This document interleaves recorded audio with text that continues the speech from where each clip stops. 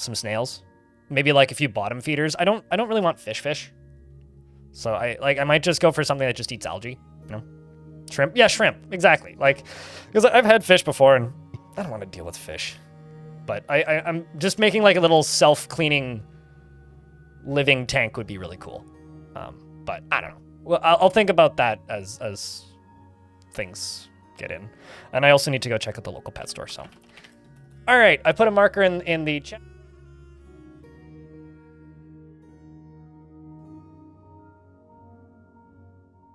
If you like to say hi, YouTube. Just for the VODs, you know. They're cool to look at, that's the whole point.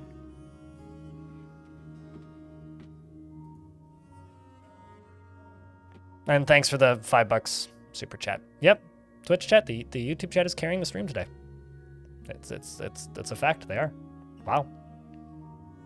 Thanks for the resubs though, Twitch. You guys are the backbone of this broadcast. We are going to continue an active game, which for some reason is at the bottom every time, and I don't know why.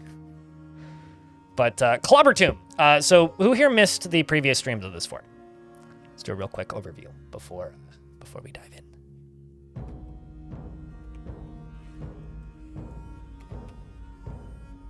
Okay, so this fort, we started originally 2 days ago, on Tuesday, and it was a wilderness, land, and haunted ocean.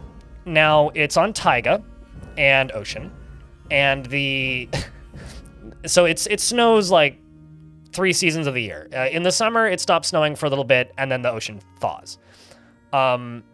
The ocean periodically, and also the land sometimes, has evil weather.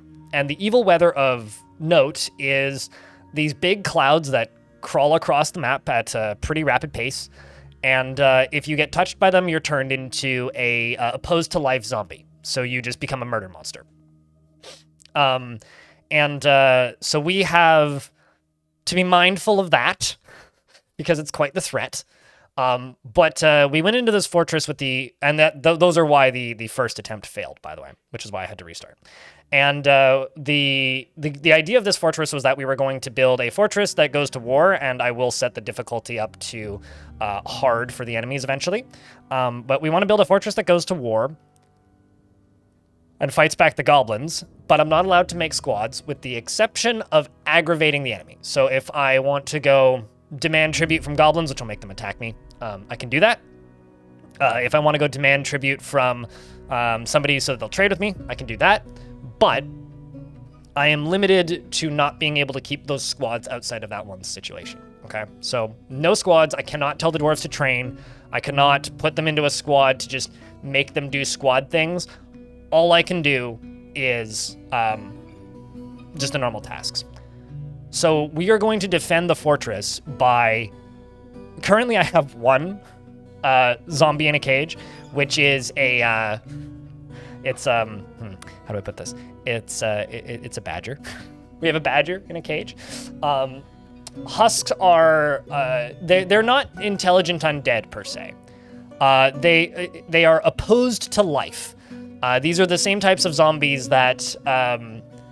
These are older than Intelligent Undead. They've been in the game longer than Intelligent Undead. They have the exact same sprite as normal dwarves, but basically they cease being a member of your fortress if they get rained on. They're still technically alive because you don't need to memorialize them. But once they're opposed to life, like it says right here, they will just attack anything and everything that moves. And if they bite you, you become one too. So they're more like... a Walking Dead zombie, or like a Dawn of the Dead, or a 28 Days Later zombie. No, it's just a normal badger, not a honey badger. Now, if a dwarf gets bit by one of these and turned into one of these, not only do they go insane, but they also still train skills. They won't fight with other dwarves, I don't think. But they will kill other species of zombie. They might kill each other, I'm not positive on that. But my hope is that we can set up something to take the most upset dwarves in the fort. Sorry, devilish potato. And turn them into weather zombies.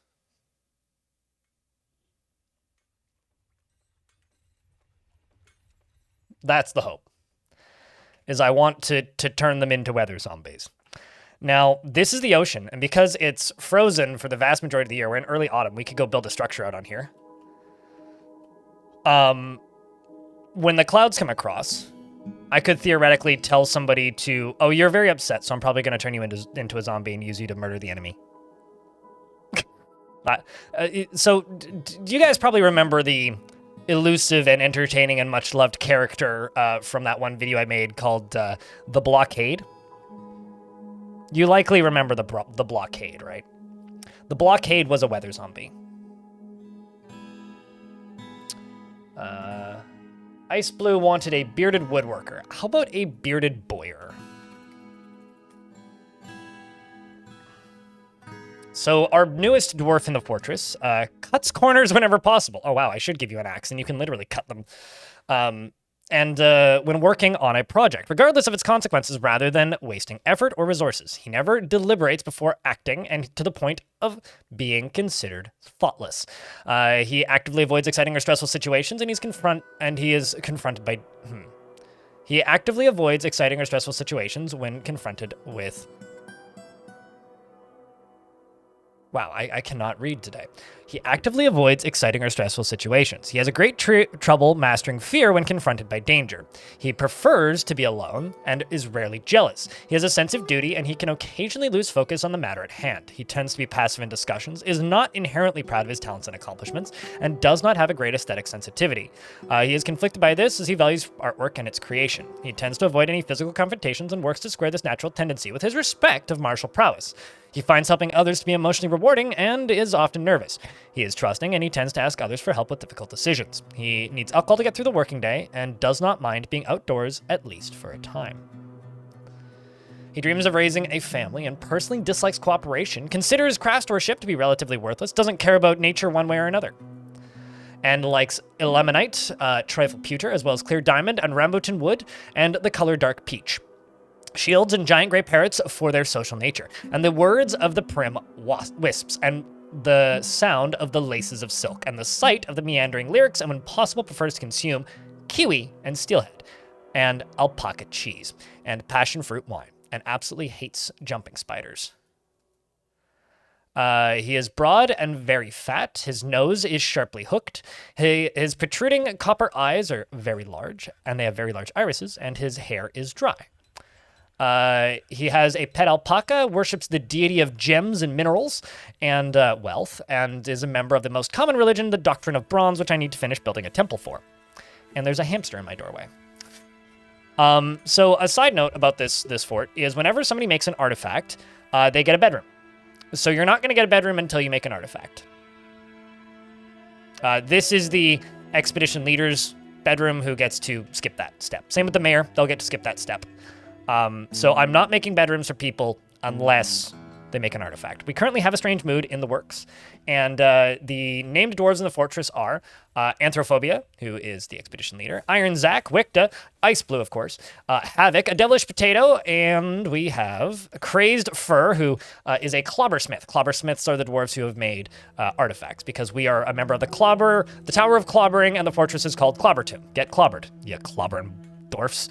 Buttsworth, who's right below there. Yes, you are still alive. Garfield Fan is here, and Sergeant Donuts, and I think that's everybody. So if I seem loopy and or tired, it's because I moved last weekend, and I'm still recovering physically and mentally, and also sleep-wise. And, sleeping in a new environment is weird. I'm getting used to the sounds that my new fridge makes. It's not much louder, it's about the same, but it's a different kind of tone that it has, and it's jump-scared me a few times. So, yes, that is the fortress currently. And Iron Zack is the one in the strange mood. So, let's see, where are you at, Iron Zack? You currently need a forest, stacked cloth. Right, and we're in early autumn, so I'm hoping that traders will arrive and I can sell you cloth. That is the hope. The other thing is up here, yes, is the temple that I need to finish making. Because Also, you may notice there's a lot of wood in this fort. Hey, chat, Sparky is keeping that subscription alive for a 19th month.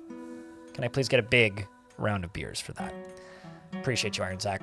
Some of you may notice there's kind of a lot of wood in this fort. Now, the reason for this is, one, aesthetics, and I haven't built a wood fort in a while. And the other reason for this is,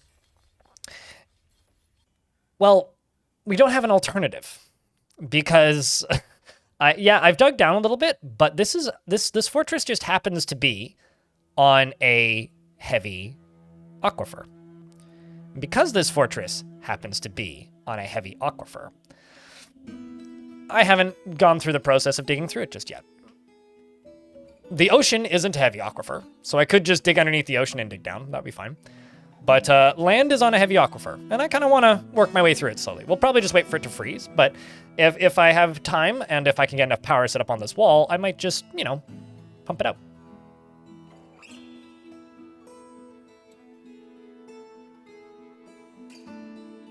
Well, it's larch and pine is what most of this fortress is built out of right now. And currently we really need a system of trash disposal because, well, down here there's some dead raccoons. Because I kind of, I was trying to see if I could turn them into zombies. It didn't work so well because the badger refused to bite them, so yeah. But this fort probably smells quite pleasant. Oh yeah, except for the dead raccoons, but yes, no, it probably does. I think I'm just going to build a little trash disposal down here, because it'll be nice and easy, and because I actually have the opportunity to. Why did I decide to put that directly beneath a river? I guess I could just fill it, dig this whole thing out right here, and then just not worry about it. Fill it in. Yeah, that'll be easy enough.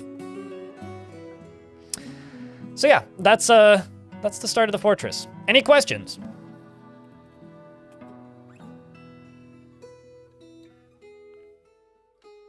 And cheers, Paralus7. I will do my best to have a nice day. Opposed to life. Opposed to life is really badass, but I just wish that they had a different sprite. They're not intelligent undead. They're not unintelligent undead. They're kind of their own unique thing, and they just like the normal creature. But let's have a peek at a devilish potato. A devilish potato, the entire reason... Oh, we're in an ad break, shit. The entire reason a devilish potato is so upset is because they got scared by a badger once. It's afraid after experiencing trauma. The trauma they experienced was they got attacked by a badger. Not an evil undead badger, just a badger. Food and med check? It's none of your business what I've taken in the day, Macaram. Make sure that you take care of yourself, though. I wouldn't be streaming if I hadn't taken my meds or my food. One of my least favorite cultural things on the internet is the backseating of making sure everybody else is taking their meds. It's well, no, it's maybe this is just the one problematic trait I have, but it's just no, only I get to worry about if I've taken my meds. Badgers are pretty metal. Badgers are okay. I mean, they're no pine martens, but they're okay. Don't forget to like the stream, YouTube chat. YouTube chat is comparing the opposed to life dwarves to Necrons, I think. I mean, nightmare potato. I mean, maybe a zombie chinchilla would be a nightmare potato. So currently, I think I have the burrow off. No, I don't, but it is expanded so that they can get all this wood inside. So this is the clouds. I have turned my my announcements to give me a notification when the evil clouds of murk drift by. And you're going to see me turning on ASCII pretty frequently because they're way more obvious with the ASCII turned on. As you can see, these are the clouds. I actually sent Tarn a DM and asked if he could make the clouds a different sprite, because they just need to be more like miasma or something, where they're a darker color. Because if I turn this on, that's what they look like in ASCII. I've been using this predator mode where I can just get the wireframe outline of everything to be very clearly see the thing in the dark, because that's what this is like for me. It's these are basically invisible on the ice. They're easier to spot when they're over land, but if you touch this cloud, walk through it, you instantly become one of those evil murdered zombies.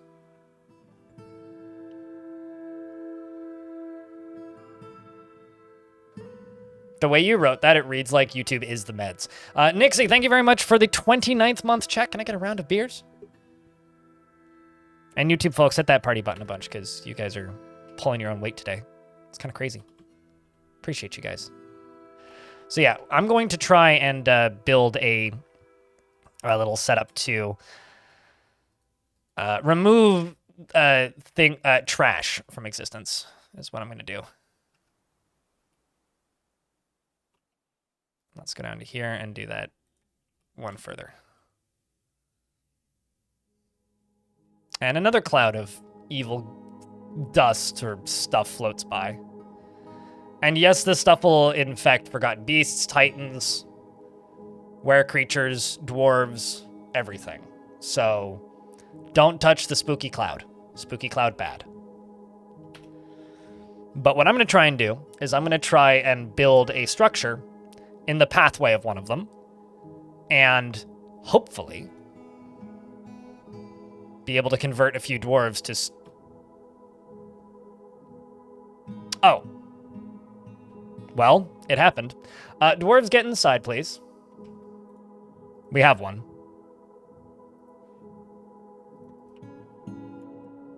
I don't know where you walked, but you touched one somehow. So, it begins. It begins. And also, I'm just going to go out to here and just forbid all of this. And I'm going to go to here, and I'm going to clear all of this. So, currently, we have an evil zombie. It is Garfield fan, who is now a zombie. Right next to Odom and Manom. So let's just double check and make sure it's just the one dwarf. It is, in fact, just the one dwarf. I'm going to need to close that door, but dwarves are heading inside, so let's just let this run. Can I get a Vile Force of Darkness? The question is, will they turn each other, or will they just kill each other? Because right now, this one dwarf is just going to brutally murder the one in front of it, most likely. What are you doing? Because if you bite them, then they get turned. Punches the gem cutter executable merc in the upper leg with her right hand, bruising the muscle through the alpaca wool cloak. Yeah, so that's what's happening. What I think I'm going to do is I'm going to go to the other door, which is down here. And I'm going to open this door by pulling this lever. And I'm just going to double check that it is covering that. Yes, it is. Oh, that's probably where it landed. So the evil merc goes over top of our top wall. It won't go through these walls, but it does go over top of the fortress. So they should be fine down here.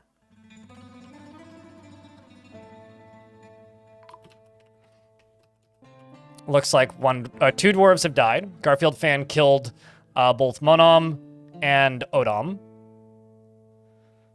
And I'm just going to forbid them and their stuff, so nobody tries to haul them in. And we've got one ghostly Garfield fan. Let's just make sure everybody is assigned to this burrow. And I'm going to forbid this. You're making a rock mechanism, so that would be this task right here. Turn around. Nope, you should have turned around, dwarf. Currently killing another dwarf. Is now a competent fighter and a novice wrestler. Is likely running for either a badger, yep, or another dwarf. Hasn't turned the badger just yet.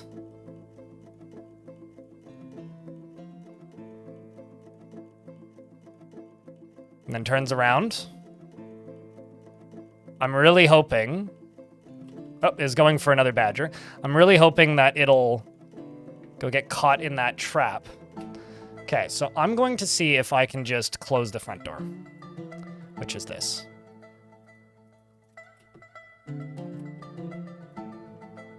Okay, so I've got one dwarf here who For a second there, I thought needed a new pair of pants, but is moving in just fine. It's just the one dwarf who's opposed to life. Now, the bad thing is, right now it's early autumn, which means it is actually quite likely that traders show up. So this form of zombieism, yes, will spread like lycanthropy. Basically, if this dwarf bites anything or bites a living entity, then that entity will become a zombie. Normally, that's not how it works. Normally, zombies are like a unique entity, and zombies don't spread by biting. Normally, they're spread by necromancy and weather. Okay, so I've got a dwarf right there who's running away in fear. Did you actually get attacked? You are injured. Okay.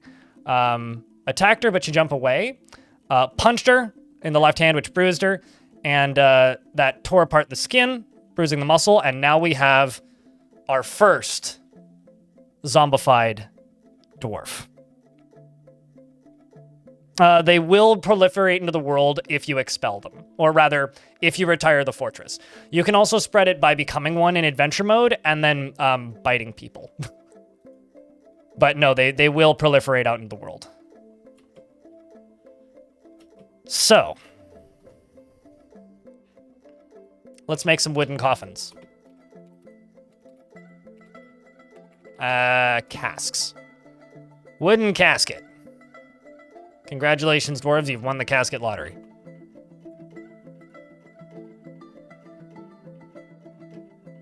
I might do ballista hallways. We've discussed that, and that is permitted.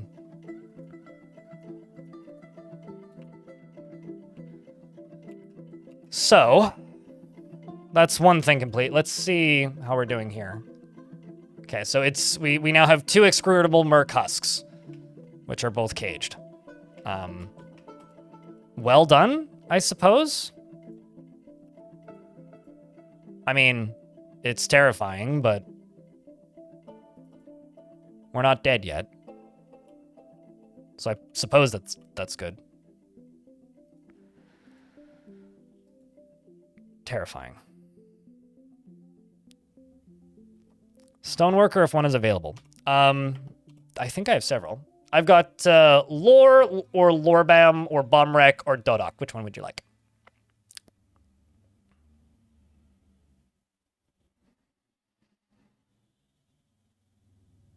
We don't have stone. I do have stone. There's Cinnabar in the fort, and there's also another one. It's not Slade. It's Slate. Slate. Oh shit! It's sunny. It's lovely outside right now. I can see blue sky. It's so nice being able to see blue sky from my office. My God.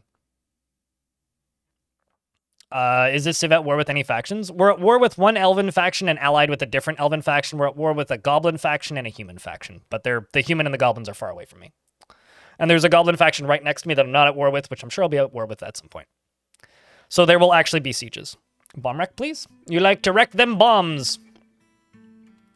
I think your name might be too long, Goats. So do you want me to call you Socks or Goats? I'm presuming this is the bomb wreck you wanted, right? There's no such thing as a peaceful goblin civ. We have a stone in chat and a stone in game. Goats is fine? Okay.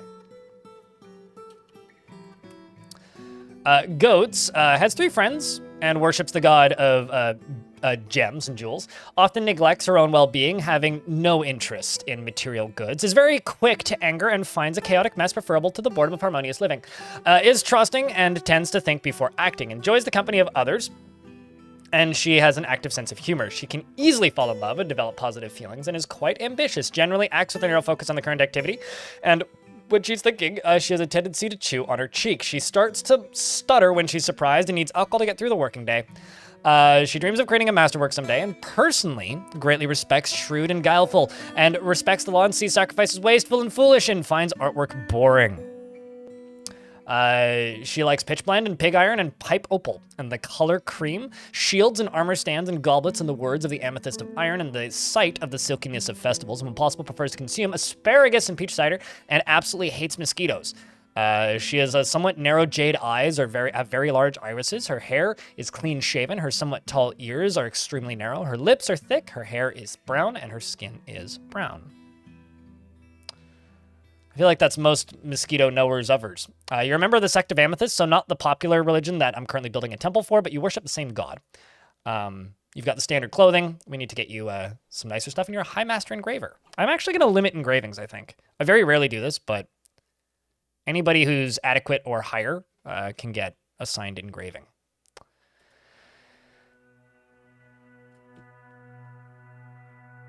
And we're getting that cage replaced.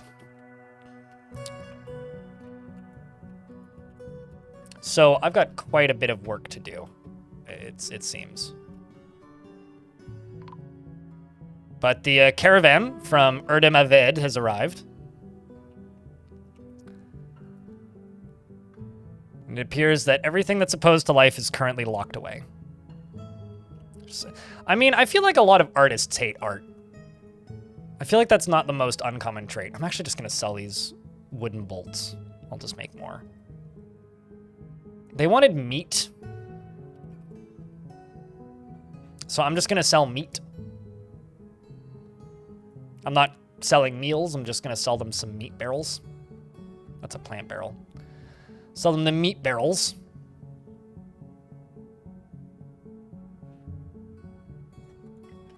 I'm going to make, I don't know, wooden barrel. Just make 25. I was going to say 50, but 25. And I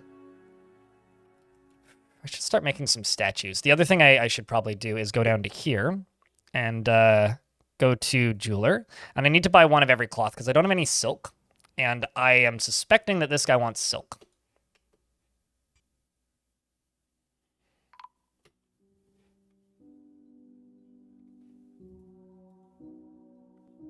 Can you use modified dwarves for your own purposes? I mean, vampire zombie dwarves. So the last major fortress I had, which was Winterthrone, was almost exclusively vampires. Like, I think the entire population of it, the entirety of the population of it by the end were vampires. So, do with that information what you will. I need to build a tomb. I need to build a tomb. And the question, I need to make trash disposal and I need a tomb. So I'm thinking, this area down here is kind of where I'm digging out stone. This is my shale quarry. I think I'm just gonna dig out some more of this. Although let's do this priority 4. I don't need this happening all the time. I think I'm gonna build a little tomb off the edge of this. Maybe around the edge of this, and then we'll just start building walls around them. So I can just plunk this down here and just make this into a tomb. And just let that get dealt with, and I'll just build enough so that the need goes away. And this guy right here, you need cloth.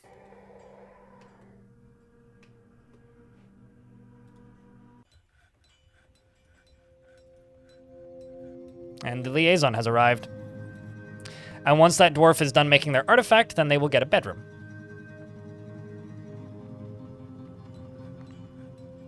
It's like one of those writers that hates writing. No, yeah. Oh, totally. I think, like, a lot of artists who hate art, I think it's more like they hate the art industry than hating art itself. Like, I think there's lots of people out there who enjoy the creative process of things, but don't enjoy the industry that's associated with it. I think that's pretty common.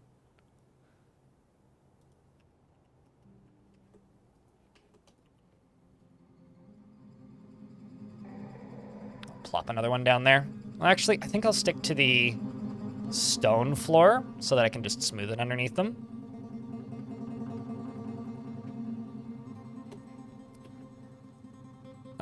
So the expedition leader, Ani Dude, meets with the outpost liaison Nil. Also, if you have a named dwarf in this fortress and we would like to check in on them, or a particular dwarf with a particular mood, just let me know.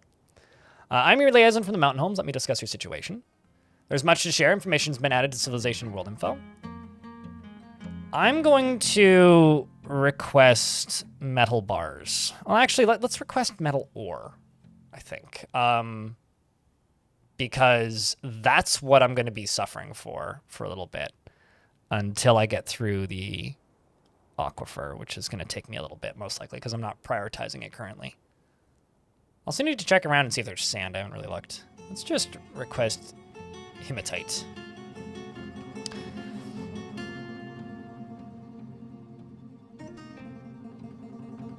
And maybe also, since we worship the god of gems, let's request large gold opals. Oh, I guess it deselects it if you right-click. Whoops. Today I learned. They have a need for shields and bucklers. I can make wooden shields. Not a problem there.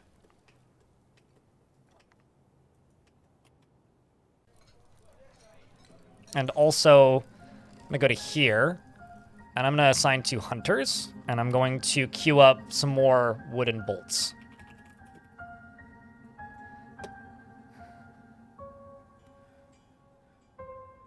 Is it a valuable idea to create an artificial underground wide river using light aquifers? Absolutely, it's valuable, because it's an infinite source of clean, fresh water, which is very useful, and I should probably do something like that. And it also is an easy source of power if you let it flow off the map. And it's not only a viable and a valuable idea. It's a good idea, and I've made videos explaining why people should do that, which are maybe a bit too confusing for some newer players. But I still do it. Another thing I'm going to do is I'm going to try and sell livestock I don't want.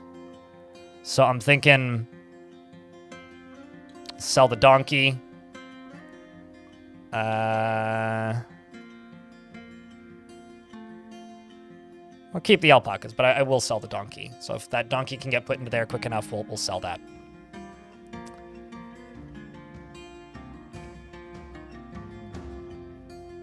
Also going to process plants. And shear animal. And spin thread. Now let's trade. So the thing that I need from you is some cave spider silk. But it's all expensive, so. And I'll also buy 2 pieces of leather, 2 pieces of pigtail cloth, 2 pieces of sheep wool. And that gives me 400 extra cloth lying around. Let me just check something. Seems good. And leaves us with a little bit of extra stuff to purchase. Man, you brought hematite blocks? That's not useful. It's not useful in the slightest, man. I'm gonna request, I was thinking trout, but let's do these. Nice little thing of leaves and fruit. Also gonna buy the thread. Except maybe not that one cave spider silk, and maybe not those 2 pigtail threads. And that's all the value I have to trade.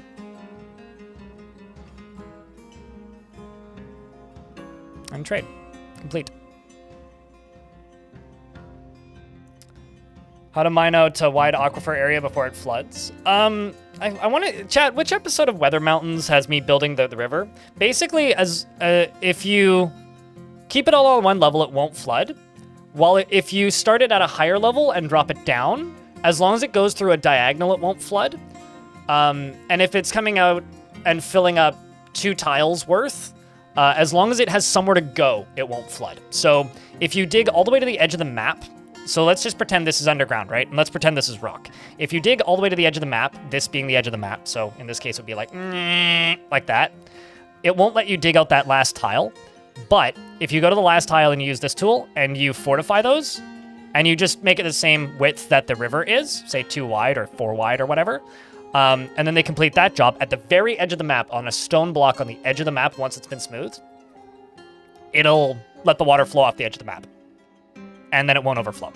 So as long as you're not like dumping significantly more water into it than it can handle, it'll likely be fine by just letting it flow off the edge of the map like that.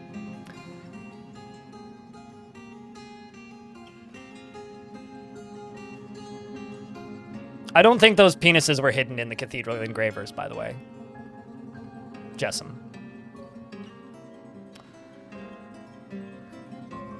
Okay, so let's check this strange mood.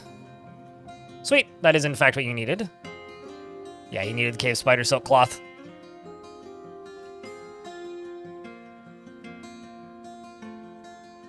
Works secretly. Excellent. So we're getting another artifact, and that dwarf is going to get a bedroom. So I'm just going to rename their task to Clobbersmith, because you're now a proper member of the Clobbertomb. I'm also going to plunk down this second casket here.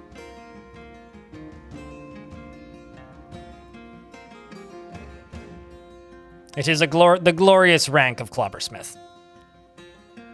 And then I'm going to need to make sure that they can access all of these bodies.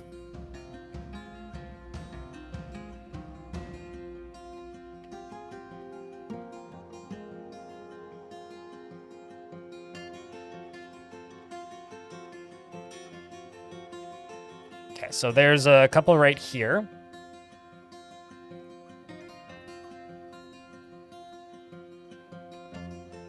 There's the one right here.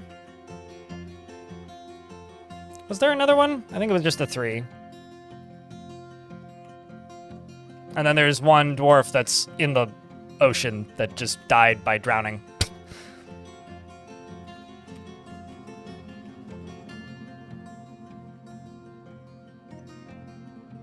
And then up here, we're going to need to build another house.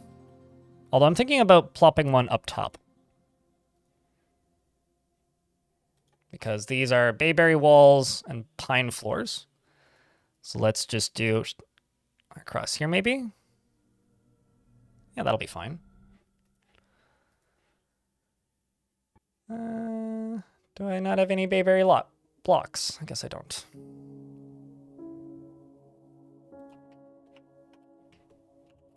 Am I making wooden blocks? Oh, I see. I'm specifically making large blocks. Let's swap those back over to just wood blocks.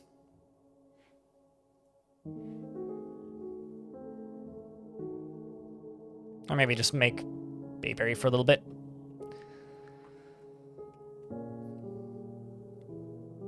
Found my YouTube videos. Thanks for providing good information. Love the game, but it's tough as a new player. Yeah, it's kind of a lot, but it's not the worst learning curve in the world, thankfully. So it's fortunately something that's absolutely achievable. We also have another very upset dwarf. I have an extra pick somewhere that's made of steel, so I'm gonna give a peasant one. Let's see if you can actually go equip one.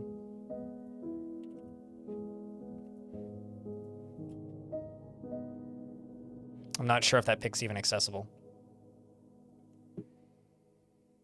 Is exposing tens of aquifer blocks for high enough water to sustain is not getting the flow going? Pro tip, put a bridge at the end of it, let it fill all the way up, and then lower the bridge.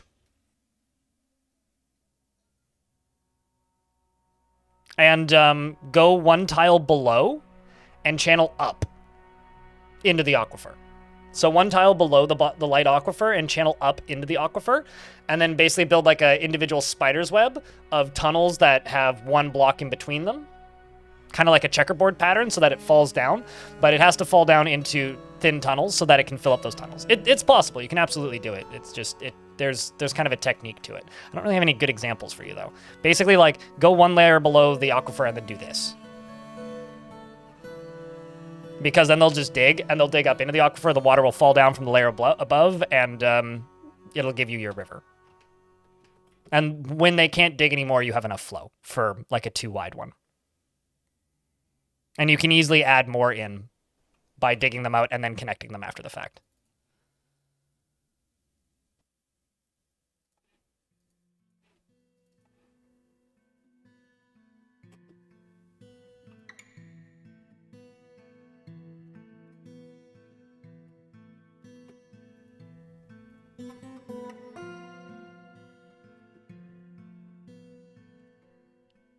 Let's also follow dwarves that are putting stuff into tombs.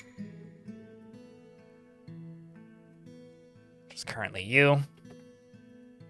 So now I have Medtob and the Badger in here. So what I'm actually going to do is I'm going to place 2 cages. The Badger and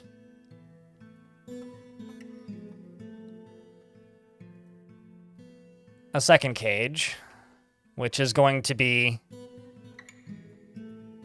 the dwarf. I'm going to connect these to a lever, and then when baddies arrive, I'll pull the lever.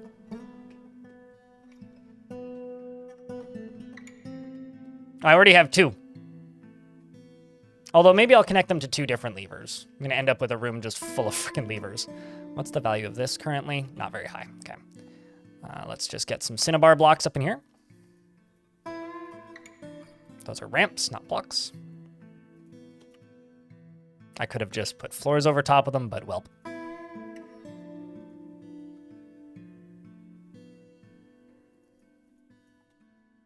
That's fine. I'm just going to engrave the... Actually, you know what? Let's do it this way.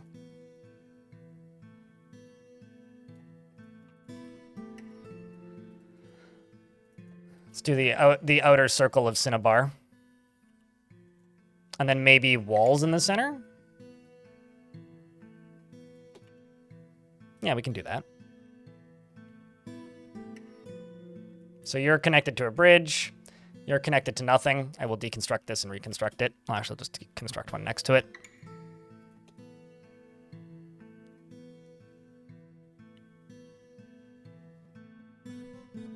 And ads are about to pop, so when the ads go off, I will pause the game and unpause when the ads are done.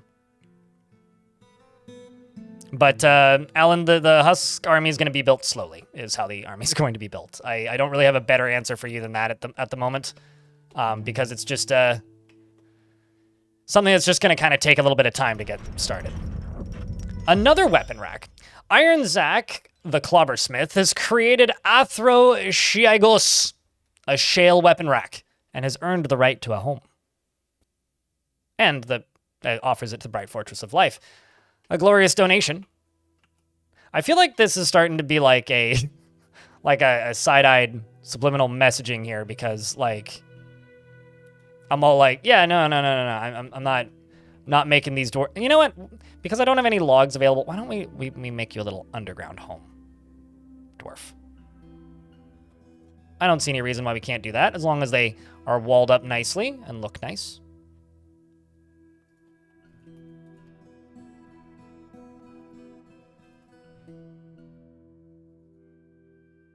Wasn't I doing larch? I was. As long as it's in this same little cluster.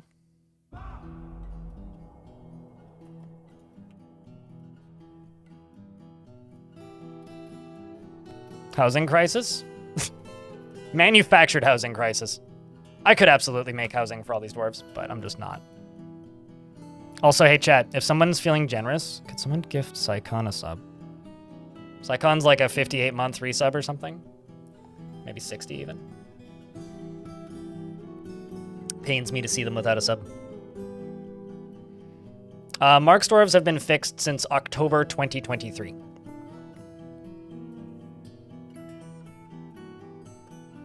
Just don't use bows, because dwarves can't make arrows, so you'll just run out of arrows. I mean, they'll still run in melee after they run out of bolts, but that's why you have to position them correctly. As long as they're closer to refillable ammunition than the enemy, they will go refill their ammo. I have a full-length tutorial on how to make them work. Blockade in the making? That's what we're trying to do, dude. That's what we're trying to do.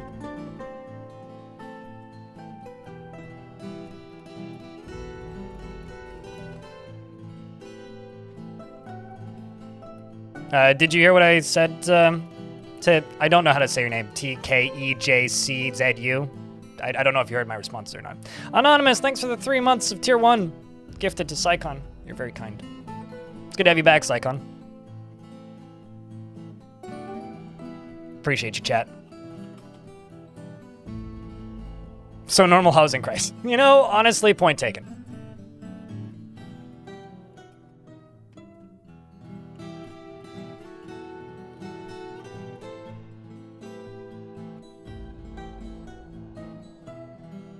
It's like, housing crisis got caused by greed and stupidity, so normal housing crisis.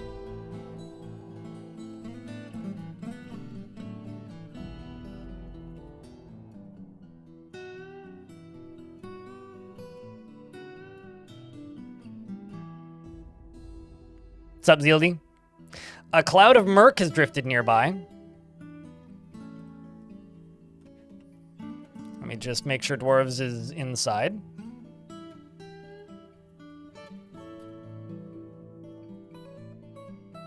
Now let's see where it is.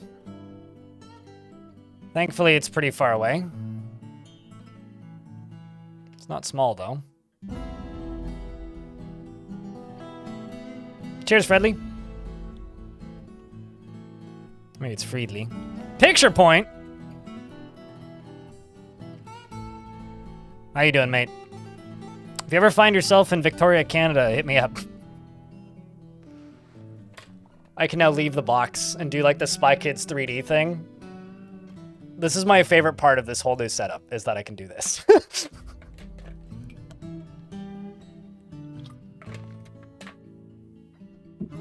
It's kind of a cool effect, isn't it? Because the void is now false. It's literally just a black PNG.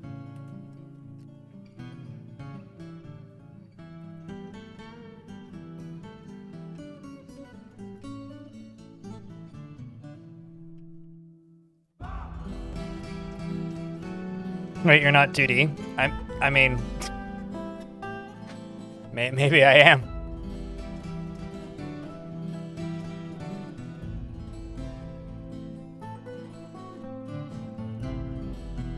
And then down in here, I'm just gonna plunk a bed in. I'm just gonna make this into a bedroom. And this can be given to Clobbersmith, Iron Zack. And your weapon rack can go into here. Military, weapon rack.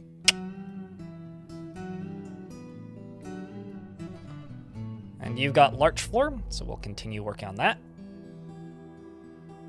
So that we can larch you into place.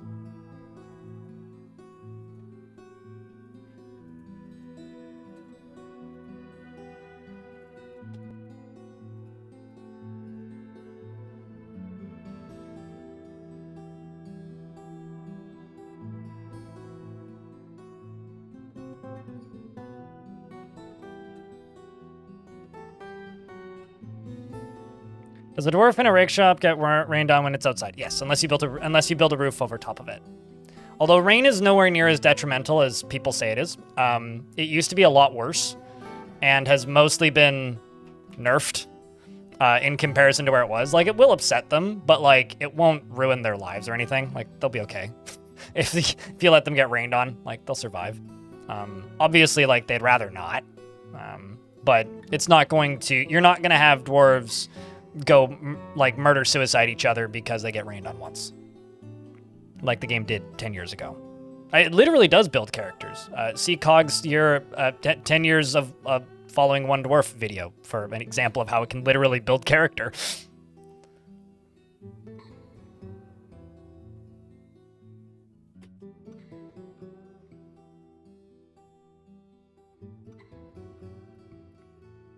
Finally used to the world rain. I don't know about that. That's maybe pushing it a little bit, but... There we go. Let's just do this.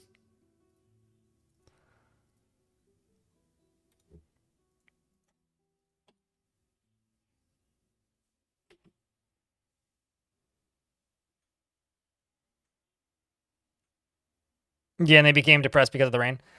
Like, they've been nerfed several times over the years, and like the last time that rain was like life-ending for the dwarves, I want to say got patched out in 2021. Because there was some changes made to like how catastrophic rain is. But like when you think about how time works in Dwarf Fortress, it's actually kind of understandable why dwarves would get upset about being in the rain, right? Like a day is like 30 seconds. So if they spend like a minute outside, that's 2 full days in rain outdoors. Like, if you ever want to get scarred for life, go look at like long-term water injuries on your feet, like that happened in trench warfare in World War II, or sorry, in World War I rather. Like that stuff's distressing. So, considering dwarves are also running around in cloth shoes most of the time, like I don't blame them at all. Like at all, really. It makes perfect sense to me.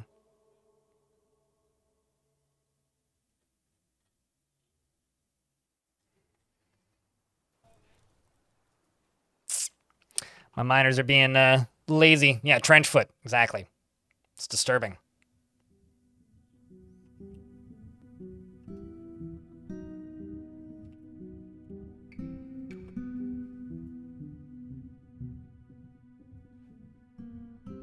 Let's just do larch.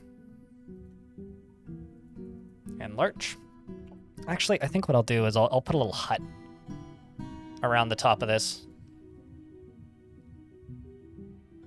We can use this as a little refuse stockpile.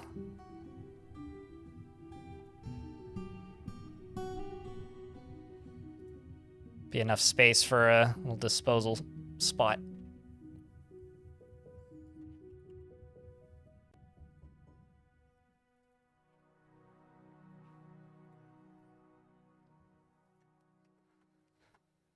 And that goes down to right there. So let's get rid of this.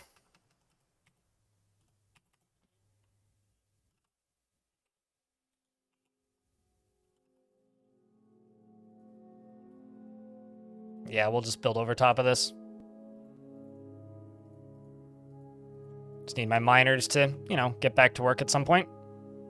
Here they come.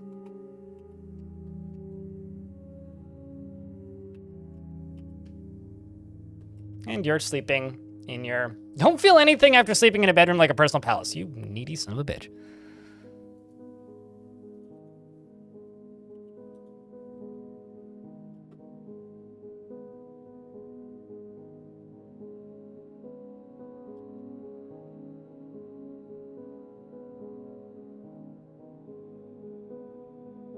I sleep every 3 days. Oh yeah, no, time is definitely an approximation in fort mode. That becomes starkly obvious when you play adventure mode, right? But you know, it's like, I think the way they, like, Tarn described like how time works in Fortress mode once was, I'm paraphrasing here, so this isn't a one-to-one quote, but it was essentially just like, adventure mode is a one-to-one representation of how time works in the world of Dwarf Fortress, while Fortress mode is an approximation of how time works in Dwarf Fortress. Which, I think that's pretty apt.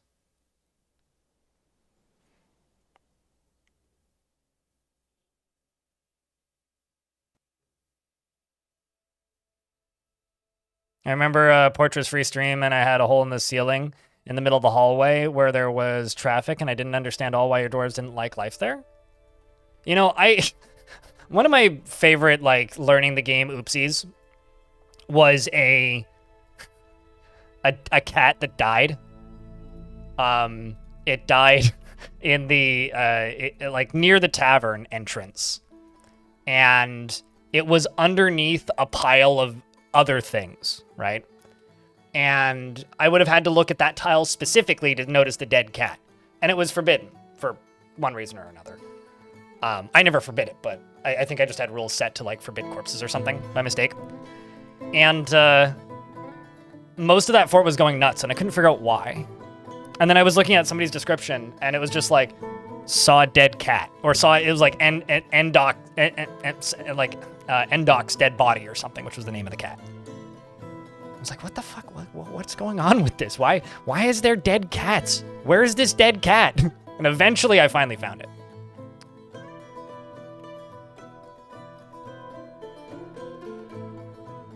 Eventually. It took a long time.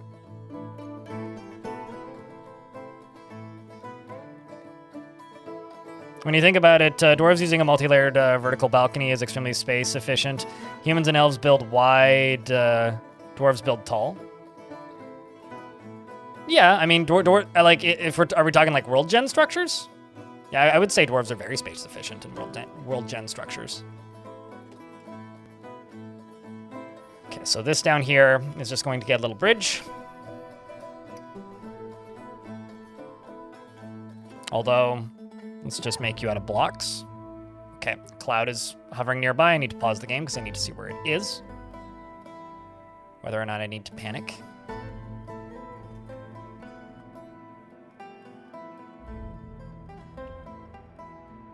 Nothing else is opposed to life. Have the merchants left yet? Hey. So the cloud is currently on the other end of the ocean and it's just going to move across the ocean. Yeah, there it is.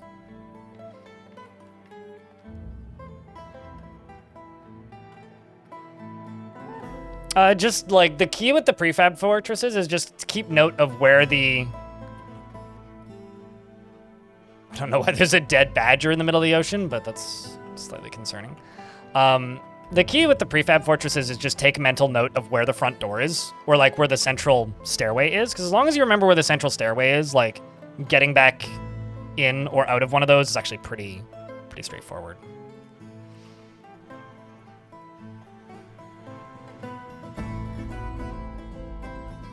Okay, so this is all pine roofs. Yeah, let's just do larch roof for this one.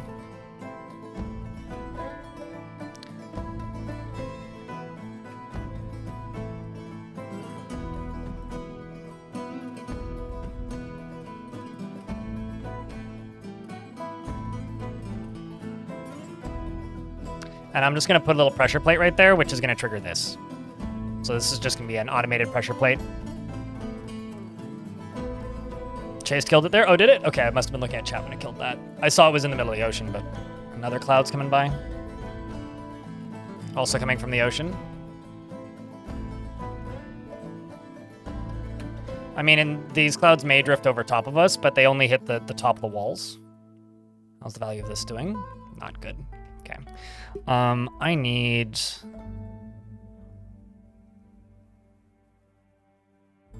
Let's just do two Well, actually, let's do it this way. Let's do Cinnabar, Larch, and Larch. And these are all just going to be engraved.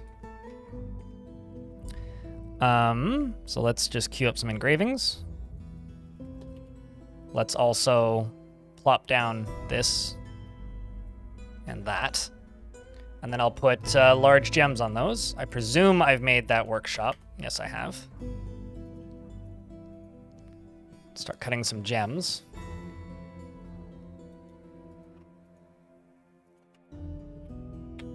Let's make rock blocks out of cinnabar.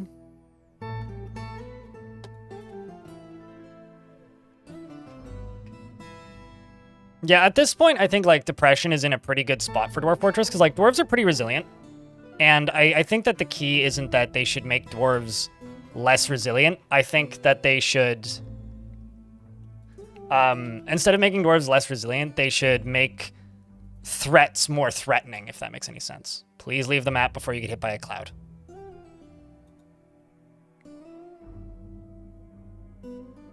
Do you know what I'm saying, chat?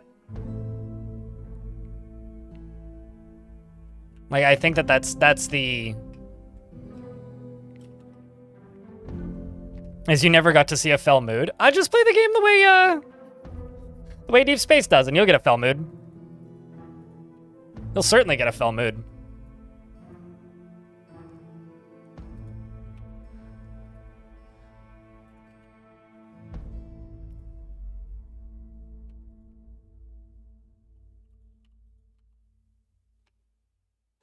Buff the threats. But yeah, that's kind of the way I think. Like, I feel like the game just needs more threats. It doesn't necessarily need more. Like, I mean, there's nothing wrong with it, really, to...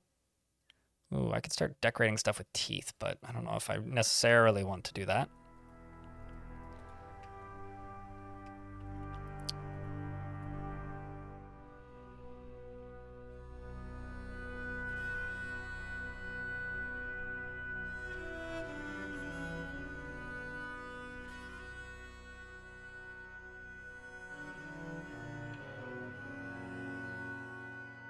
I'll also expand the size of this just a little bit.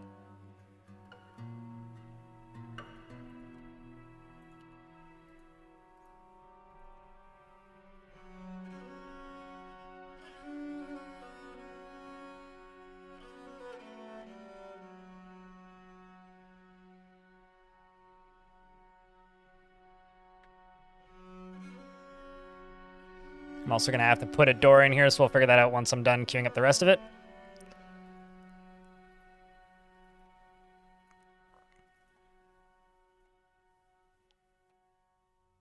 Why would I hate my YouTube channel that I spent years building and cultivating an audience for? Do you think I'm stupid? I just don't respond to the YouTube channel. So obviously, yes. Of course, I hate each and every one of you and all of the lovely individuals who give me money. Naturally. Of course, I despise you. No, I don't. What the heck? What the hell's wrong with you?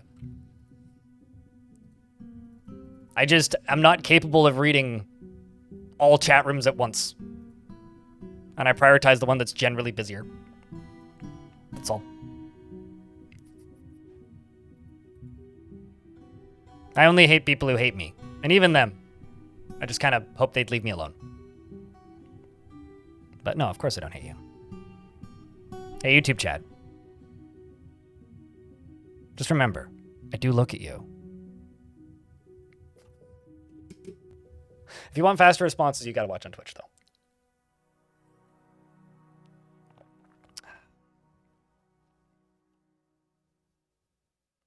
Does somebody know how to fix the bug where pack animals won't unload after briefly engaging in some kind of combat? You don't fix the bug, you just delete the trade depot and then they leave. Basically what happened is if a pack animal isn't unloading and just kind of sitting somewhere, it means that the person who was dragging them or bringing them into the fortress left, right? Because something scared them. So what you have to do is you have to force them to run away. And Tuvasia in the YouTube chat again is gifting 20 subscriptions. I would love to go to Brazil, but honestly, that's way too much time and money on an airplane to go to Brazil. So how about instead of me going to Brazil, you come to Canada? We'll meet in the middle. I don't want to go that far. Thanks. But thanks for the invite. Hey, Twitch chat, can I get a round of beers for YouTube chucking out, or a lovely individual in YouTube chucking out 20 memberships? Another 20. I think that's 40 today, actually. Jesus. I mean, don't install Twitch. Just watch it on a web browser. Sheesh. Some migrants have arrived. Where, though?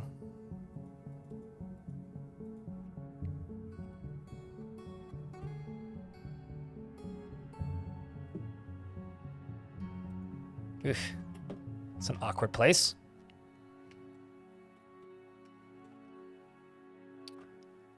Well, it looks clear. Run quickly, dwarves.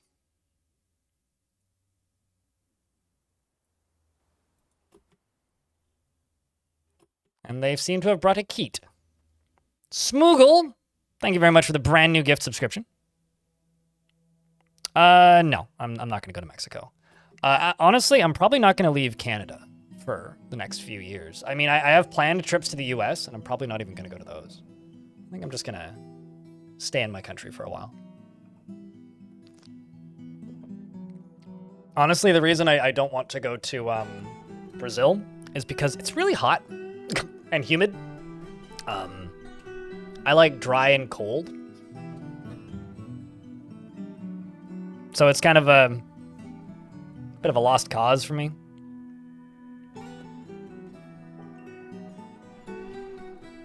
I think I can just stay in Canada and just witness all of the... Okay, so drove in, you know, it's kind of funny. Like, I bought property, right? So, like, I'm a homeowner now. I own an apartment. And I got a text from my realtor shortly after the deal closed. Or after my offer was accepted, saying, hey, you picked a really good time to buy because all of a sudden I'm getting tons of calls from people in Seattle trying to buy property up. We're in the same area that you're in because it's like a 20-minute flight from here to Seattle. So, like, there's a bunch of, like, wealthy Seattle folks that are just like, you know what, fuck this shit, I'm out.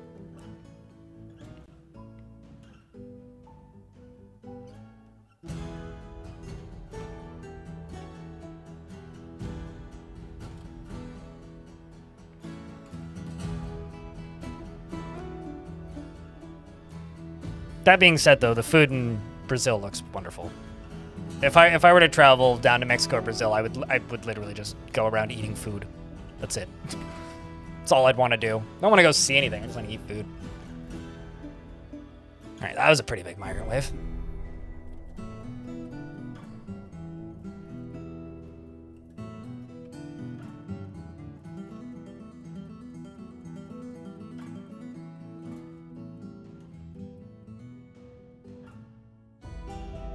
Let's just use that one pine block. Gonna go down to you. Make another minecart. Go up to this.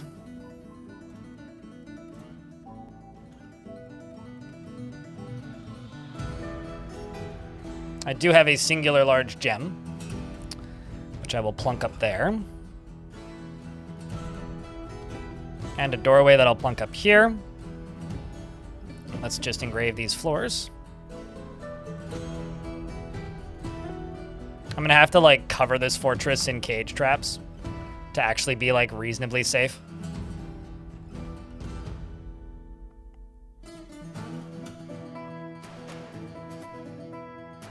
Lake Superior is a beautiful area. I mean, hey, if you can afford it, I'd say it's probably not a terrible idea. Like if that's in the budget for you, I'd be looking at it.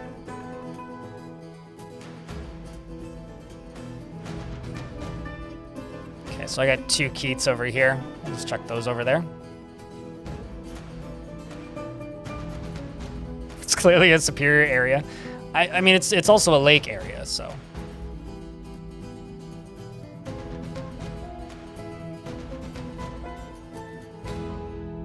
Did I not? Oh, I see. I didn't set it to only select to do this. Whoops. Oh well. Vasti value. Still not great. Turns out engraved wood, not that valuable. We're getting there. Gems in there. It is the god of gems, so it is very fitting to have large gems on the pedestal. Not quite high enough value. Well, I can still do the walls. Worst case scenario, I just have to destroy art. Yeah, I mean, that would be amazing if a dragon appeared. If a dragon wandered down here, I would laugh pretty hard. Although, oddly enough, as long as it like didn't have any reason to set the walls on fire, it would probably just go get caught in one of my many cage traps. Because I do actually have quite a few cage traps.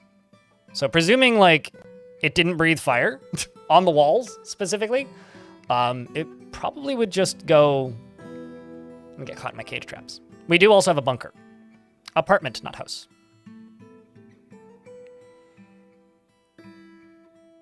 Oh, trust me, I've been to plenty Mexican restaurants. Back where I used to live, Centec, there was a I can shout them out actually. There's a little family-run Mexican restaurant called Guacamole, and it's guacamole, but like they spell it wrong, so it turns into mole. But they little family-run place, and their food was amazing. The only thing I didn't like about them was every Friday, which was usually when I would go get takeout from there. Because I would just generally get takeout. For this reason, is they would have a live mariachi band. And one of the owners was in the band. And would like walk up to tables and like play a trumpet right next to you. Which is like, you know, a fucking great time if that's your vibe. I'm not into that. So I would like quietly sneak in, get my burritos or my tacos or whatever I was buying, and then just like sneak out. Really, really good homemade corn chips, though. I didn't mind the music in the summer when you sit outside on the patio, because the music would mostly stay inside so that they wouldn't get complaints from the neighbors. And so you could like sit outside and be like a far enough distance away that you wouldn't go deaf. But like, yo, trumpets are loud. And it wasn't that big of a place either. Like they had like, I don't know, maybe 10 tables or so inside and like 4 picnic tables outside. But like, good little spot. Good little spot. If you're ever in Surrey, go look up Guacamole.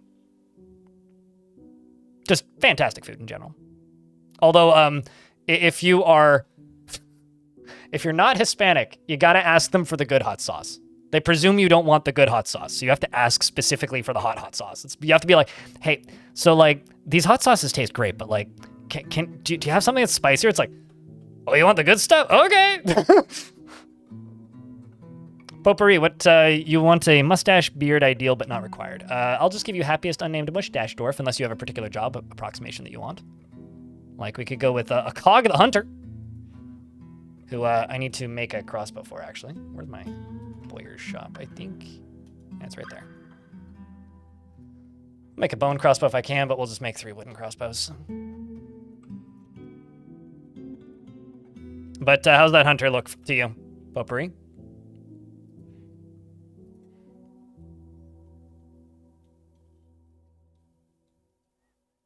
Then enjoy the very flavorful, tasty, not hot sauce. And they brought you the right one. But like, if you want more kick to it, is what I'm saying.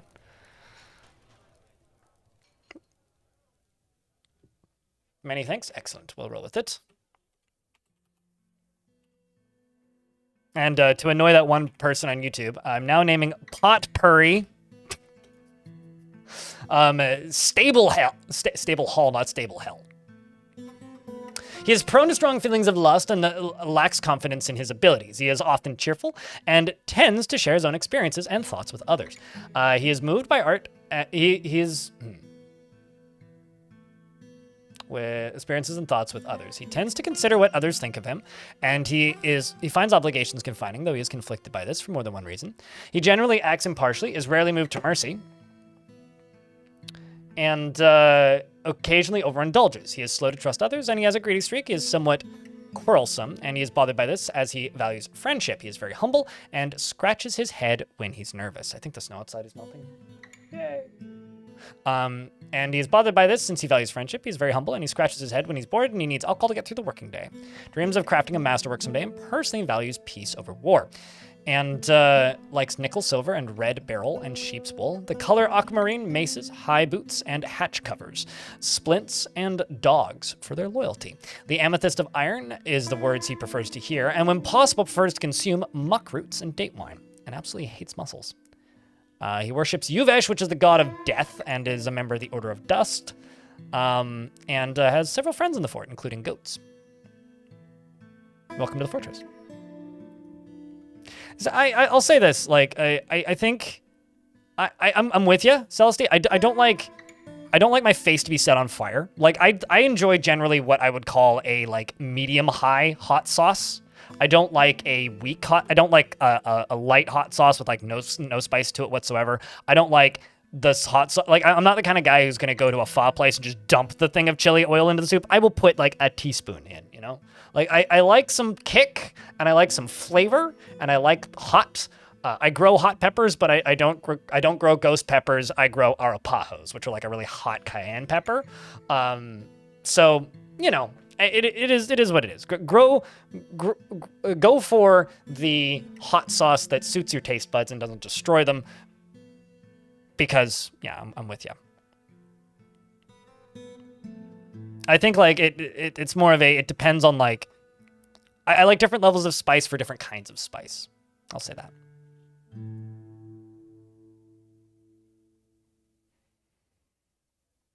Meanwhile, in YouTube chat, my doctor grows Carolina Reapers. Your doctor must have suffered from glot rot.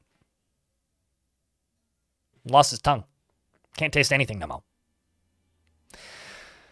Cajun food has good heat and flavor and balance. You love Cajun? I've eaten painfully little Cajun food. All I really know about Cajun food in like that area of the world is that they like deep fried stuff supposedly. Which I'm not a big fan of. I do like Cajun seasoning, but I don't know how accurate to reality that is, or if that's just marketing terms, you know. Niall, thank you very much for the 26th month. Chat and YouTube chat. Can I get a round of beers? Hey, and YouTube folks, you guys can just hit that heart button and hit the party thing a couple times if you want. You need to try a crab boil someday. I've been to lobster boils, but not Cajun. When I went to Halifax, I went to 3 lobster boils in 2 weeks. I like crab. Crab's fine. Like I would totally do that once. Yeah. But yeah, it's not something I've ever experienced in my life. So I'm gonna go right here, and I'm gonna make another minecart route. This one's gonna be for refuse. And you didn't make a minecart. Why you no make minecart? I thought I told you to make a minecart. Fine, make another minecart. Yeah.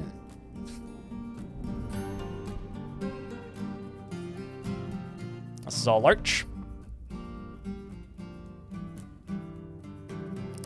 But yeah, I apologize. I apologize if I've been bad at reading chat the last 2 days. Like, I was talking in my secret feedback channel about this the other night, but I'm just fucking exhausted.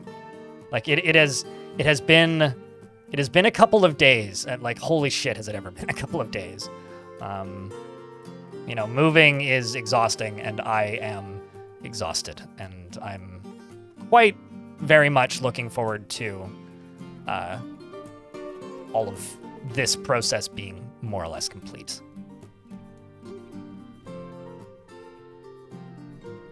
Okay, so up here, I need to... And I've still got, like, a good couple of days left before citizens trigger this. I do still have a couple of days left before I will have the opportunity really to, like, actually take a break again, so...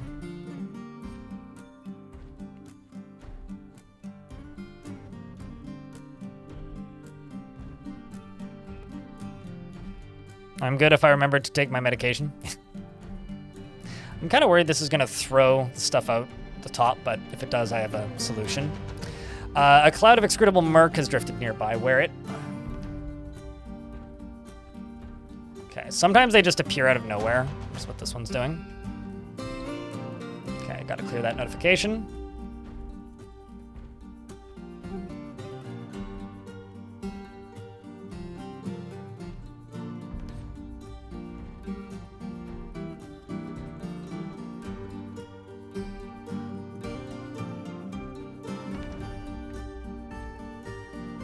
I mean, the reason I'm building above ground is because if you play adventure mode, you'll realize that the majority of dwarven settlements are actually above ground. And also because it's fun. It's nice to change it up a little bit. I didn't even register that as a joke or not, or otherwise, so I don't know what you've done. How many clobbersmiths? I think we're up to 4. Although one of them is, 3 clobbersmiths. 3 separate artifacts have been created in the fort. Ironzack, Havoc, and Crazed Fur, which is the name of their artifact. They're either named after their artifact, or if they were already previously named, then they get to keep their name.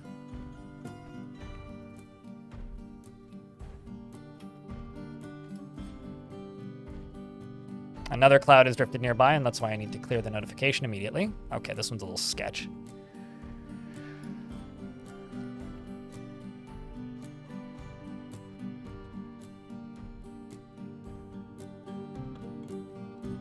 Above ground forts are canon. If I go to the world map, okay, go to the nearest dwarven civ, see this? That's a hillix. Every single hillix is above ground. They're farming locations. It's where the dwarves farm primarily. Fortresses are below ground. All of the hillixes are above ground. Oh, you were talking about hating YouTube chat again a minute ago? Oh, you apologize twice? That's fair. I mean, here's the thing. I'm a, like, just for full clarity, YouTube chat, I am a very dry, bland humor person. Like, I tell jokes, but my jokes are almost indistinguishable sometimes from me just stating something. So if I say, like, something that sounds too serious, don't worry about it. If, like, I'm actually upset or actually dislike somebody, you're not typing in my chat anymore. You're already banned. So if I'm just saying shit, don't worry. I also, like, try and presume that most of what people are saying in Twitch chat and YouTube chat is sarcasm anyway, so. So I don't know what Mawada is. Does this dwarf worship a cup of water? Or does he have, like, a wad of something? The Singed Creed is what is the religion he's a part of. Also, hold up. I thought I had 40 dwarves.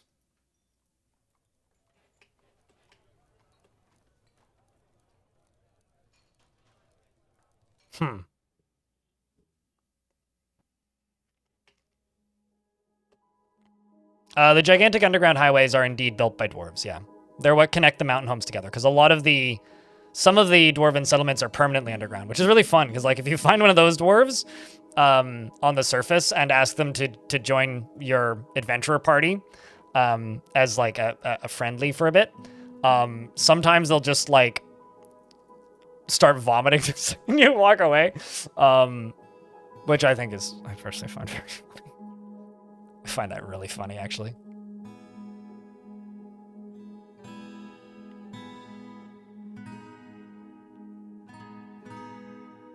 I try to have a sense of humor.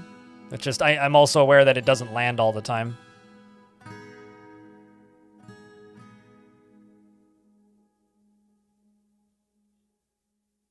It is canon to build exactly the way you build in Dwarf Fortress. The only thing that is a constant is world generation, YouTube chat.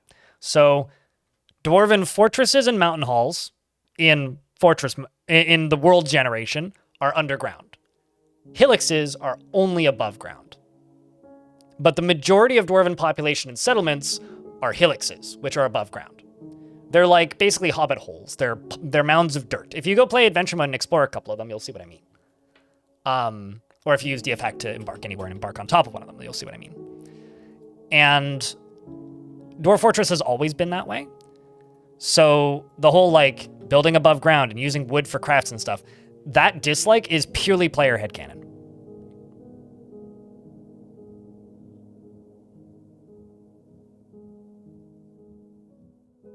Because it's the only way I can stay sane, Shiro Shinigami. Quite literally. It's the only way that I can do this and talk to people all day, every day, and not go nuts. If you presume everything in Twitch chat is literal, you won't last very long, and you'll look like a dark side Phil by the end of it.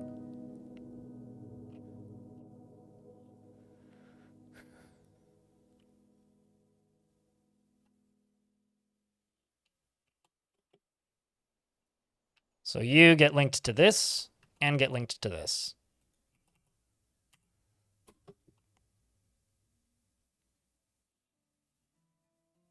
Unrelated, I've never actually watched Dark Side Phil. I just know that he got mad once or twice. I don't even know if that's a good reference in the current year. It may not be.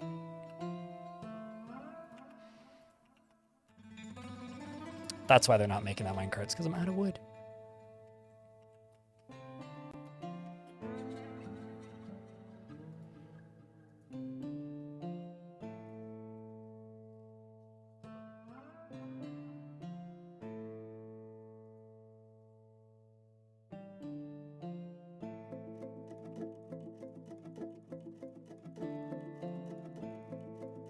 Also, hello, Nox. No beer and no TV make blind go something something. So true story, I haven't owned a TV since 2019. And when I owned a TV, I barely used it. So it makes blind perfectly normal, I guess. I had a beer the day I moved in, and I haven't had a beer since. I do have a 3-pack, 3 left out of that 4-pack sitting in my fridge, though. So I haven't had a beer in 5 days, and I haven't owned a TV in like 5 years. Now, you haven't turned on since 2018. I am going to buy a TV, though. That is on my to-do list for this place because I do have space for it. And I wouldn't mind having a TV because it would let me play some video games that in a format that I don't feel guilty for not streaming them, which would be a good thing. Is your TV as a monitor? I wouldn't be able to do that because of delay. Well, I mean, I'm going to go buy a B-Link and connect it to the network and then just play my Steam games on a TV, but yeah. Or some other, like, mini PC with a hardline connection, because, I have problems with the previous owner. There is a cable throughput in the wall right here into this room, which is where my router is, from the living room. So I can stick an Ethernet cord through the wall into this room. So very happy about that. You have a CRT that you're keeping around? You know, I don't see myself ever going that route into CRT land, but so now I just have this. Every time a dwarf walks over top of this, this is opened and this is opened, and then when they leave this room, they'll probably touch it again. I'm gonna make this into a refuse stockpile and a corpse stockpile. and I'm going to dump all trash into here. And then the trash is going to go into a minecart into here, which is just going to get dumped into there. I'm actually not sure I built that right, so I'm going to double check. But that is the plan for this. This is going to be refuse and corpses. And somebody gets their house on top of it. I have an aperture science tattoo and also this sleeve, which is supposed to be an aperture science sleeve, but eventually would morph into Half-Life, but it got half done, and then the pandemic happened, and the tattoo artist stopped doing tattoos. So it's been a work in progress for some time.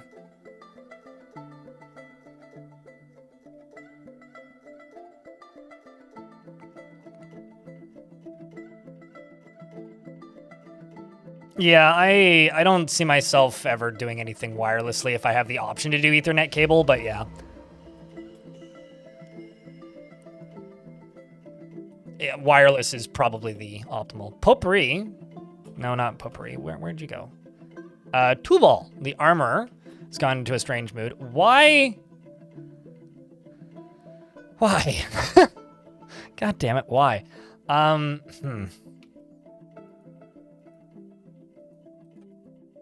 Because, like, I don't have any bars. I don't have any metal yet.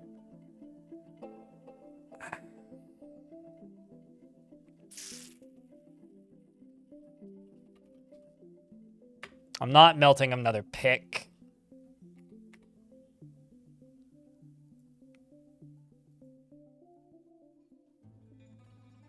Like, I don't have any metal anything. I should have bought bars.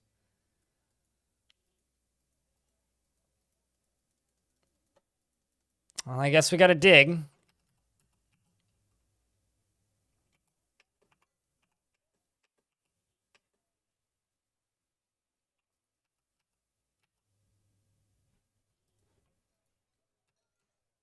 Okay, hold on. Where am I doing this? Let's think about this for a second.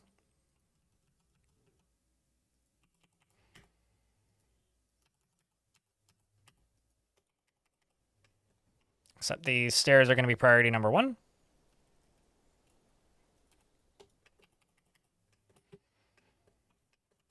And then around the edge of this, we'll just do this. I just need to find where the aquifer is.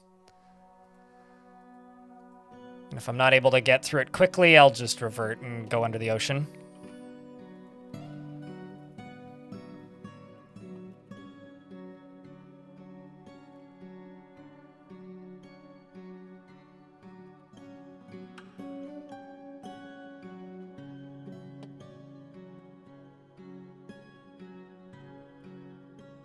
That'll build a little structure right there. Then you right here. I'll remove all these. Still haven't made one of those, but I do have access now. Minecart. You've been slated for removal.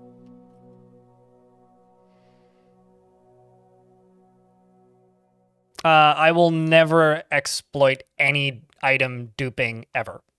I don't like doing that. There are plenty of things that some people consider exploits that I will do in Dwarf Fortress. Item duping is not one of them. I will never partake in such activities in the video game known as Dwarf Fortress. You're welcome to if you like, but that's not my shtick.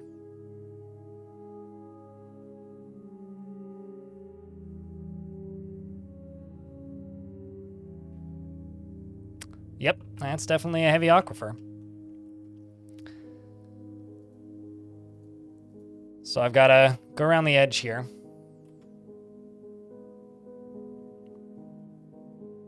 Except the mysterious potion. Well, okay. Allow me to re-clarify. I will not dupe any items in fort mode.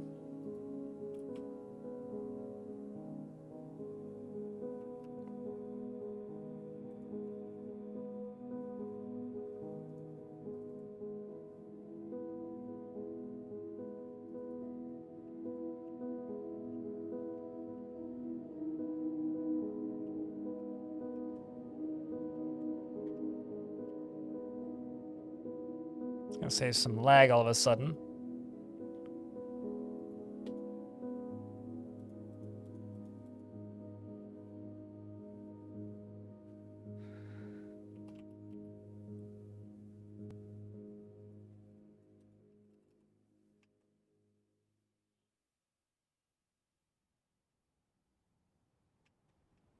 So now the problem is I need somewhere to drain this. Yep, fills instantly is a heavy aquifer.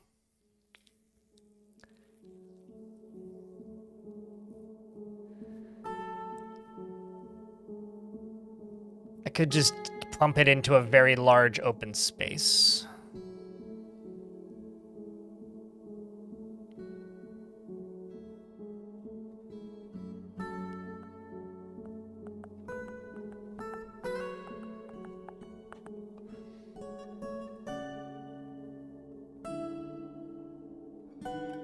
I mean, it's full, right? So, like, a heavy aquifer does this, right? If I, just to give you an example. I may be able to, I wonder if you can still pour stuff into aquifers. I haven't done that in a while. But if this gets mined out, this is what a heavy aquifer does. Wait until the dwarf gets down here.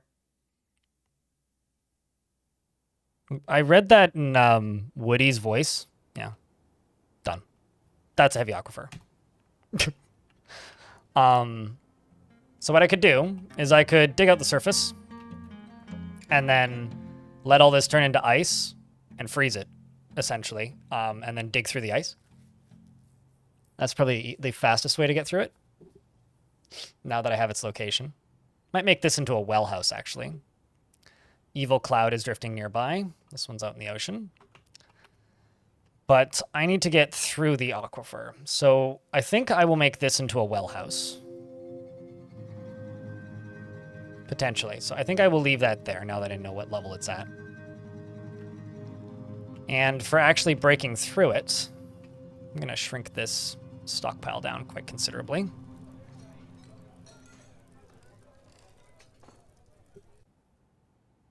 There's a snake in my boot. Indeed.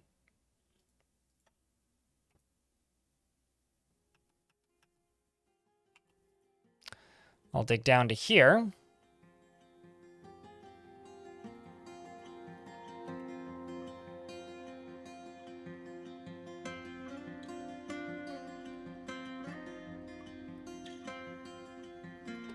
And go around the edge. And another cloud's drifting nearby, and I didn't clear the first one, so I don't know where the second one is. Let's just close this gate for safekeeping. So if stuff gets converted, it'll get caught up on the other side.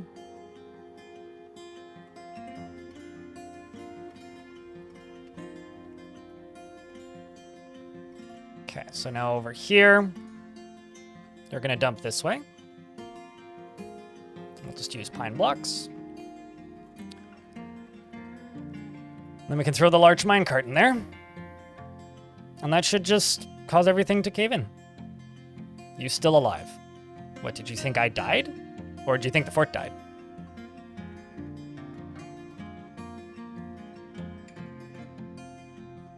I'm confused. Then the last thing I need to do with you is tell it to fill from this stockpile. And fill with all the corpses. And the refuse. But, please don't throw dwarf corpses in there. Those will need to get buried.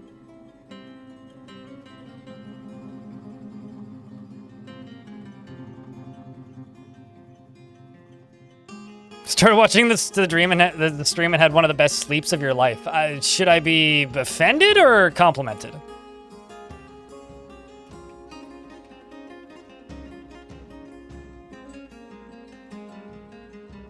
But you're welcome. Happy to help.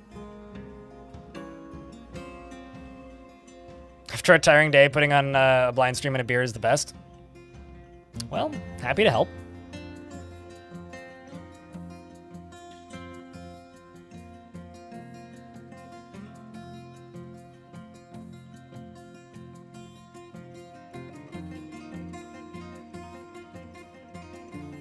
It sounds like you need to find out a system, Shreve in YouTube chat, of putting your armor where your military is, so that it doesn't take them 2 weeks to re-equip everything. Winter is upon us. Items inaccessible.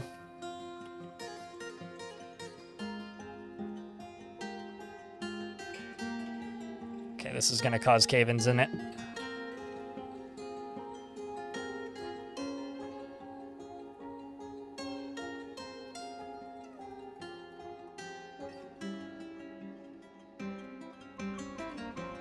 Let's do that center one first. Where's this cloud at? Another one down on the beach. It's going this way.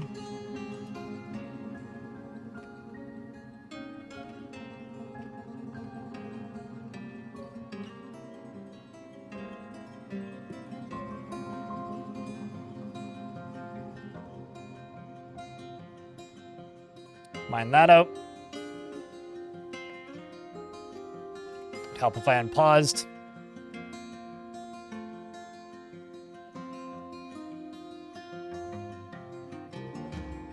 I could just, you know, dig up another pick, or melt another pick. That would...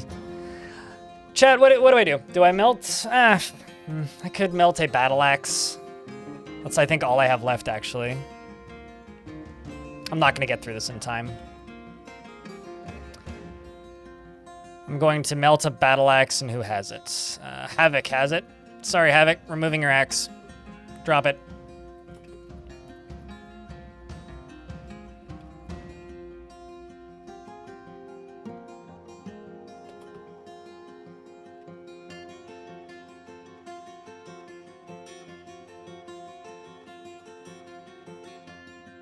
Outdoor forts are your fave. Hell yeah.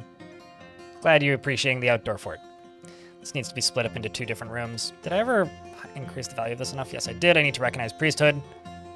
I'm going to give Buttsworth, because he's the highest level, and Mr. Priest Buttsworth is just very funny to me. Congratulations, Buttsworth. You're the holy silver of the fortress.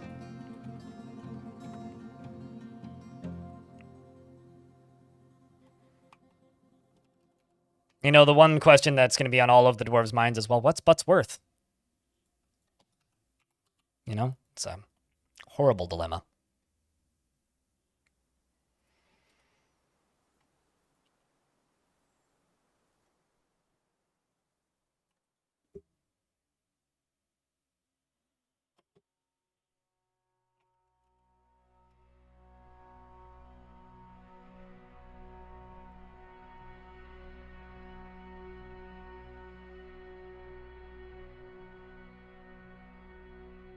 So, how much is it worth?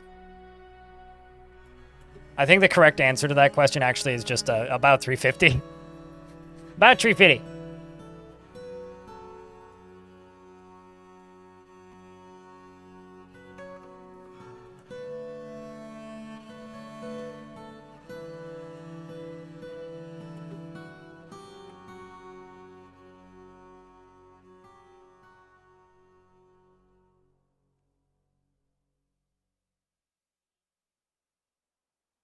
Okay, so now as you can see, this all immediately freezes. What I actually need to do is I need to do another layer, which I kind of don't want to do, but...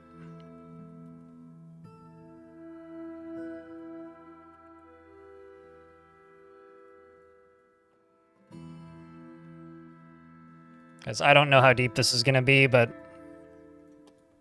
it's going to cause me problems.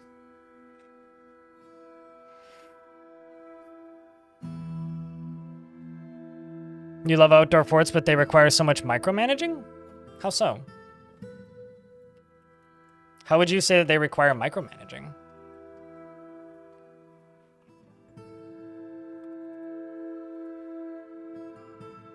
I think they only really require micromanaging if you're on like an Untamed Wilds or something with active surface threats, but I think it's about the same as underground forts, really. And construction can be a little slow going initially, but there's some tricks and things that you can do to speed up construction pretty considerably.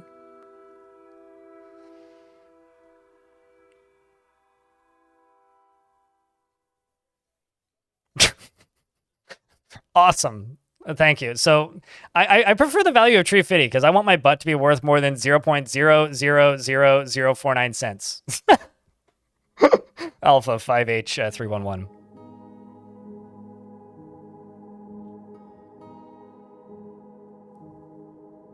Also, I wouldn't call goblins greenies. The sprites don't correctly represent them currently. However, about 50% of the goblins you see are actually gray. They either have like emerald green skin or gray skin. Also, I'm in an ad on Twitch, and I want to test something. I haven't tried standing my desk up yet.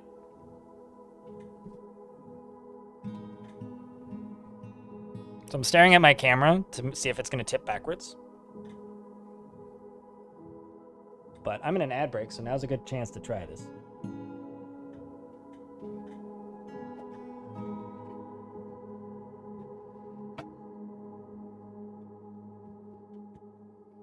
So one of the things that I've done actually intentionally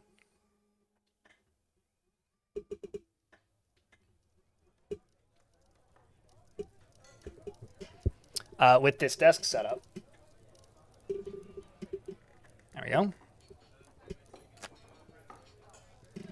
Lighting gets a little fucky, but let me just look at this. It's a bit dark. One thing that I've done intentionally with this desk setup is when the sun is coming directly at me, I'm going to stand up. And the reason I'm doing it this way is now the sun is blocked out by the wall that's in front of me. Okay, I have spotted an issue, though. Yeah, so you can see the edge of it now. All right, well, the angle changes slightly.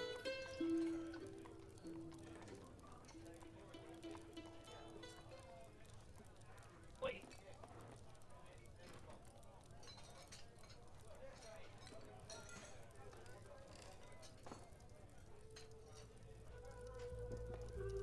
That's fine. What desk is it? It's just a pretty generic sit-stand desk. You could buy an almost identical one at IKEA. Let's end the cryptocurrency non-values now, Alan. All right, so Tubal, our dwarf, is now making an artifact. I bought this desk from Autonomous. I wouldn't recommend them as a brand, though. They were pretty good a few years ago, but they've got some issues these days.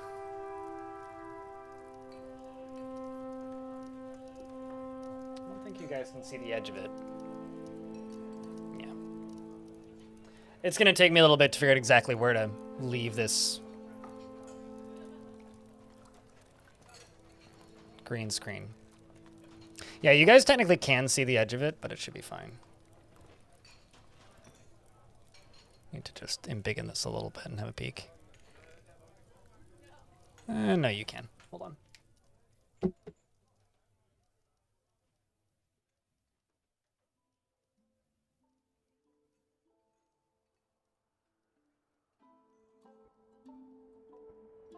There we go. Sweet. So the reason I've done this intentionally, where I stand up while the sun is out, is it's going to force me to stand more often. Which is fine. It's good for my legs. I really like it, yeah. No, because like I like being able to do this. I can grab something that you guys say or poke you guys. I mean, like, this is it more obviously as a green screen. The actual reason is because, like, the lighting ain't perfect, and it's never going to be, because I'm not going to buy a huge fucking ring light and point it at my face. So, like, putting the black behind it makes it less obvious where it's imperfect. Speaking of, no. You guys can see the edge on this side. It is possible to get it perfectly centered. It's just a matter of a little bit of effort. And then I need to, like, put markers on the floor or something.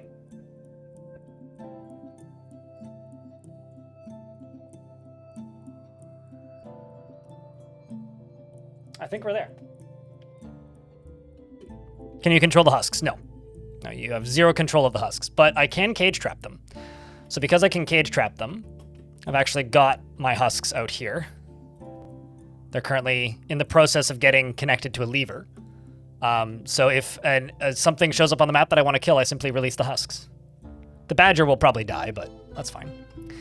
Roar Ardens, thank you very much for the Prime subscription. No, I'm not. Here's the thing. I already have lights, but I'm not going to point them directly at me, which is what I would need to do to fix the lighting, because I value my eyes, and to be blunt, my eyes are fucking bad and hurt and give me headaches if I have to stare at bright lights. So I'm not going to do that because I would rather have slightly suboptimal lighting and just like try and find the right camera effects and settings to make it work, than have a ring light. Yeah, so the plan to recapture the husks is this is the main way into the fortress, which is then followed by this. This is going to be entirely cage traps, and I'm going to lock it when I get attacked.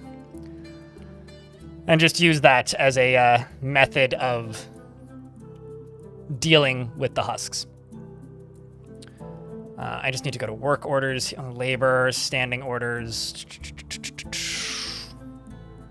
hauling, refuse and hauling, gather. There we go. And speaking of refuse and hauling, you're gathering from this, you're filling that. So at some point, when the dwarves have a break, they should go over there and deal with that. I think I'm just going to go over here and start making crafts out of bones.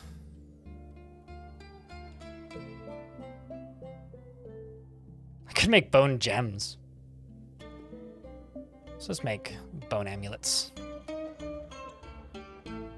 Currently down here, you're spinning thread. That's fine. Meaning up here, we're making shit tons of cloth. You love them for refuse piles? Yeah, I like them as long as I'm using them for like a reasonable purpose. If that makes any sense. All right, so I have to make another housing setup now.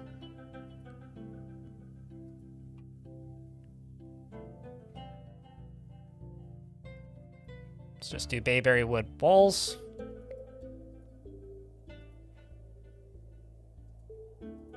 And I'll do pine floors for this upper level.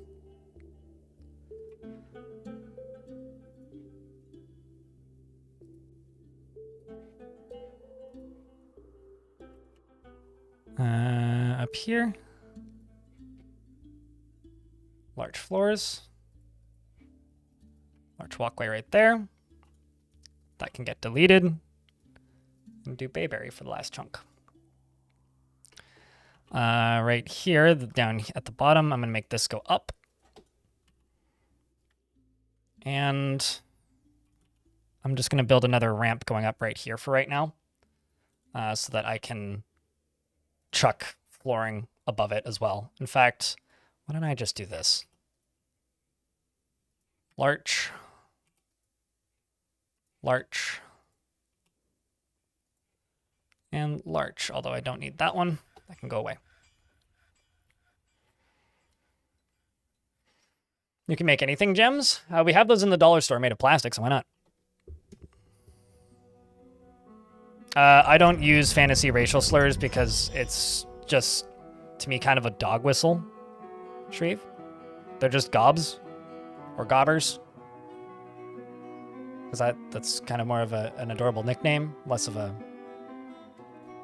slur. The armorer has created Endogol, a copper buckler, and claims it as a personal treasure. Oh. Goofy gobbers. Yeah, something like that. Yeah, I don't even need to, like, suspend any constructions because I did everything in the right order. So this little buckler is going to go up here.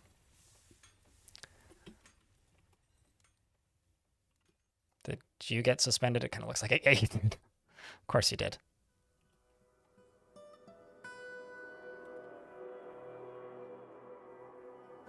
Because of course you did. Let's get that unsuspended so that they can do this.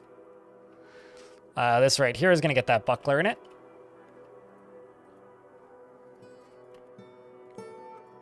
And I'll check the description when it ends up here.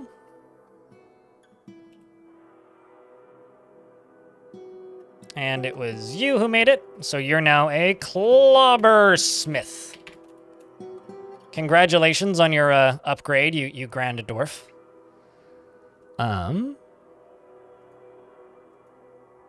Unfriendly and disagreeable and bothered by this. Well, you do have some friends, so you're making up for it, all right. Yeah, I couldn't stand up in my old setup the way I had it set up because I didn't actually have the space to have enough cables to be able to like plug things in at the angle that I was at while also being able to stream. So this is a much better setup now for basically everything. Like I've got so much room for activities. A cloud of murk has drifted nearby where it's on the far end of the beach. We also need to get through this aquifer.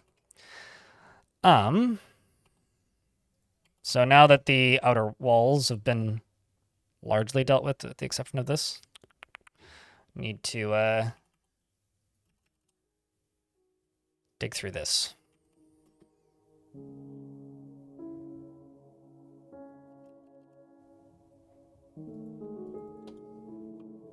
Change of setup is always good. Yeah, I think like you should probably just like reorganize your office once a year, just kind of as a practicality thing, just in general.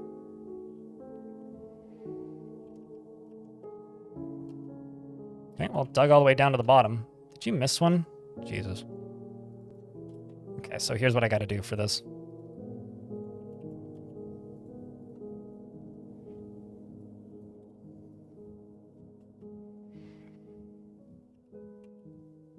I think the dwarf climbed out too.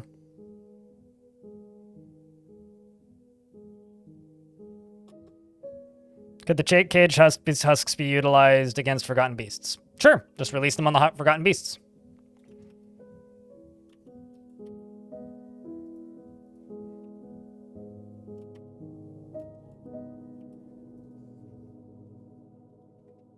They could be utilized against anything.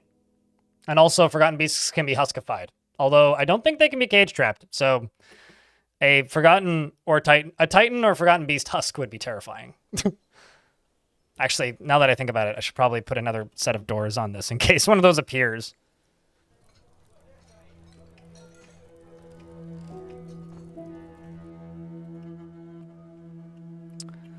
So this up here now has roof. And we'll get a bed in it. And is going to be assigned to this bedroom. And we have another clobbersmith. And their artifact is a copper buckler. All craft or ship is of the highest quality, studded with copper and decorated with larch. This item, it is studded with copper and decorated with larch. On the item is an image of ivory whims, the larch splint in badger bone. Oh, that's cool. They made an image of this splint, which is Havoc's bedroom. Can some forgotten beasts be remembered, hence somehow remembering the power of null and void?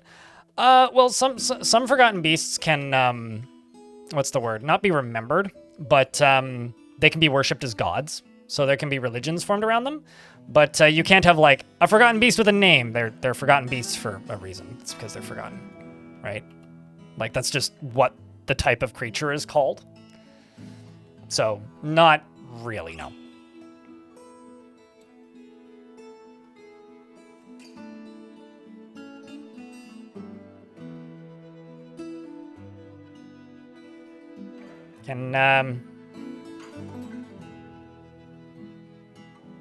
Can you go do your job, Endok? No? Too busy praying? This is like the most indifferent dwarf of all time. I feel like I should make should have made Iron Zach oh, I see. Oh, you're no longer a member of your religion. Oh, that's interesting. I think I'm gonna remove Iron Zach from mining and give it to somebody else.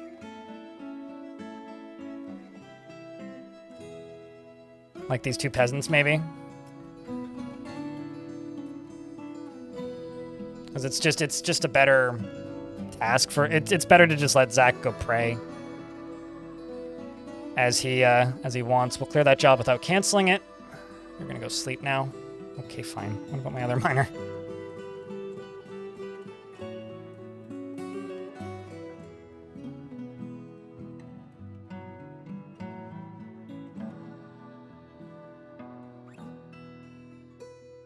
You're spinning thread. We'll cancel that. I'm gonna go get a drink.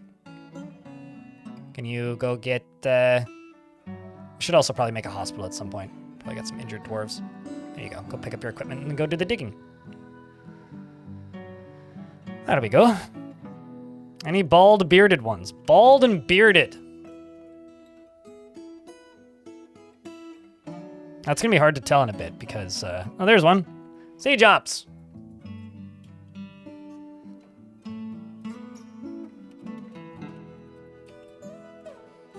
Napalm Sideburns. The first feels wonder after incompetently performing the rites of Order of Dust at a dedicated temple. Never feels tempted to overindulge in anything. And he is troubled by this as he becomes... as he values such powerful forces in life. He is not a private person, and he freely shares details of his life. He thinks that he's fairly important in the grand scheme of things, and he is curious and eager to learn. He does not have a great aesthetic sensitivity, and he is conflicted by this. He values artwork and its creation. He likes to take it easy, and he likes to brawl. He sometimes acts with little determination and confidence. He often feels lustful, and he tends to be a little tight with resources when working on projects. He can sometimes act without deliberation. He is pleased by his own appearance and talents. He doesn't handle stress well, and he is not particularly interested in what others think of him. And he does not go out of his way to help others, prefers that everyone live as harmoniously as possible, and could be considered rude. He is somewhat uncomfortable around those that appear unusual or live differently from himself, and he chews his lips when he gets excited. He exhales sharply when he gets angry. He needs alcohol to get through the working day, and does not mind being outdoors, at least for a time. Does it matter what aspect a god rules over? Like, does it change anything if the majority of a settlement worships the god of healing? Not really. Gods are mostly flavor right now. Basically, dwarves inherit the gods that they worship from their parents. So if they had two non-religious parents, then you'll have a non-religious child. If they had one religious parent and one non-religious parent, so no god worship and one god worship, then there's a chance that they'll worship the one god. Or they'll end up with multiple gods if they've got an interesting mixed family. It's mostly a cultural thing in Dwarf Fortress. It changes like their preferences, but like a god that a dwarf that worships the god of death is not inherently like fond of death, if that makes any sense. It's mostly a roleplay aspect, and it manifests as a meeting zone, a way of socializing, another way of cheering your dwarves up, and having nobles with no demands, which are what the priests are. So dwarves can go complain and yell at nobles that have no demands or requirements, aside from having a temple. So that's what religions do right now. In the future, they might do more. In adventure mode, they're a way to get cursed. Oh yeah, also you can curse people using temples, sort of.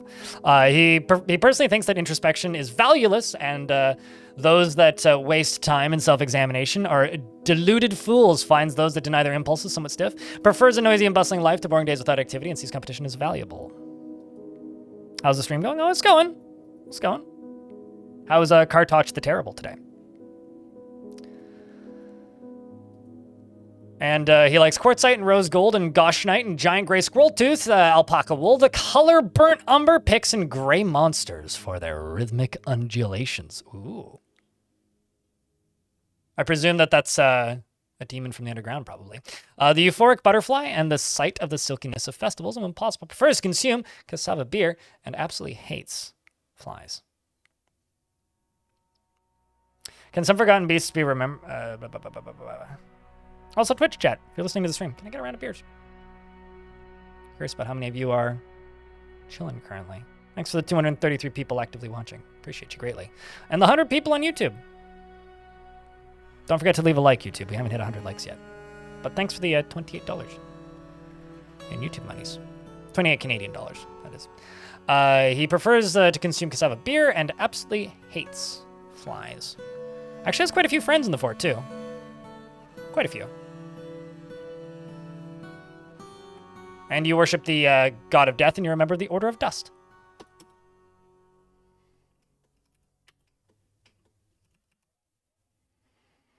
So now, I can do this. Do every other one so that it's slightly less likely that they will drown themselves.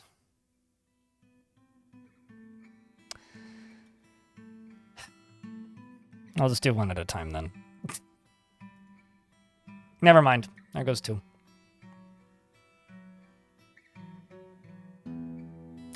those are both my pickaxes.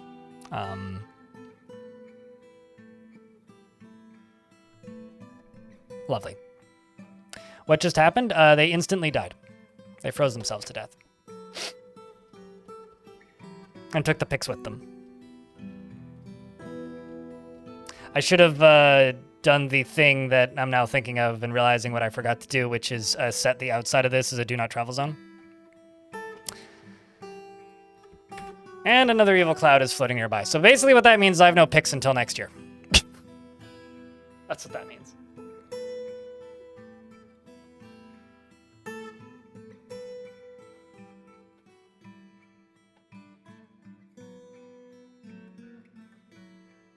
Fiddling with the green screen.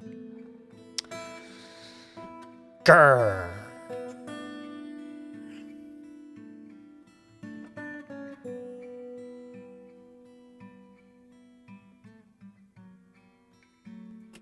Should be illegal to call someone 15 minutes before needing help at a job and demand that you be there on shift. Yeah, that should be illegal. That should absolutely be illegal.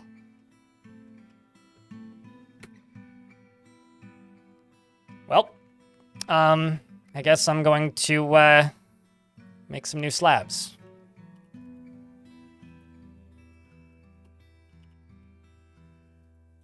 And have to memorialize some dwarves in a couple minutes.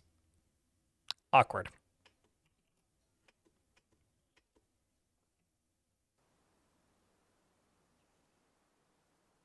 And I also have no way of digging down there, currently. So I also don't have a way of getting them out right now. We'll have to do that in the future, but right now I don't have the option. Hopefully we get some migrants with pickaxes. That's all I can really hope for. In other news, we got ravens on the map.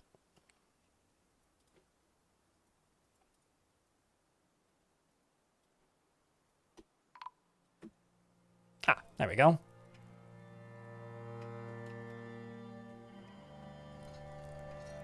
It's gonna take you 15 minutes to get your pants on. Yeah, just be like, I'm still in bed, dude.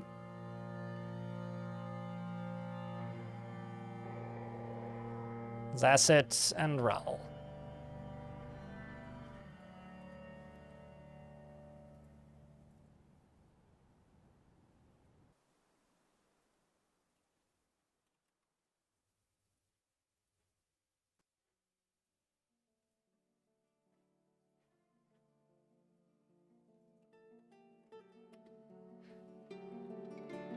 Oh, that's a meeting area.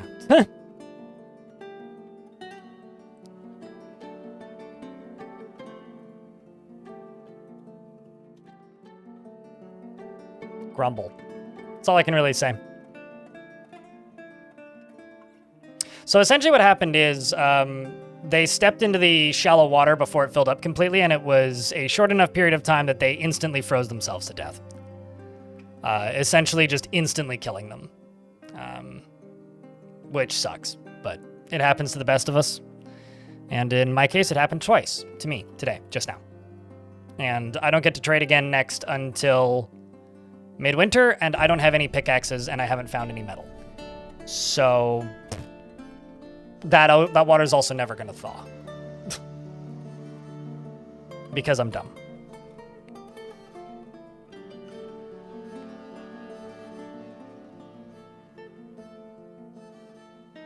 I don't know. I'm not gonna lie. I'm very happy that I've managed to completely disconnect myself from any kind of corporate work. But at the same time, I feel bad for you guys. That's kind of it. I feel bad for you guys. Refuse and dumping. Gather out the remains and refuse. You're set to load. You reload from stockpile 8. Just to double check, that's stockpile number 8. Checking through tasks. Go back to making rock mechanisms. Do have 2 store item and vehicle jobs, but nobody's really doing them. What do we need for Needs dwarves. We'll survive.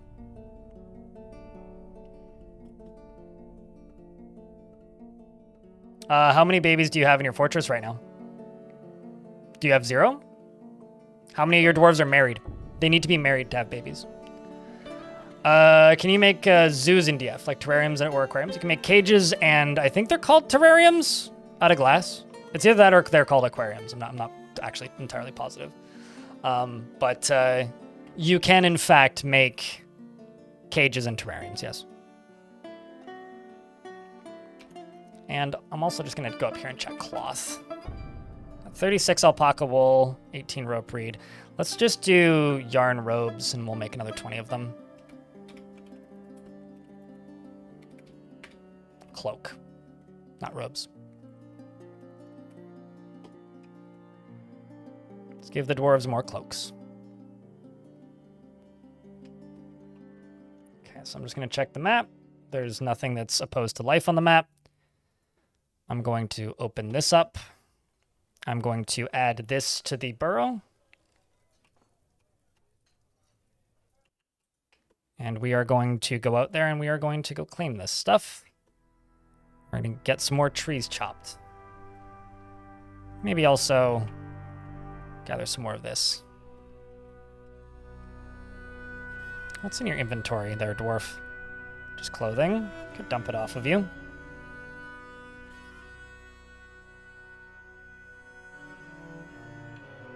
Makes them feel like they're in a cool secret society.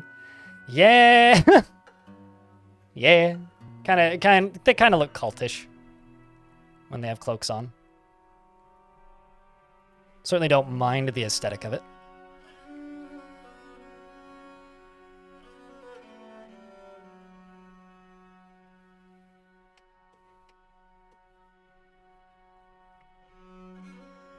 But yeah, the reason they can't have kids without married couples, without being married, is because they get quite...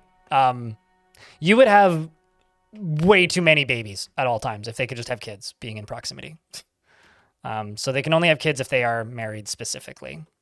It's a limitation that I think is warranted, personally. Cloud of Murk has drifted nearby. Where is it? It's all the way down here. Which direction is it going? It's going this way, so I don't need to worry. I do need to clear that, though, so I can keep track of when the next one's coming. I think what I'm going to do is I need a seed stockpile, and because I can't dig right now, I'm going to go up one. And I'm not going to build here, but I am going to use the lower layer as a method of building up. Because this will still be considered a greenhouse.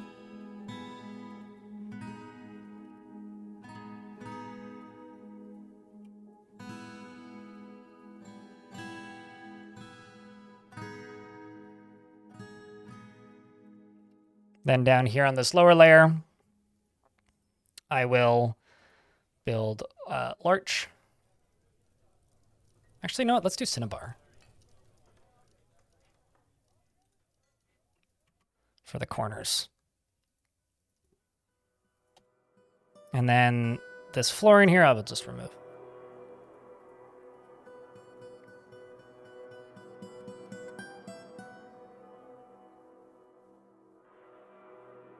Oh yeah, no, that's a very, very good tip for people. Orange and spice is just make sure that you make your guilds public so that the kids can do stuff. I'm doing all right. Orc with bow, yourself?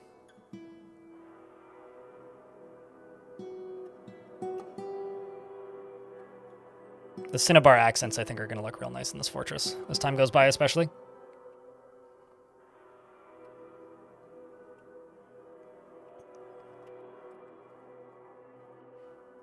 And then up here, I think, once these have access, obviously, I think I'm just going to do this. Let's do bayberry walls.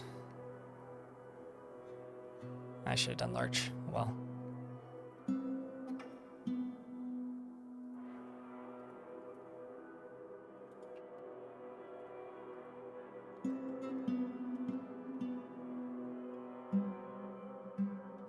Cinnabar is toxic in real life? Mm-hmm.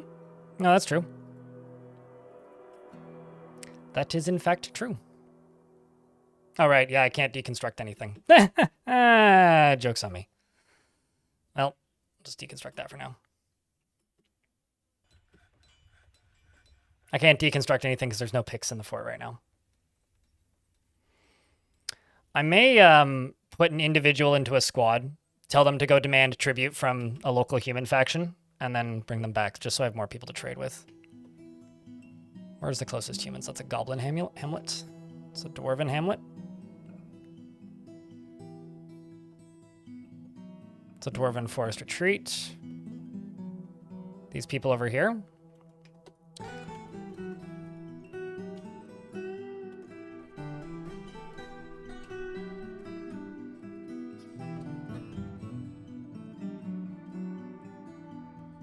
Let's just make you into a militia commander, English. Make a singular, no uniform squad.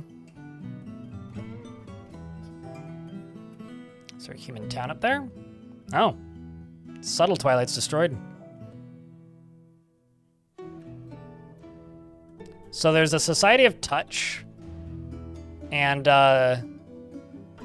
the Born Unions. Are these the same? Yeah, so the Embraced Unions and the Born Unions. Two different human civilizations. I'm allied with one, but not the other. That's interesting. Oh, that's a goblin town. A royal soldier. Oh my god, what a name. Just want to go to something with decent population so they bring me good stuff. Human town, there you go. Of grasped lobster. Yeah, grasp that lobster. I'm going to demand a one-time tribute. Go get him, Dwarf.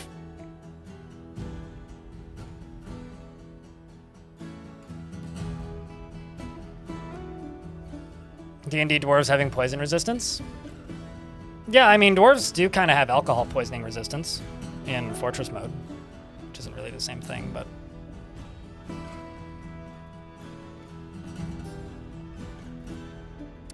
And up here is just going to be a seed stockpile.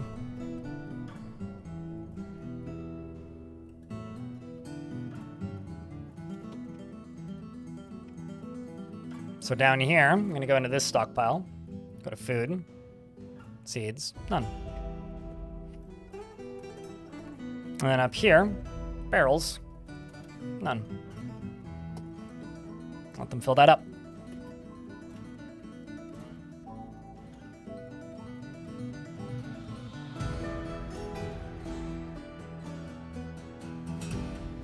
You woke up with at least half of a foot of snow and your huskies are mad at you because you won't let them go play? Yeah, no, that's fair. I'd be mad at you too if I was a husky.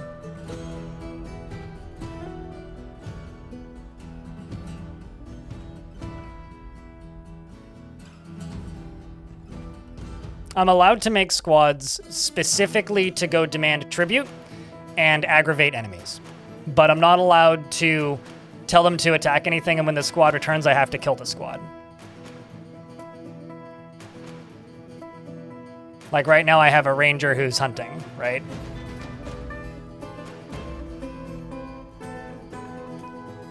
Like there are certain combat-friendly things that I'm allowed to do. I'm just simply not allowed to actually use them as squads, per se.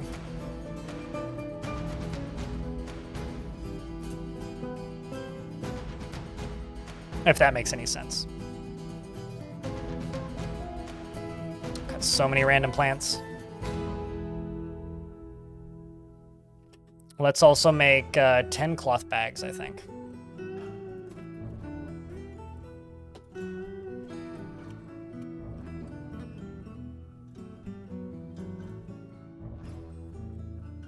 For the underground frozen water, is there some way to melt it? Not without acquiring another pickaxe first. There's nothing I can do with it until I get a pickaxe. Quite literally. Like, there is nothing I can do with the frozen water until I get a pickaxe.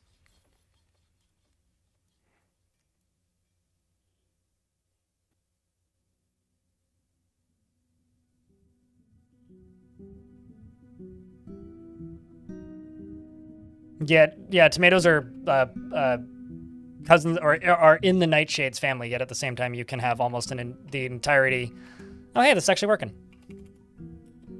See? And next dwarf goes in and it smashes it, which is nifty. Another evil cloud is drifting nearby. Where's the other evil cloud? It's appearing out of nowhere. It's the far end of the ocean, and it's going this way.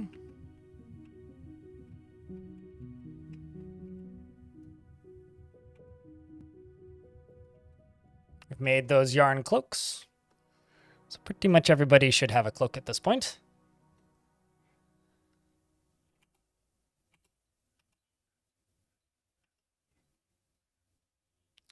The bodies are getting dumped away, which is good as well. And crushed.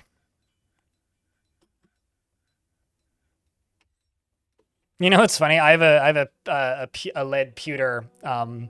In my parents' will, there is a lead pewter beer mug left to me, because my grandmother, I think, looted the local pub when she moved to Canada and brought with her a bunch of lead pewter beer steins, and she moved here from Ireland, and I personally really want those. I don't want to ever use them, obviously, but I would love them as a display piece in the future.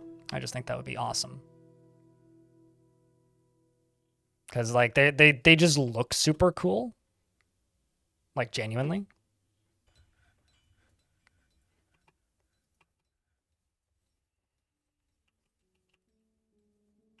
Let's just bring those logs in, too.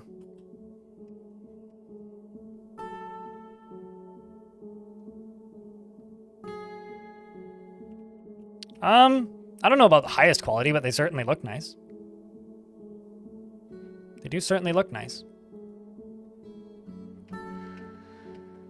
Okay, so down underground, I'm going to go down here, and I'm going to go back to doing this. Cage traps.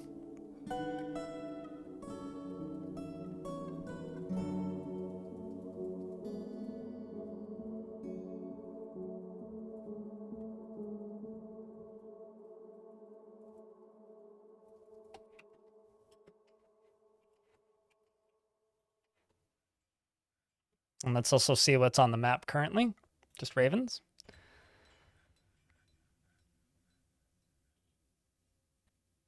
Some are really cool looking. Yeah, I mean, it's about a third of a pint. They're not even full pint mugs, but they just look really, really cool, in my opinion. So, unrelated, but hospitals are going to be kind of a pain, because buckets of water are going to be difficult to keep from freezing.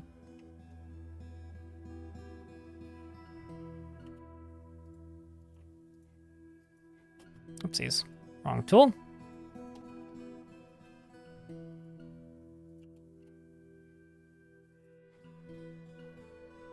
Bayberry 31. Bayberry 11.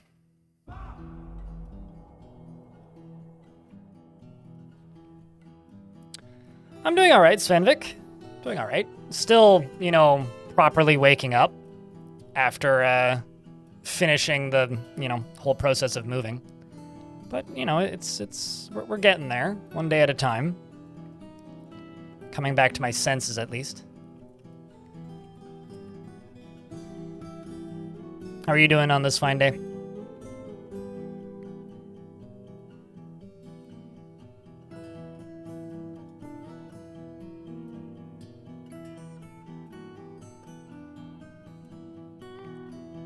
There is no spikes on that mug, though. I can tell you that. Those 8 beds are getting a workout. Yeah, I need to build a bigger dormitory somewhere. But currently, this structure is getting the priority, which is defenses, right?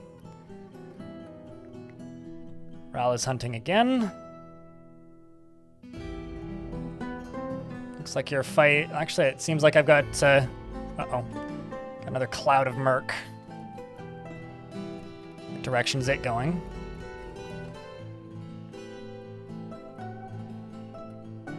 Seems to just be heading east, which is fine because we're like in the middle of the ocean.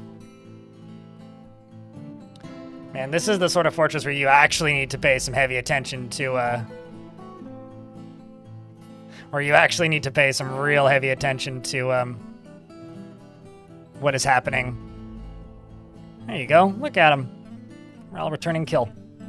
This is where you really need to pay attention to what is happening in the weather.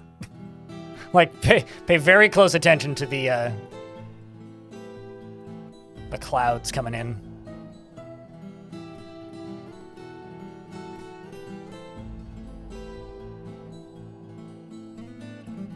And Leroy Jenkins in YouTube chat, cool, you're live. Thank you for the quick guide series, Noob Playing Classic, and finding them quite helpful. Happy to help. I, at one point in my life, considered making them both in, like, ASCII graphics and non-ASCII graphics, but eventually, like, came to my senses and decided that was a really, really, really dumb idea, so I just didn't bother. I'm just going to put a food stockpile over here and just separate these two.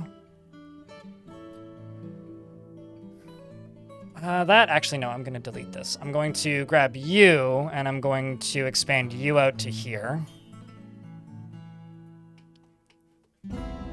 Oh. It's a good thing I noticed that. This is going to kill me. Or at the very least, flood the fort.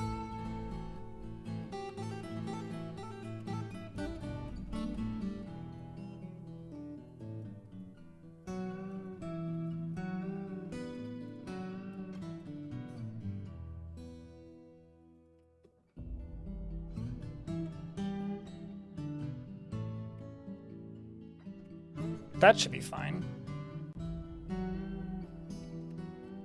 Not optimal, though. That would have been awkward, wouldn't it?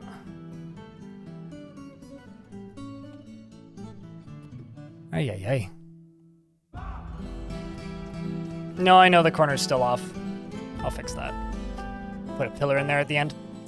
Now you right here. We're going to expand on you a lot. And then I'm going to go up to here. I'm going to remove all of you. And then I'm going to put the food stockpile up here.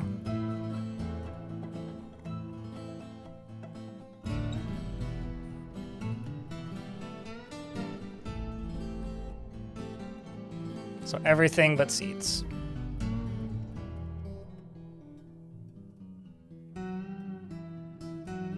But yeah, no, I'm aware that the corner isn't completed yet, but that's intentional.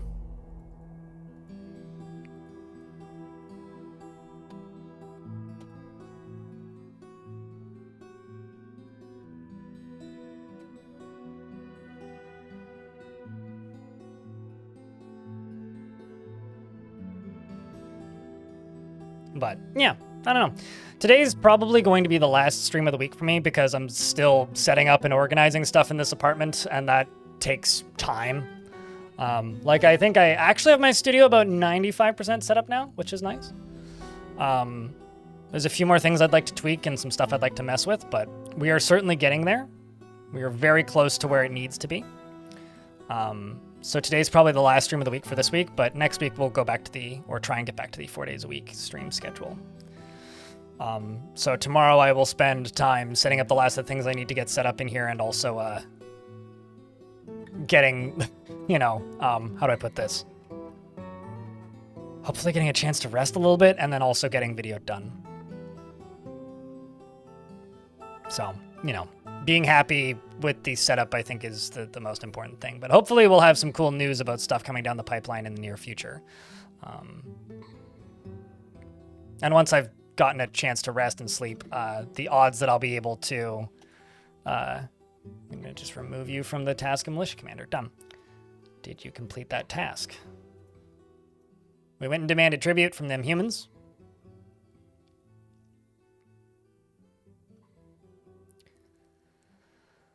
But ideally soon. There was a much closer town I could have gone to. Oh well. It was rejected. Well, that's fine.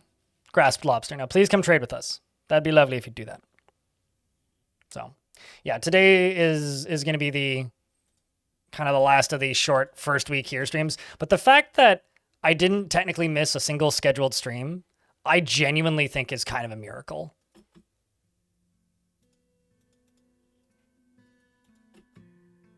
Like, I am very surprised that I managed to move and be set up and streaming again the same week. Like, that is shocking to me. Maybe even, like, not the best decision, but, like, shocking. Okay, I just gotta close that so I know where the next one is. Getting everything shifted and moved. It's brew drink from fruit, brew drink from plants.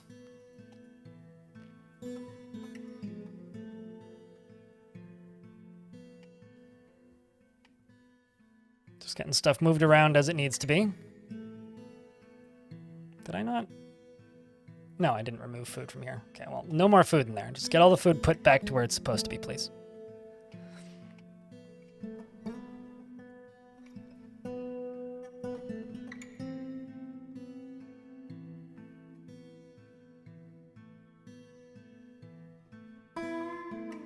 One more ice in corridor? Oh, you're right. I have until, like, summer before this is a problem, so we have a whole season.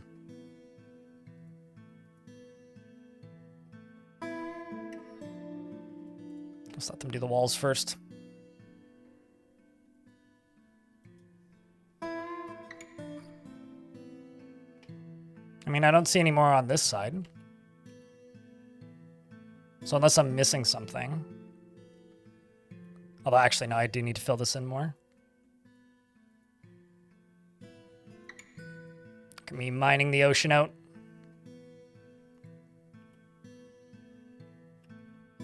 Yeah, it should be fine.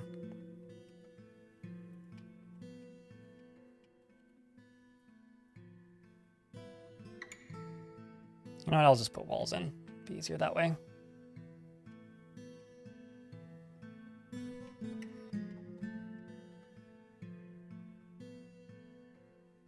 Nope, certainly not intentional. You know, I could actually use this to make ocean draining mechanisms pretty easily.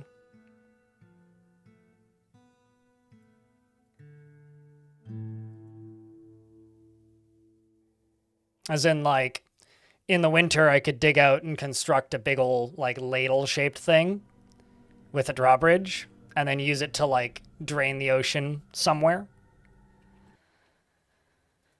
Although I haven't seen any deep ocean creatures yet, so no sharks or, you know, whales or walruses or anything. What's up, non-major nerd? I think things are pretty well. I did not have to wait a week to get Rogers to set up the internet. It just took me 2 weeks to get through to them. But once I got through to them, like, I know they had it set up the day after I moved in. Literally the following day, it was ready to go. Although I'm going to try and get off of Rogers and go to Lightspeed or somebody else. Because I'm tired of how much they cost. Them smash the ocean away. Not very effective or efficient, though.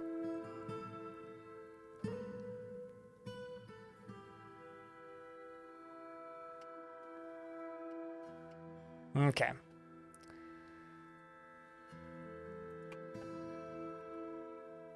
Now we sit and wait. Until we get more migrants, hopefully. And it seems my trash bin has worked quite efficiently.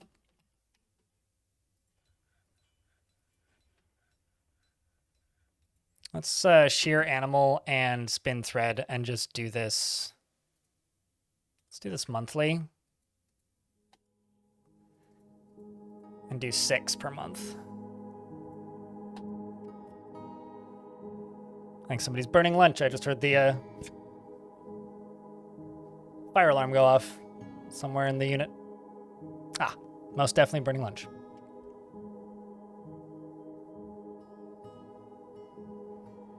None of your dwarves dump anything? Do you have your dumping tasks set up correctly?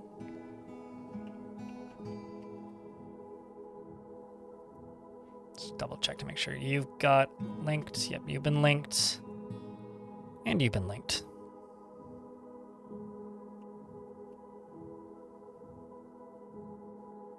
You think so?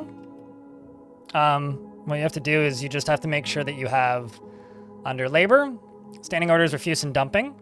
Gather refuse and gather outdoor refuse and gather vermin remains is all allowed. And then also realize that it is the lowest priority task, meaning they will socialize before they do that.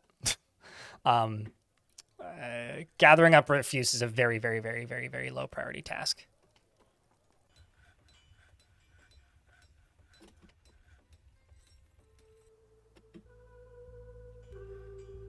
Dwarf pushes minecart. Minecart goes this way.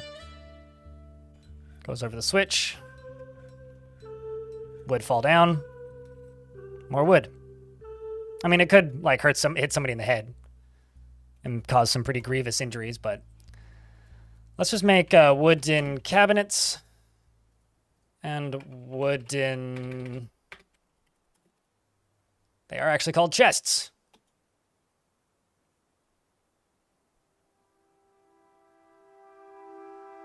Yes, because refuse is going to be any like bits and pieces that come from the animal when they're butchered. So like tendons, animal hair that isn't going to be used for other things, etc. Stuff like that.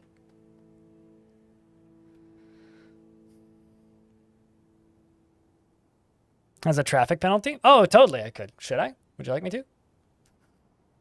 I hadn't really thought about it, but yeah, I guess I could.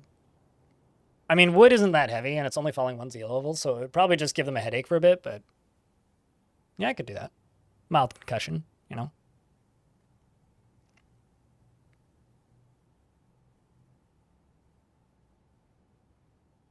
Yeah, I could make it red.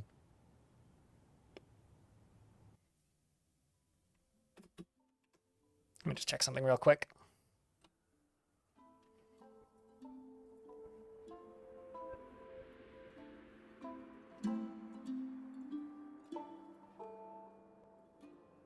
I just wanted to say real quick that here on Twitch, I have a daily minimum. And I'm combining YouTube and Twitch together right now. We are currently $80 away from my daily minimum. I don't have to hit the daily minimum every day, but all that it really signifies is that I've hit minimum wage if I've streamed for 8 hours. So if I hit my minimum barely and stream for longer than 8 hours, then I need to tell these dwarves to get inside. Everybody go to the panic room! Fog's coming directly for us. But we are quite far away from the minimum currently, so no actual pressure there. But if you happen to have a Prime sub available, consider helping a friendly local streamer out. Okay, it seems to be going north.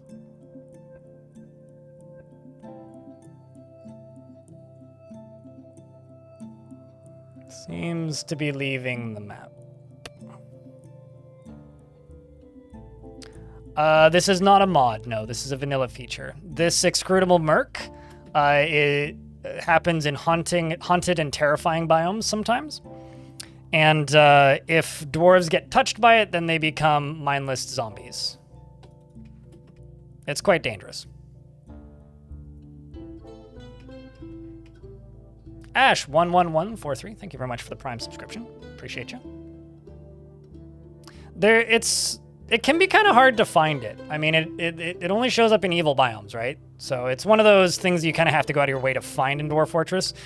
But yeah, it basically makes them opposed to life, which is they're not necessarily dead. Like this dwarf is technically still alive. They're no longer a member of my faction.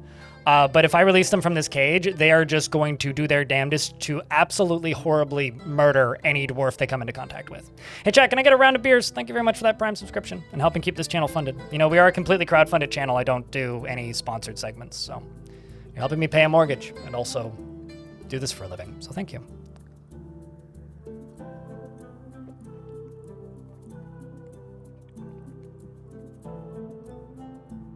If only I had an army of dwarves to help out. I had my brother-in-law and my dad, so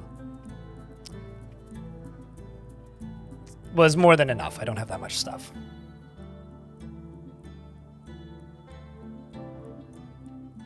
What item are you trying to place? Okay, so I gotta put these into range of the tomb.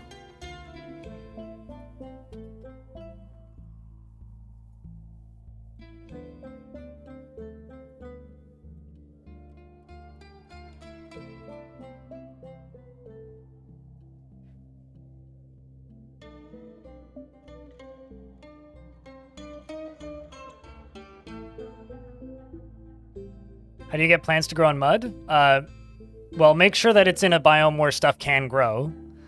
Then you put mud on the ground, and then you build a garden plot on it. Or a farm plot on top of it. Ah, geez, I don't want to put wool in here.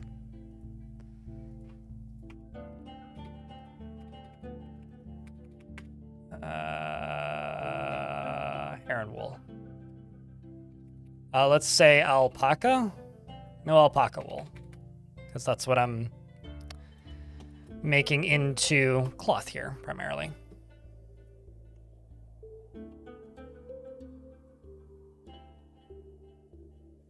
I mean, it'll grow stuff on its own once you've opened up the caverns, but like if you just want to plant things, you just build a farm bed on top of it. Sometimes you just got to strangle a weasel for like 8 years. I mean, here's the reality. We may end up with that in this world. That is a possibility. Okay, I need to check. What does the mountain home want sold to them? They want shields and bucklers.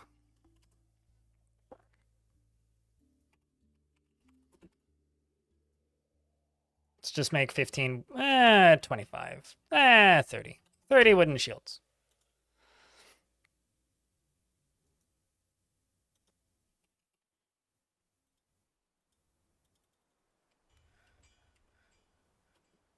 This is all larch.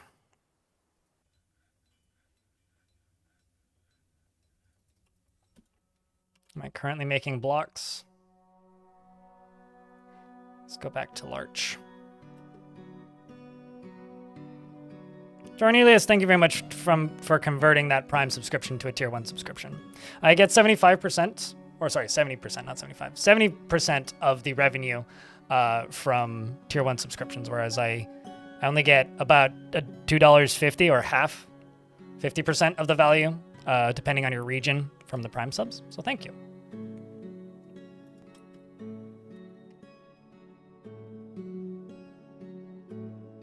Does help pay the bills. And looks like we actually have a mod in the YouTube chat now. Hide your memes, guys.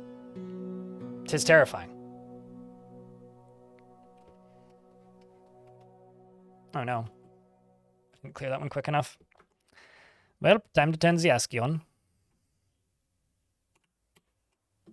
Oh. Is that it? That could be it.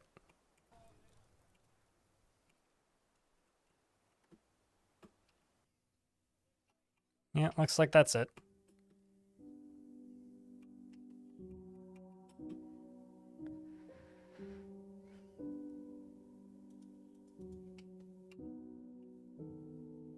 Doesn't seem to be popping up on land much.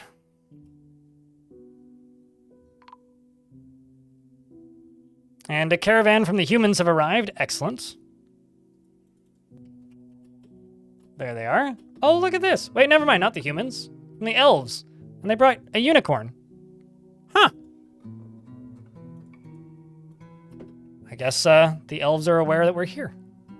Can't wait for them to get mad at me for all the trees that I've chopped down. But in the meantime, I will do my damnedest to trade with them. Although I don't actually think I have anything that I can sell them. Except for maybe clothing. I could probably sell them cloaks. Actually, maybe not cloaks. Because, probably gems. Gems, I think, are the only thing I can sell them right now.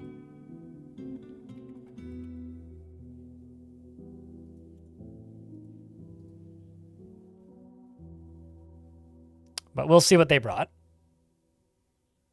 They just look at the fort and immediately walk away. It's like, oh, hi! Fancy meeting you here! Please don't, murder me with that unicorn horn, eh? Yeah, don't do that. We got maple syrup. Because I'm Canadian, apparently. They have a red squirrel and a one-humped camel. Well, they don't really have anything that I want. Ooh, actually, I mean, I could buy apples. They have an electrum altar? Man, if only it was an iron altar. What's the value? Oh, I think I'll just grab some apples for some variety in my booze. And apples and persimmons. And I will buy the one-humped camel and we'll turn it into lunch.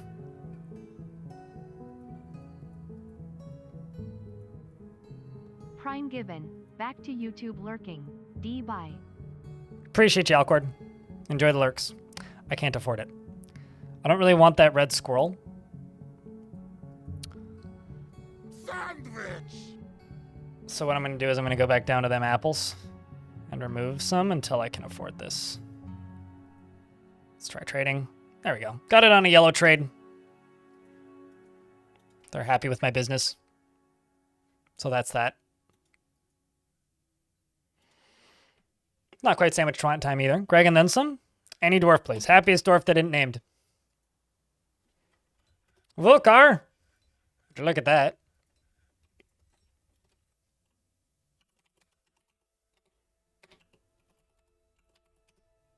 Greg and then some. Canyon Dive. Canyon Dive. Weren't you one of the... No, you weren't one of the starting 7. I recall reading your name before. He talks to inanimate objects when there is a lull in the conversation, laughs loudly when he's excited, and scratches his ear when he's trying to remember something. He can easily become absorbed in art and the beauty of the natural world. He has a strong tendency towards privacy, and he can easily fall in love or develop positive sentiments. There's an ad break running, so I'll just finish reading this. He tends to be positive in...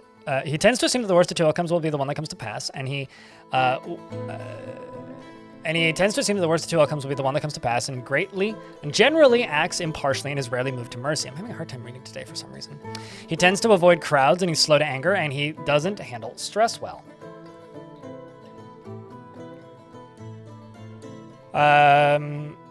And he lives a fast-paced life and needs alcohol to get through the working day and does not mind being outdoors, at least for a time, and is getting used to tragedy. He dreams of crafting a masterwork someday and personally finds maintaining decorum a silly and fumbling waste of time and doesn't care about nature one way or another. And he likes Realgar and Billin and Aventurine, as well as the color sky blue, bolts and large gems, and blue peafowls for their enormous fantails. Giant pythons for their great size and the sight of the silkiness of festivals, and when possible prefers to consume short fin and mako shark and rambutan wine, and absolutely hates blood gnats. He's got straight hair and a very long beard, which is neatly combed, of course. He's got several friends in the fortress. Is a member of the Doctrine of Bronze, the most popular religion here, worshipping the god Burr, the god of jewels and wealth and gems and minerals. I think it is actually, not gems. And novice spear dwarf. Won't be training here though. Welcome to the fort. And Paul Harvey, I have to say a real massive thank you, seriously, for the 17th month. Thank you much for helping keep the channel funded. I wouldn't be able to do this job without people like you, so thank you. This looks so cool in ASCII. I'm actually quite happy with how this fort. I really like the way surface forts look in ASCII. Like, this is actually kind of nostalgic for me. I know it's, like, not for everybody, but, like, that just looks cool to me. That just looks cool. I would have to change the color palette if I were to play for an extended period of time, but it just looks awesome.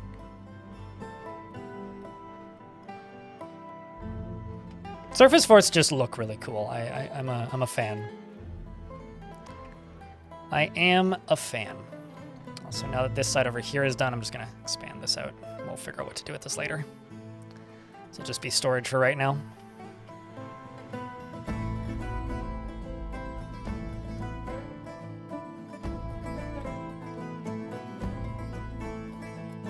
And let's just, oh, maybe don't do this. Do easy meal, and let's just do 40.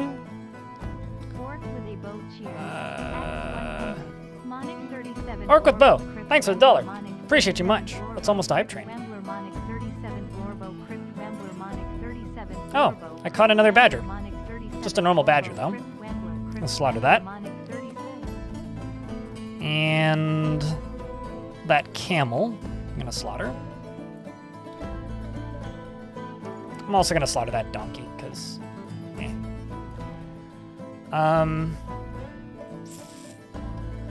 what was I doing? Right, going to labor, kitchen, drinks. Don't cook my wine, please. $1. USD is 100 bits. So 1 bit is 1 American penny in value. Not Canadian dollar.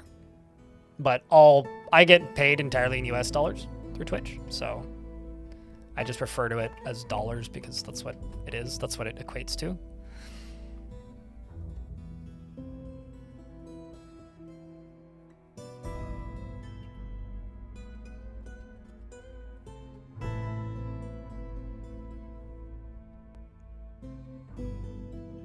Yeah, I like building weird stacked shanty towns. Like this kind of thing. Like this is eventually just going to slowly get filled up with houses. Moving up slowly.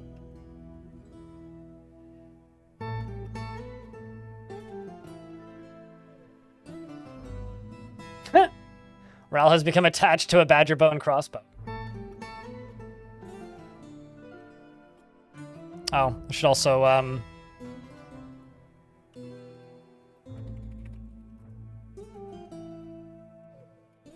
Oopsies, that's the wrong button. Isn't it under refuse? Oh, I see him under corpses. I think it's fresh rawhide, yeah. Only put rotten rawhide in there. So that should get made into leather instead, like down here. But it takes a little bit, so I don't want the extras to get tossed away, because that's a massive, massive waste. Also rendering fat. Can make a little soap industry as well. What's on the map currently?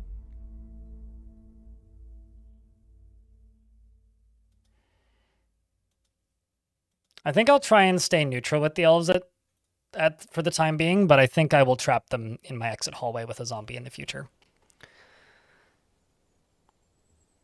Because I feel like that could be a valuable boon to our army. Gonna buy some bits if you can. Don't do things you can't afford, mate. Like, just realize that I will occasionally, like, pester chat for money, but realize and remember this. Primarily, I'm generally okay. It's just something I try to remind people of every now and again of a, hey, you know, like, if you do like watching this stream, which I presume you do because you're here and watching the stream, this is how I make a living, and I make a living from tips and donations. So if it's a slow money day, sometimes I will mention it, but ideally I don't have to mention it, because ideally we just clear the minimum and then I don't worry about it, right? The times that you'll see me talking about it is when I haven't cleared the minimum. It's been a decent week though, so I don't really, today's been a bit slow and yesterday was a bit slow, but in general it's been a good week, so I don't really have anything to complain about. I'm just a little bit on the money stressed side because, you know, down payments are expensive. But, you know, I am in an extremely fortunate position to be able to spend the money that I spent already, so.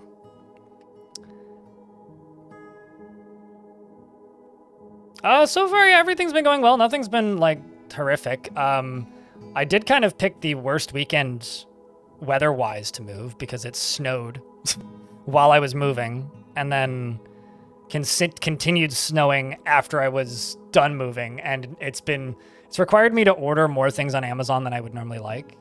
I try to use Amazon as little as possible, but I've had to use it quite a bit. Because, like, there's a bunch of random crap that, you know, you realize you need once you've moved. And, like, walking on sidewalks is fine, even in snow, but I don't trust cars. I have cars give me trust issues, so, like, I've been ordering things for maintenance and cleaning and stuff off of Amazon more than I would like, but ideally by the weekend I won't have to do that anymore because the snow's going away. I am now on Vancouver Island. I used to previously live in Surrey, BC, so I'm now in Victoria, BC. So I've moved to a new city. 93 kilometers away from where I used to live, approximately. That should be fine.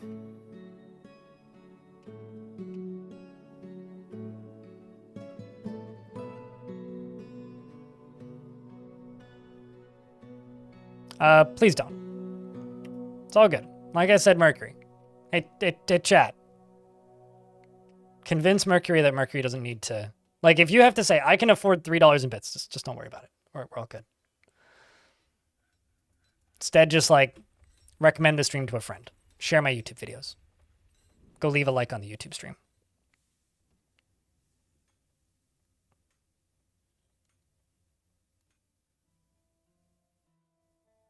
Like, take care of yourself first. That's the primary thing that matters here. I'm getting some stutter lag, but that's because it's a bigger map. So the frame rate won't go down as a whole, but the game's gonna lurch occasionally. Also probably something to do with items being inaccessible. Yeah. They're trying to get to all the wood that's over here, which I think I'm going to permit them to go to.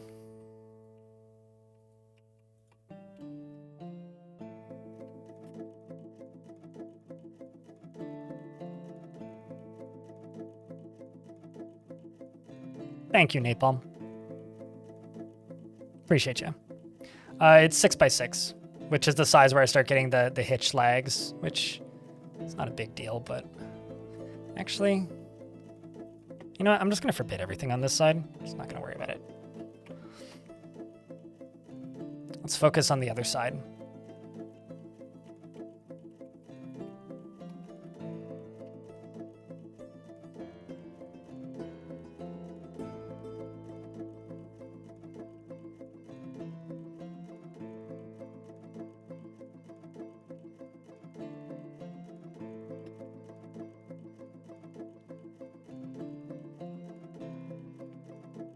You lived in a rural area and people try to run you off the road for sport. Yeah, I specifically moved somewhere that had better bike lanes where I lived previously, and where I lived previously already had okay bike lanes. But I've definitely seen that kind of attitude as well. Around up here. It kind of sucks. There's not too much you can do about it, unfortunately. But, you know, it is what it is. Culture can only be changed one day at a time, right?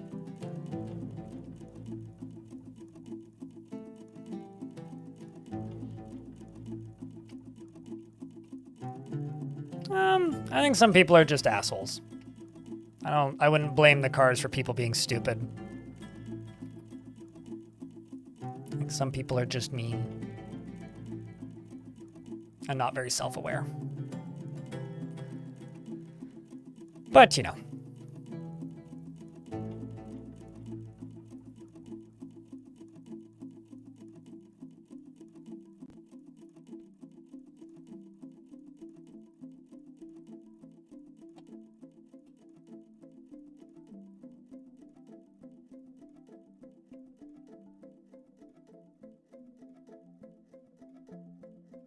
Let's also go up to here. Start doing the roof up there. Yeah, I'm going to end up just having different colors of things. It's fine. Building the large floors here, so that they all fit.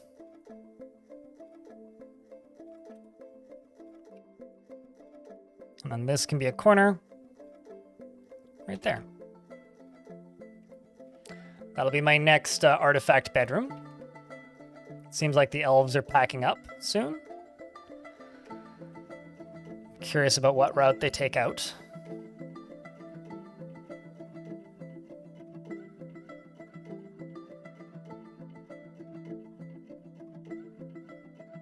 But yeah, I mean, I only get around via bike lanes, and actually, like, the road that I moved to, when I initially was looking at this place, out front of the place was entirely just a construction site.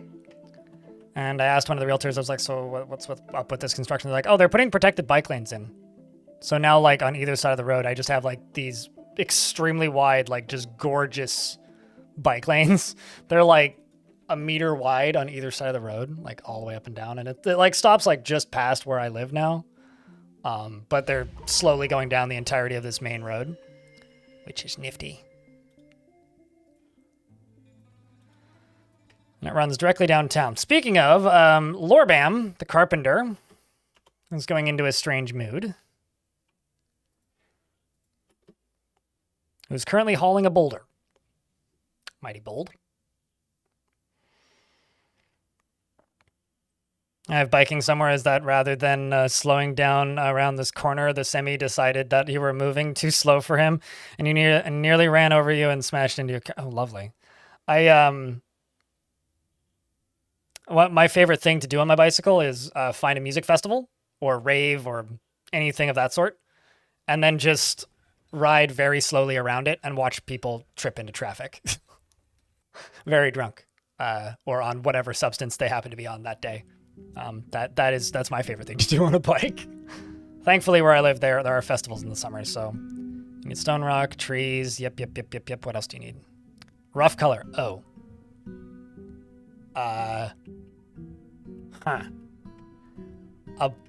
About that. I think we cut all the gems. I'm going to have to melt down one of my axes, aren't I? By that, I mean my only axe.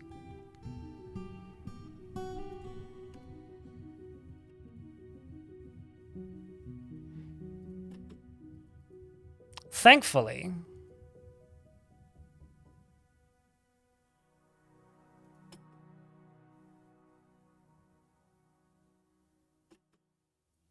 I do, in fact, have access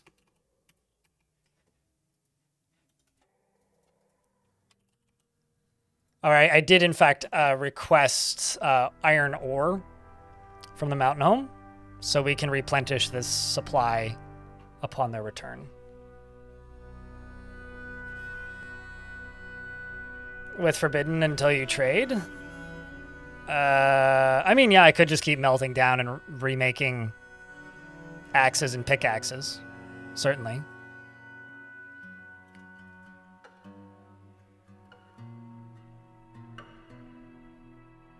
Crypt beer, crypt beer, crypt beer, crypt beer.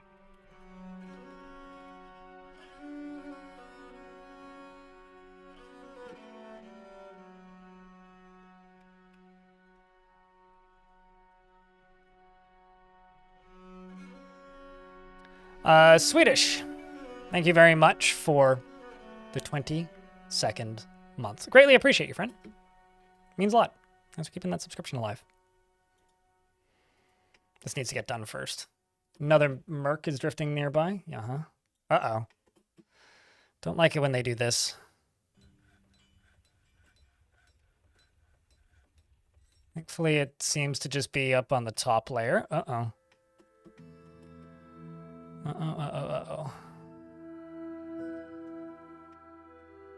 It's going through the top of my walls.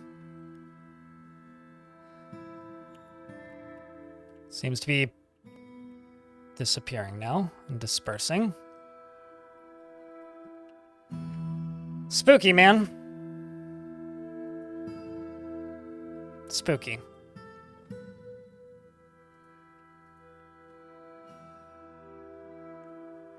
Garfield is husked, and I'm not specifically trying to husk dwarves currently. Although apparently a badger, I have an additional badger that I was unaware of.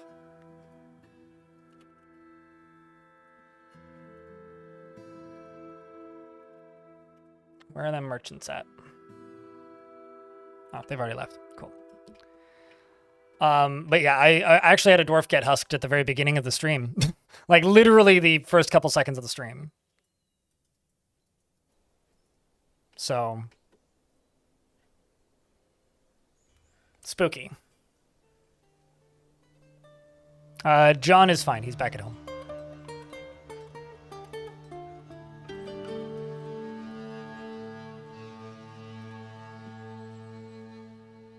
Moods have gotten worse again. They got better for a little bit, but...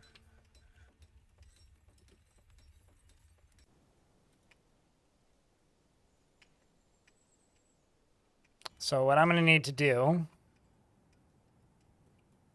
is dig around down in here, I guess. Maybe actually down here in the cinnabar.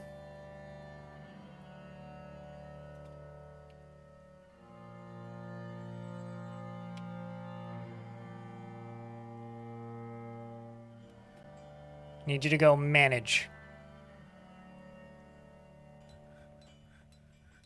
Why must you make large blocks? I need you to go manage, Mr. Manager.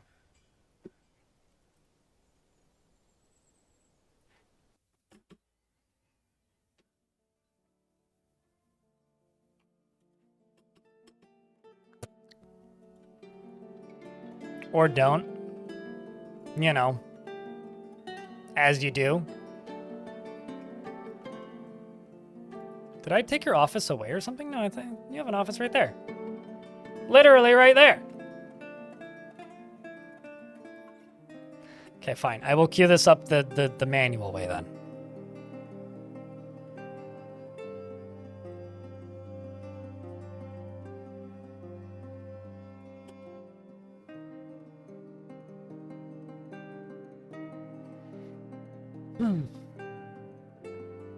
Hates Mondays, hates life. Yep.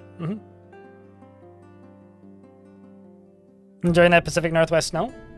I don't mind it. I haven't been out in it much. I went out in it the first night while it was falling and pretty. It's mostly just ice now because it's been above freezing every day. So yeah, no, it's fine.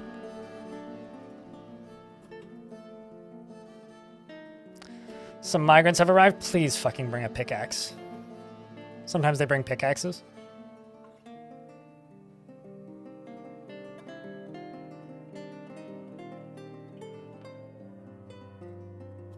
And we almost immediately get a demand for another temple. This is for the sect of Amethyst. I want to say they worship the same god. Yep. Same god. Different religion. Wow. 2 lovers and 10 children? How old are you? Tomb Dip. I love your last name. What a giant fucking family you've got. Look at that. Also, your lover's here. How old's your lover? 125? 2 lovers and 2 kids. Have you been here for a bit? Okay, so lover's been here for a little bit. You've also got a nephew named Cog. And a cousin with a notable name. Wait a second. He's your lover, but you're not his lover?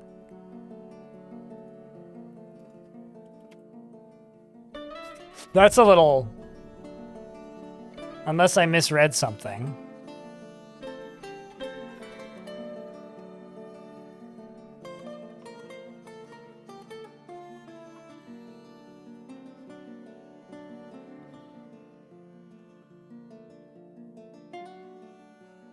Hold on a second.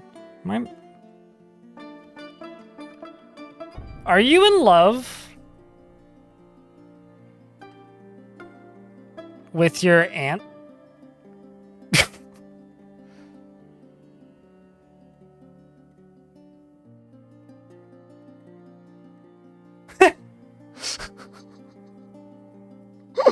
You fucking creeper.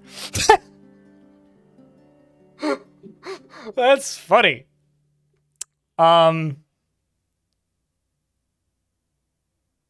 Also, he's older than her.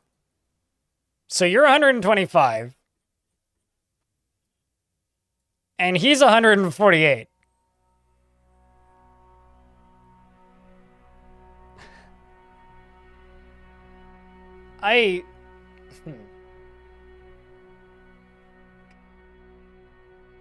Also have a lighting problem here.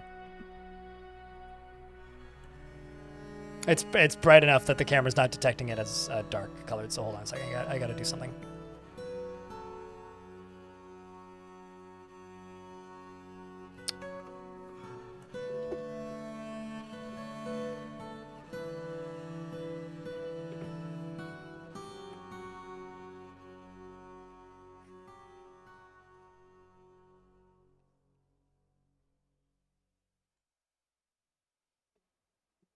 I think actually probably what I'm going to do, lower the camera down.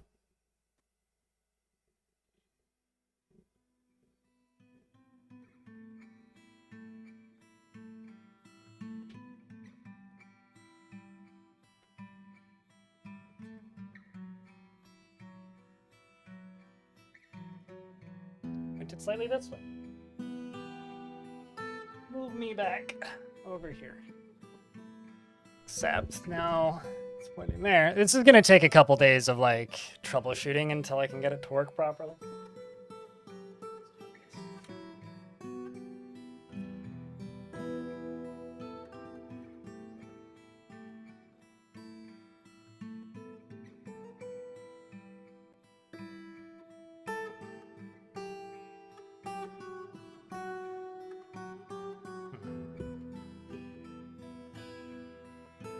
That's a curious question.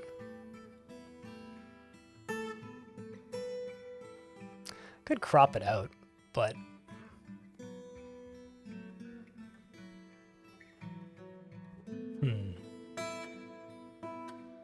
hold on a second.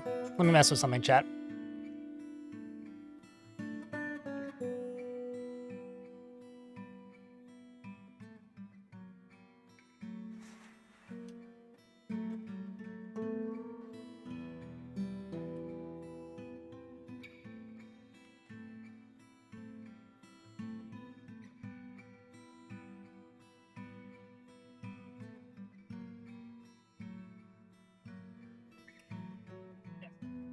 I'll just have to do that until sun goes down a little bit.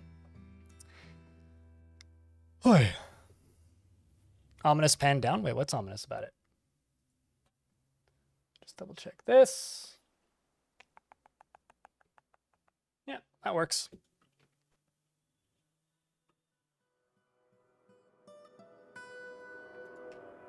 All right, good enough. Although, looks like it's peering around the edge just slightly on that side, so I'm just gonna turn this back to where it was. Over there, a little bit. Perfect.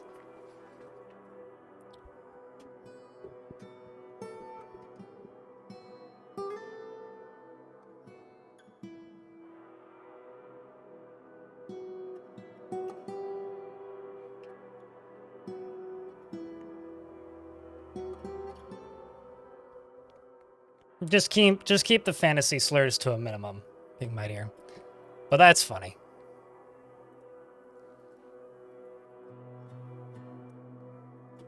I don't think I've ever actually witnessed that before. I know that, like, they can get together with cousins. I've just never seen it happen. So, you know. Wait, what's that? Okay, never mind. I read that as something else. 4950, looks like we're going to get an election pretty soon. But Deep Space, how are you today? Tis good to see you. A little bit too far one way. All right. Yeah, I figured that this was going to be a thing that I was going to have to do, which is why I bought the lights. Because there will be certain times a day where I'm going to have to close the blinds. After 100 years, who's counting? What, with the age difference? Yeah. No, I've definitely seen dwarves married to dwarves that are like 30, 40, 50, 100 years younger than the other one. But I don't know, time is different when you're a dwarf, I suppose. Okay, well, that seems to be more or less it for that migrant wave. I'm going to need to make a manager's office. I think I'll connect it to right here. Although, I'm also going to need to find some gems. I've also got a bunch of unfinished constructions, so we'll unforbid all those. It's pretty great. I mean, it's nice to have natural light coming in, although there are going to be certain times a day, pretty much year-round, where I'm going to have to, what's the word I'm looking for here? Close the window, because I'm just going to get blasted with sunlight, which is fine. It's just very bright.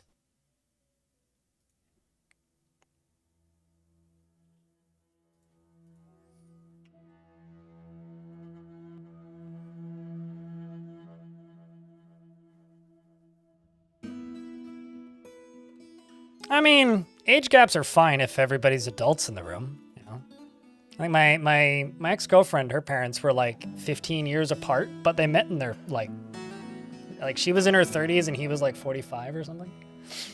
Which was like, you know, whatever. My older sister, when she was 20, I think when she was 20, was dating a guy who was like 30 something. It was like 31 or 2 or something.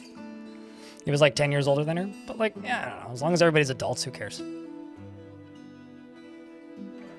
I don't think that's a controversial statement. I'm gonna go to about here, basically.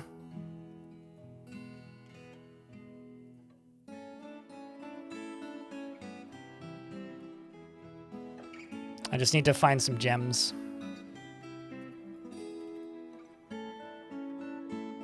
Rex was 13 years older than you? So I guess it really is the unlucky number 13. Holy shit, the Order of 3 temples? And a Woodworkers Guild? Well, that doesn't surprise me. Wow, okay. Demands go burr, I suppose. Did the missed animation get an update? Nope, still looks the same. Did you miss the animation or something?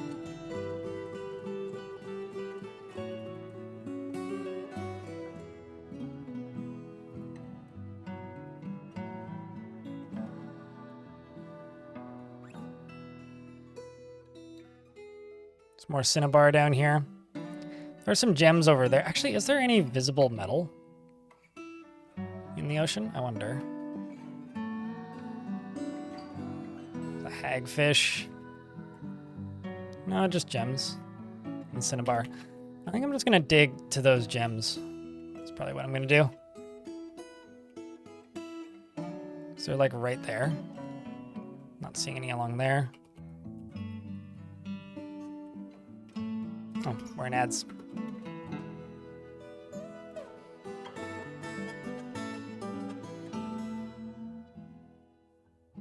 I think beyond the age of 30, as long as you're both above the age of 30, anything goes. That's all I can say to that.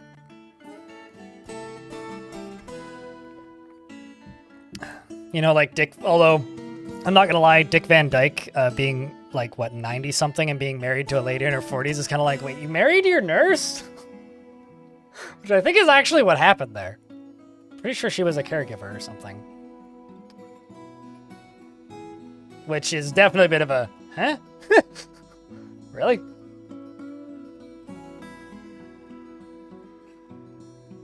No, not anything goes. There's never a point where anything goes, but as long as you're both above a certain age, anything goes.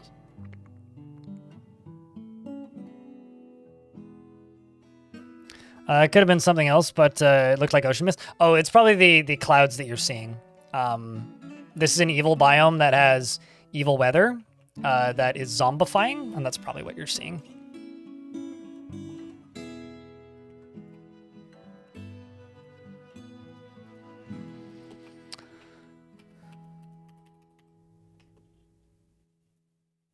Oh, you're going to go get a drink and then probably sleep. Great.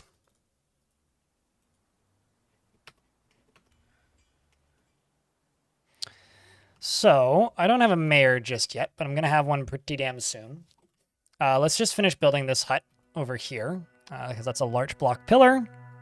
Anyway, enough of the weird conversations. We have a dwarf who's in love with his aunt. Let's not worry about it too much. It is just a video game after all. That could work for an office, I think. Although I don't know if I want the mayor's office to be like in a alleyway. That's more of like a broker's office or something. So let's make maybe this right here. Hey, chat, can I get a round of beers to be very clear and obvious that we're resetting the conversation before it gets weird? Because this is one of those conversations that's just going to get shitty and there's no way around it. So let's just reset it. Appreciate you guys. Let's do that, and this. Up above, since we have access to this. Gonna erase some of this, but most of this is just gonna be larch. Gonna go up top there, along this side. So down in here, let's just go closest material because it'll just use the larch. And I'm gonna need to expand this, of course I am. their office can be a floor up. Second floor mayor office, maybe?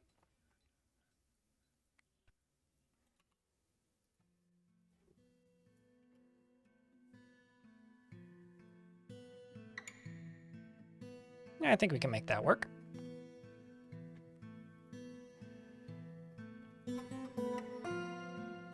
That was likely the wrong materials.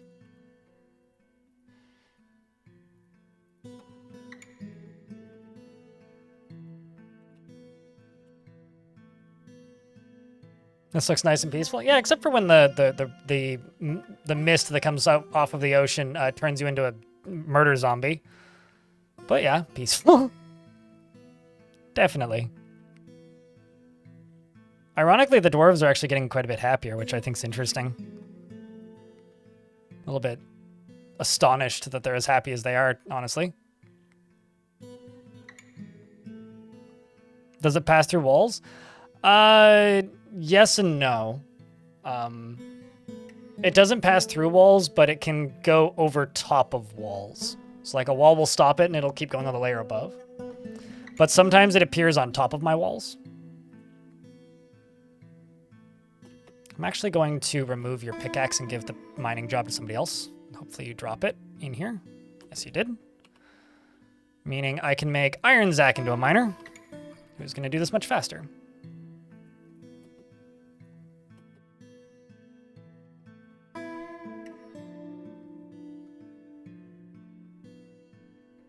Murder Zombie Mist has a lot of downsides. Well, I mean, it's not so bad.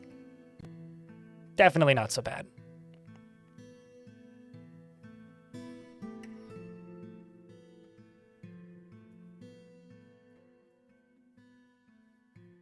Once you're done drinking here, Dwarf, can you please go get a pickaxe?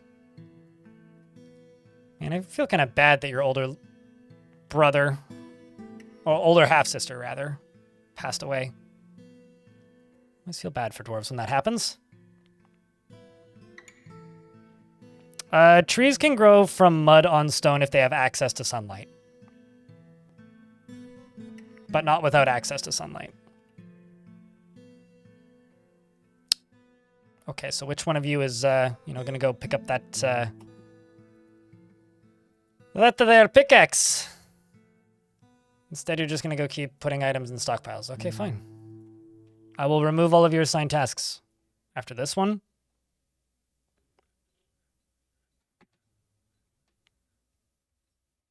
Keeps property taxes low. Yeah. It's like I used to always like the fact that I lived on a shitty street because it kept my rent low.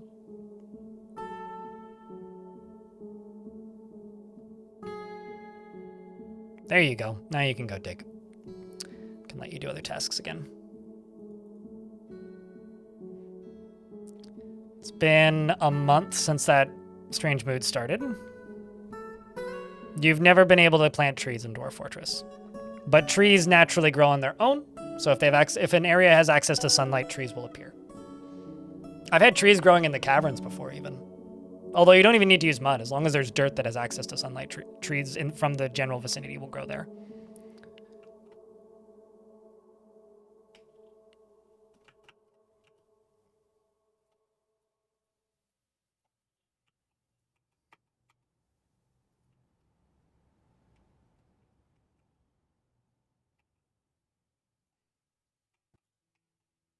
Oh no, right, yeah. There's ocean above this. So what's, you know what, why don't I just do this instead?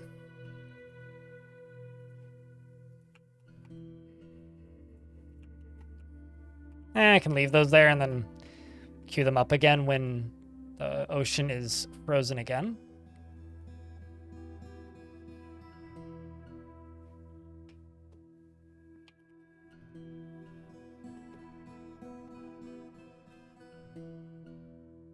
So I just need to happen upon some gems. That's all I really need. Just need gems.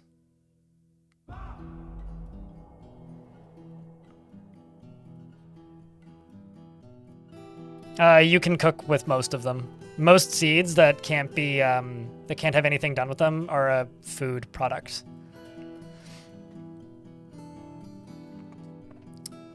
So like as an example, like apple tree seeds I think can be cooked with. But the reason you get the seeds is because like if you cook with them, it destroys the seeds. If you brew them, it doesn't destroy the seeds. So if you're brewing like apples, right, you'll get apple tree seeds, which obviously you can't do anything with.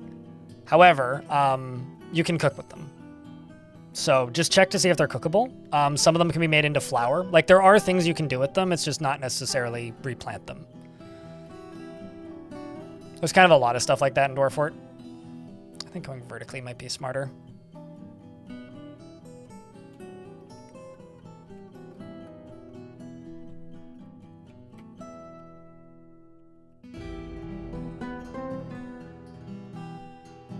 That spot actually seems good. Just go straight there.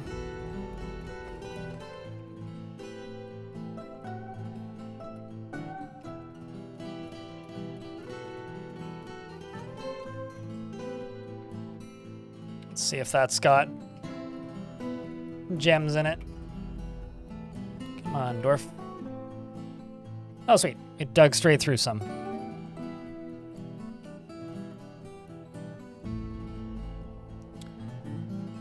That's what you like to see. I might have 10 feet tall cavernous attack hedges in front of your... 10 feet tall cavernous attack hedges, hey? I don't know what a cavernous attack hedge is, but I don't want to get caught in one. Is it as more effective or less effective than a guard dog?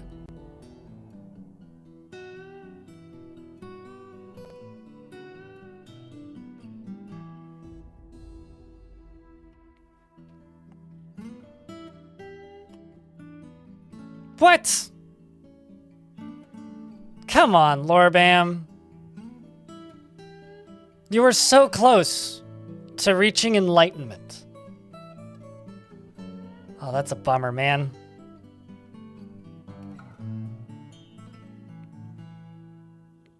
Chat, can I get a round of Fs for our poor Lorbam, who's been Lorbammed in the head so hard, he's lost his sanity.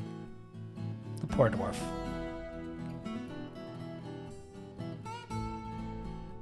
Such a shame. Such a true shame. Such a shame.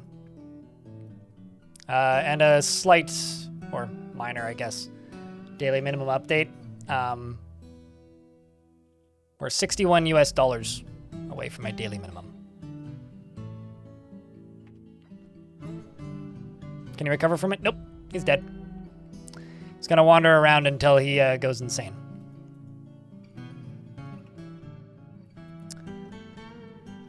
Good news is now I don't have to worry about it anymore, but bad news is he's dead. And it's a shame.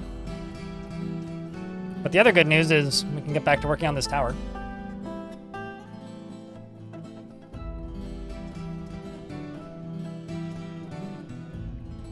I think I'm going to do this.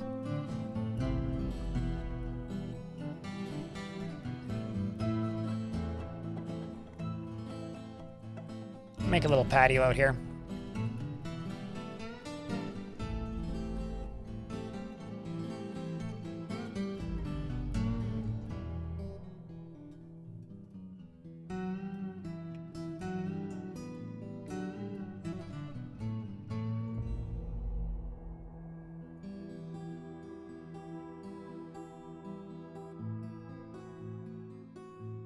Oh, I see what I did here.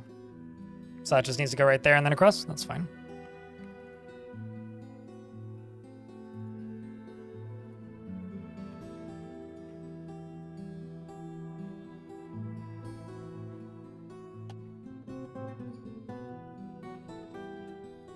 Could also get that dwarf to get down there and try and dig up the lower spaces. I should also make some pumps.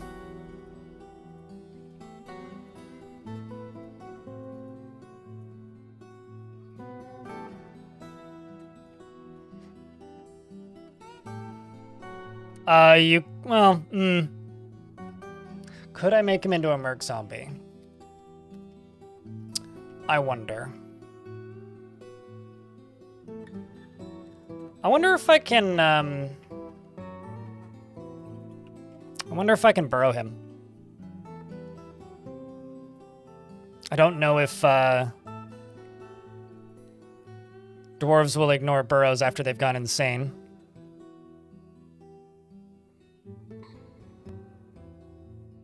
Twas Lorbam, if I'm not mistaken.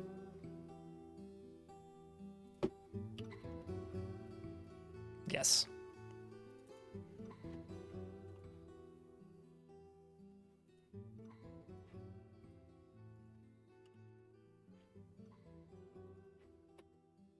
Let's see if he goes there.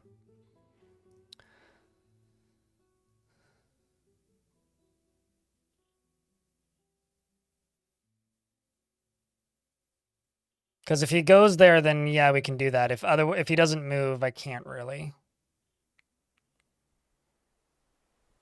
The hammer isn't an option because nobody's committed a crime here.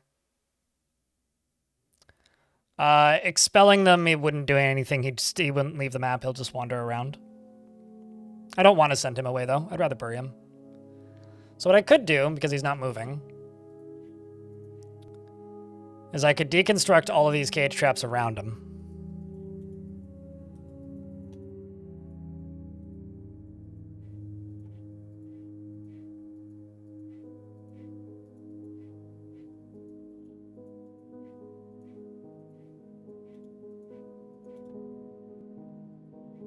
And then I could move the weasel, or not the weasel, the badger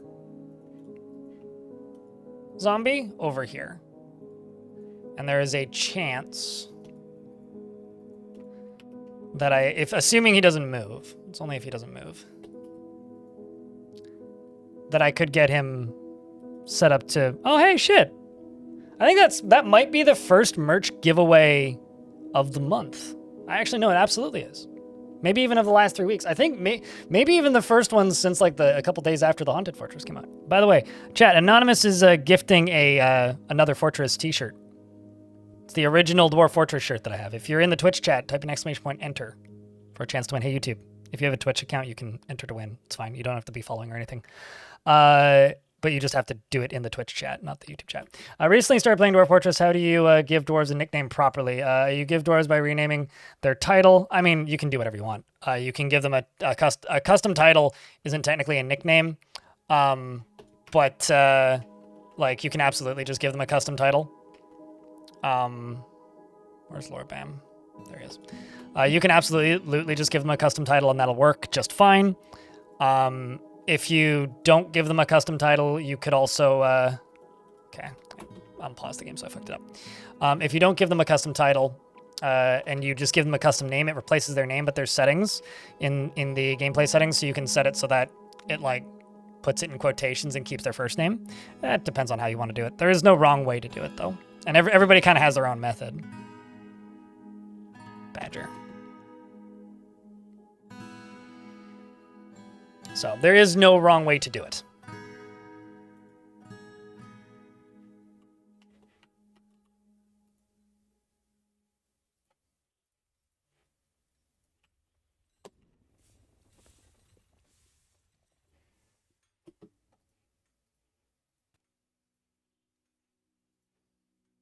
Stay in there, dwarf. Quit walking.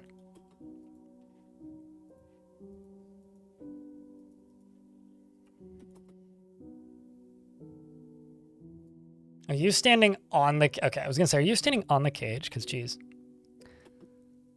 Sickney? I'm not sure how to say that. Thank you very much for entering. You just won the t-shirt. If you click on the redeem link and link your Twitch account, it'll give you instructions on how to get your shirt.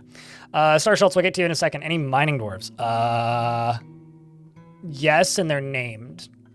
Any other preferences or things I could work with?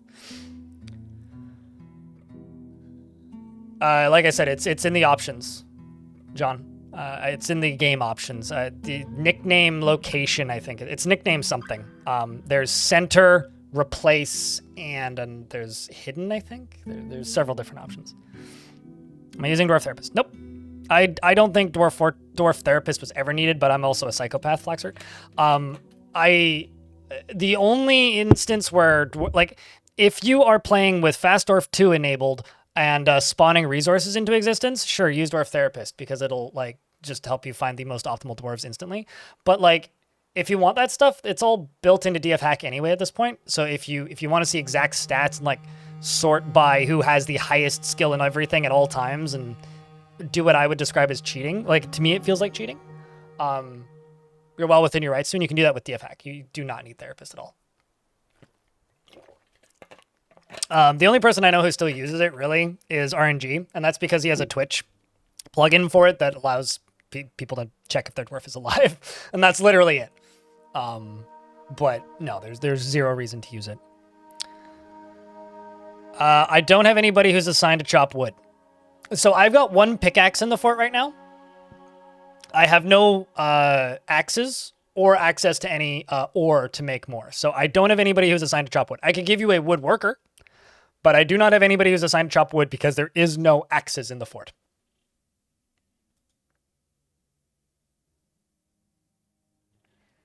It's a separate listing on Steam. It's a separate piece of software. So you don't get it through the Steam Workshop. You just go to Steam and you download it. Or you can, like, go install it manually, but you'll get automatic updates if you don't do it that way. I mean, I don't recommend people use DF Hack. Kind of at all. But, like, you know, you do you. I realize that that's a unpopular opinion when it comes to this video game. Okay, I'm gonna lock these two doors. You right here. Select the lever. Connect it to here.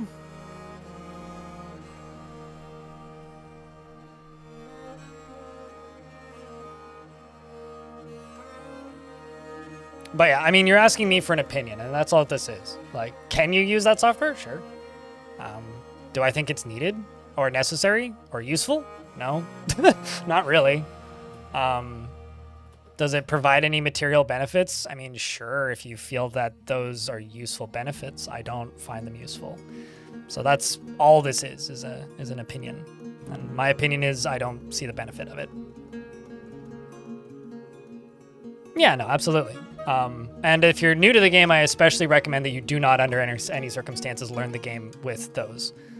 Because they will teach you more bad habits than good.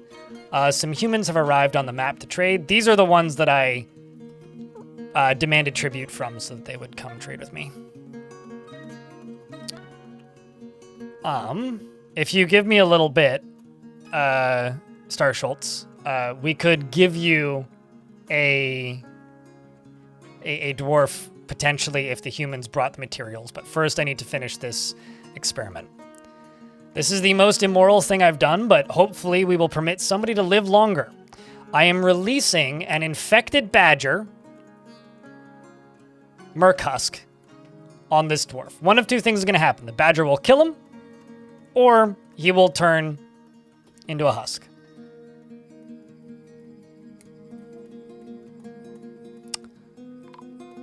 And it appears that also the other humans have arrived. It appears that he is getting killed by the badger. Is the badger not biting him? Oh, it is biting him. Does biting not spread it? I guess biting doesn't spread it. Well, learn something new every day.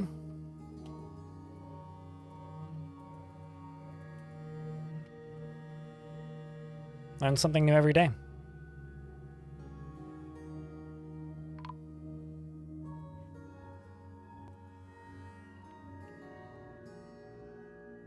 Suppose we'll have to try and get them into a different place in the future. Anybody putting that in tombs?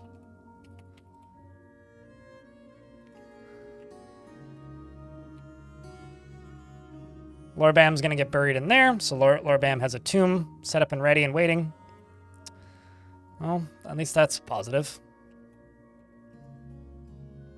Send some reindeer bone amulets over.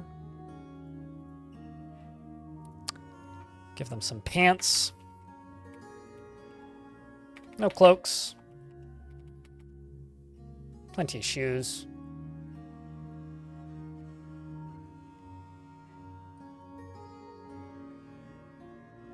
Is this colony full zombie? No. There is a singular dwarf zombie in the fort and a singular, what's it called?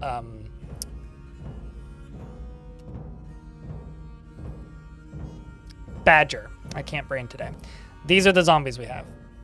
They're opposed to life. They're not your standard zombies. They're weather zombies. So I have no control over them, and don't plan to have any control over them. But they do want me horribly dead.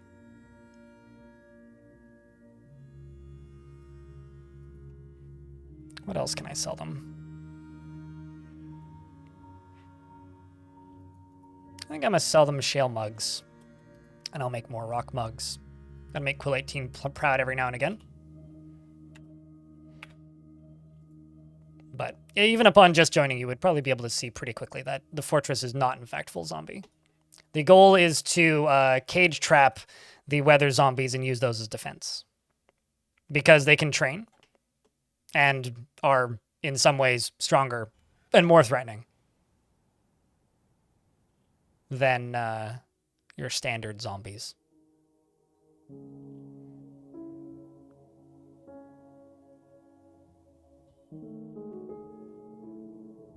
Dust zombies spread it through coating. Well, I mean, because it's from mist and not rain. Yeah, true. I guess it's like inhalation or whatever.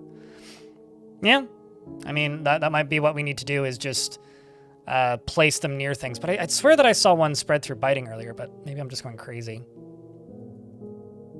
You brought bismuth. Can't do anything with that. You did bring some picks though. I'm gonna buy these picks, assuming I can afford them. Maybe not that one. It's a bit expensive.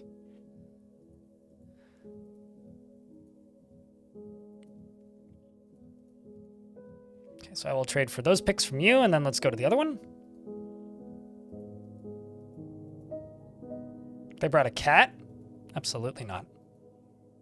That's a very expensive pick. I will not buy either of your picks.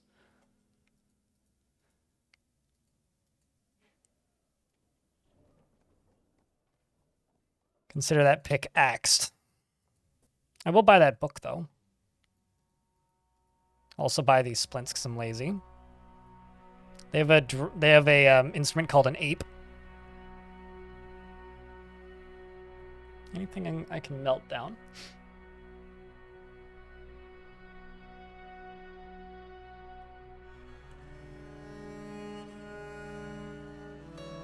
It's like I guess I could buy the Copper Morning Star and the flail.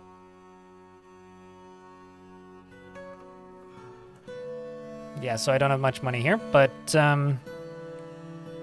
not by the flail or the maul. What other metal things do you have?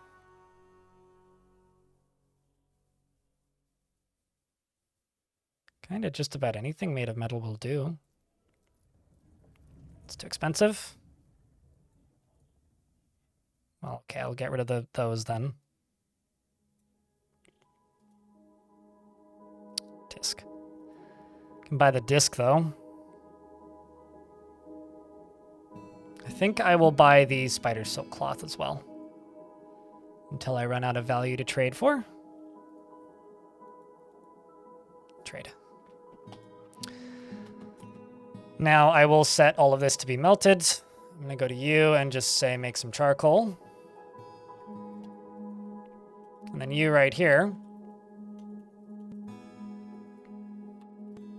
Melt a metal object, do it for a little bit.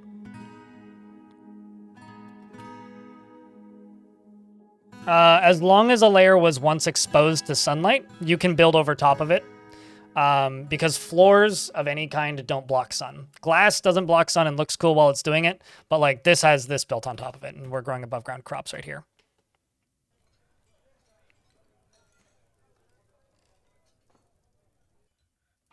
So I'm going to make a copper battle axe, and then we can get that dwarf named. You wanted a miner specifically, right, Star Schultz?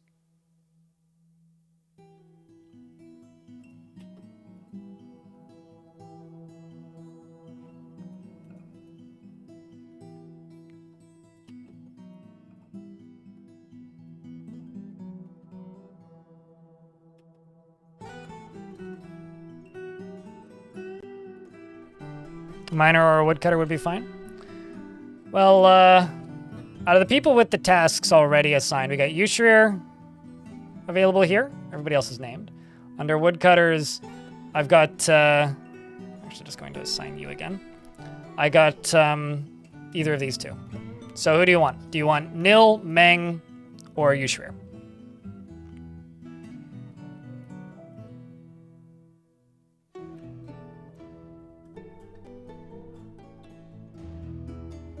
You want Yushrir, the novice miner?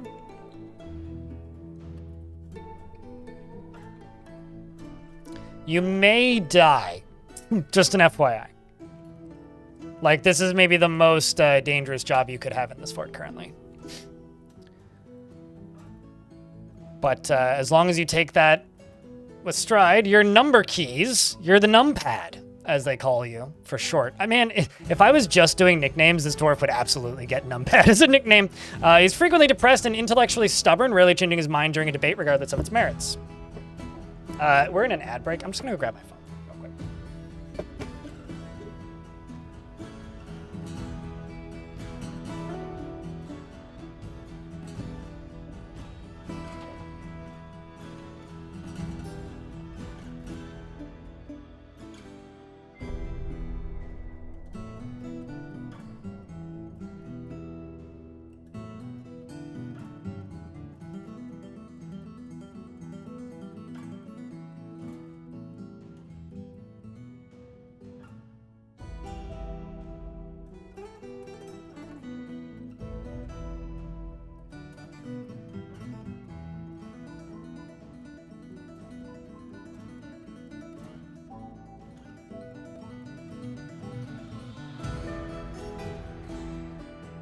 Huh.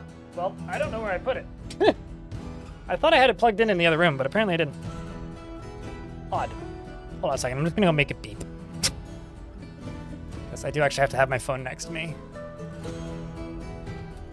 Same world as yesterday? Yep, same fort as yesterday.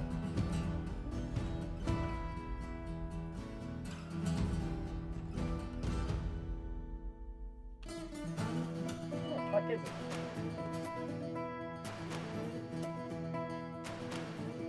Go figure. Underneath my shirt. My sweater. That was easier to find than I thought it would be.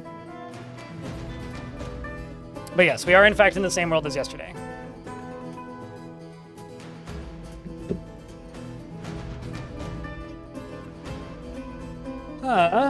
Just got something I gotta check real quick. Make sure I haven't had any phone calls.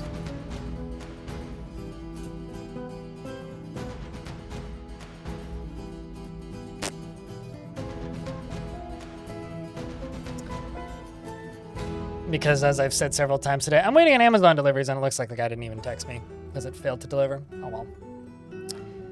Hey yay. Let me see if I can.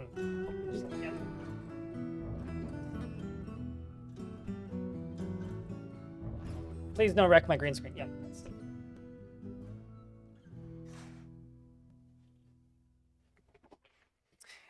You realize that the dwarf with a dangerous job and the red shirt is definitely more likely to get killed. Yes, that is true.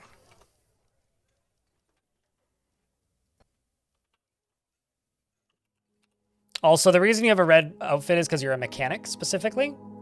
So that will change as soon as you become a miner. You also, you have a reindeer bone amulet equipped. You're married and you have a daughter and several friends. You worship the god Bur, and you're a member of the religion that already has the temple built. You're focused, actually. You're quite a happy dwarf. Or quite a satisfied dwarf, anyway. Frequently depressed, and his voice trails off when he's thinking about something, and he winks during conversations. He needs alcohol to get through the working day and does not mind being outdoors, at least for a time. He personally values decorum, dignity, and proper behavior, and does not really value skills related to fighting. He likes satin spur and nickel silver and rock crystal and mandrill bone and alpaca rings and goats for their eating habits, and the words of the tenorous wisps, and when possible prefers to consume pond turtle and sweet potato wine, and can't stand large roaches.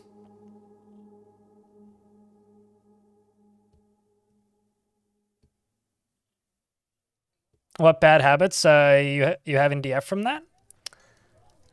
Generally, when I describe things like bad habits, it's ignoring certain mechanics because DF hack has default built-in methods of avoiding them. A really good example of this is in right now, if you have the DF hack overlay turned on, right? When you're assigning soldiers to a squad, it's very, very, very, very, very clear and blunt about who is good for in the military, which I describe as a bad habit. Now, the reason I describe that as a bad habit is it allows you to completely negate the mechanic of like looking at dwarves, like thoughts, preferences, and traits, and you will miss out on a lot of flavor from in the game. It makes it very easy to avoid entire mechanics because, well,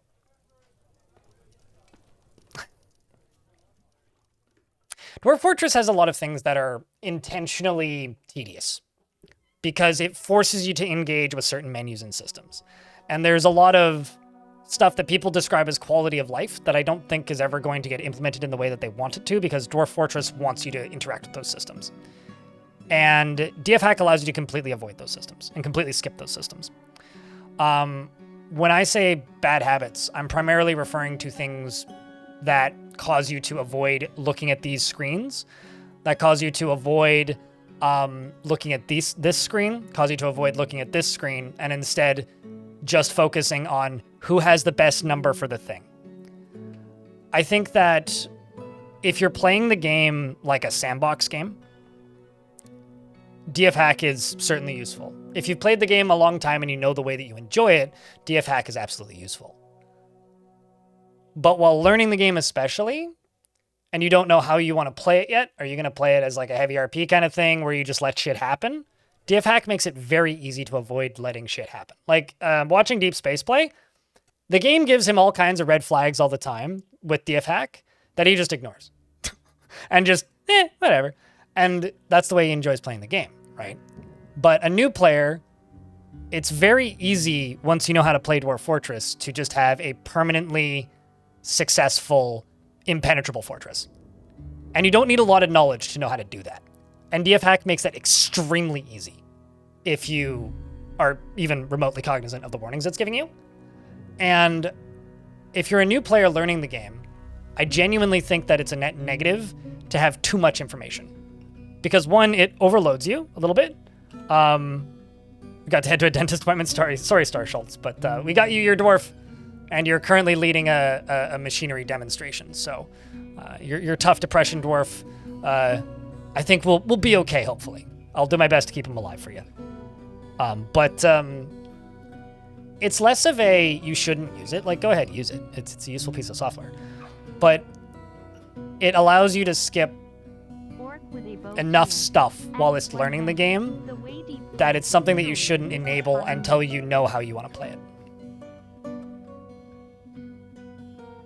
Is literally the this is fine. Yeah. This is fine, lo-fi and chill. So that's it. And that's all I'm really referring to, Elon. But at this point, you probably know how you want to play the game, so. Like I have DF hack running, right? But if I enable the overlay, let's give it a second while it thinks about it. Okay, so overlay is now enabled. Like, just as an example, I don't like knowing this. I don't need these numbers. These numbers are not useful to me. Like, yes, you can disable them there, sort of, and hide exact numbers, but I don't like this. I will quickly make a squad just to show you what I mean. When I'm assigning dwarves to a squad, I don't want the extra filters up here. To me, this is cheating. Especially when you have things like melee potential or ranged potential. Like, is this useful if you're just playing a min-max game? Certainly. I don't like these filters because to me this is enough information that I don't even need to interact with the dwarves at all to figure out who would be good for a position. Interacting with the dwarves and reading is what makes me appreciate the depth of Dwarf Fortress. And when you look at complaints about Dwarf Fortress and you see negative reviews for Dwarf Fortress, a very common thing that I see from a lot of people is, I don't see the depth here. Because it's very easy to miss, and it's also very easy to ignore. And I think that a piece of software that allows you to ignore the depth of a game, which already has missable depth, is a net negative. So at this point, if you've been playing Dwarf Fortress since 2015 and you've always used DFHack, you're probably good. But maybe every now and again, try at least disabling the overlay and playing a fort and see how it goes. You know? That's all I'd say. And I need to delete this squad. Like, you know, most people who play through a Bethesda game are probably not going to use the command line to skip a bunch of shit and avoid a bunch of quests their first time through. But the second time through, it's probably not a bad idea to look up some command line tools in case you run into an infinitely repeating mining bug, which is, at least when I played, that was still in the game. I don't know if they ever fixed that. Or maybe to minimize some potential problems. But you're probably not going to do that your first playthrough. Maybe your second playthrough. Or your third playthrough. And personally, that's how I feel about DFHack. It's like, it's a very useful thing to know once you're at the point where that's a useful thing to know. But if you're learning the game, your first 50 hours, you should probably avoid it.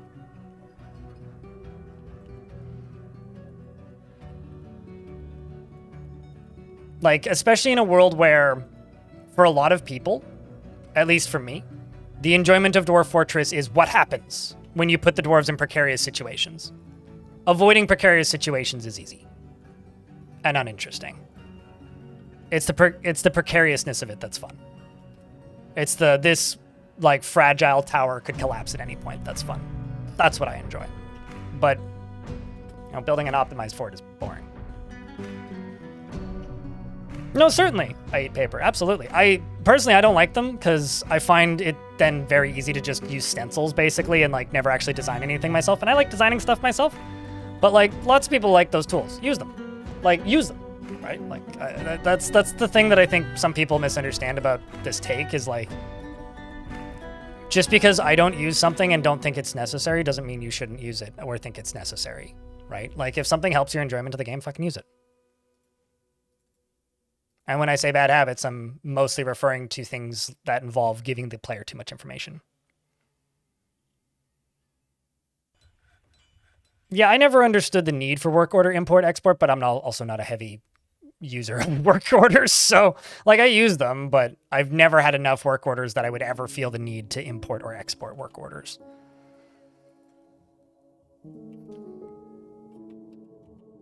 Like that's just something that like, I don't know, it's just lost on me. So this is going to be the mayor's office.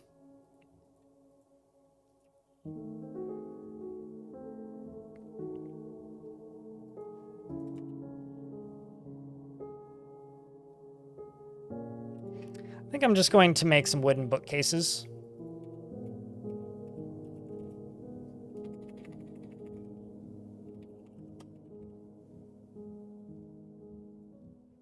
I mean, at the end of the day, it's a single-player game, so play it exactly the way that works best for you. But I cannot think of another game in existence where, in order to play it in a lot of... Why did I make that twice? I was going to do tables. In order to play it in a lot of players' eyes, you need to be using an external tool. I can't think of another game. And I think that, to a degree, was the case. Stretch. Pre-Steam... But post-Steam, it's not the case. In fact, even pre-Steam, like the reason it took me so long to get into Dwarf Fortress properly after trying it in 2009 was because I had to install 3 other pieces of software, it seemed like at the time, to play it, right? And it crashed a lot because I didn't know that certain plugins would make the game crash if you didn't disable them. And that sucked. Also, a large portion of why people describe Dwarf Fortress as crashy traditionally is not because Dwarf Fortress is crashy. Dwarf Fortress is actually pretty stable. It's because of text will be text, which was the old plugin that let you see multiple Z levels at once. Like, that was like the number one cause of crashes in old school Dwarf Fort. These days, yes, drove in, but I'm referring to like when they were released, you know, when those games were new on day one. It's not the best example these days. But even then, like if you just buy Skyrim on the Switch and play through it, you'll be fine. You don't need those mods, right? Will they help your enjoyment of them? Possibly. Do you need them? No. No, not at all. But yeah, no, Dwarf Fortress had like this horrible reputation back in the day for being extremely crashy. And there was certainly versions of the game that were crashy, and certainly versions of the game that just straight up didn't work. But like the majority of the reasoning for it was DFhack.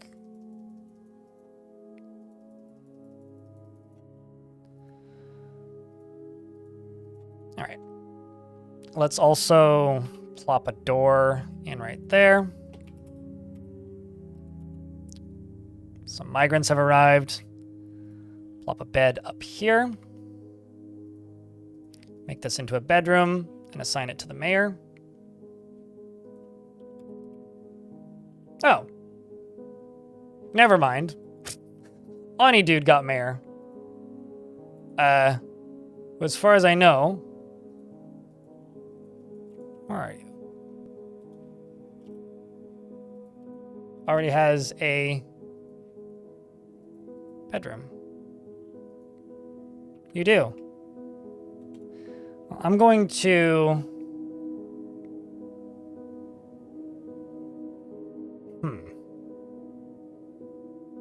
Maybe give your office to somebody else. Such as Vukar, Havoc. Well, does Wikta have a bedroom?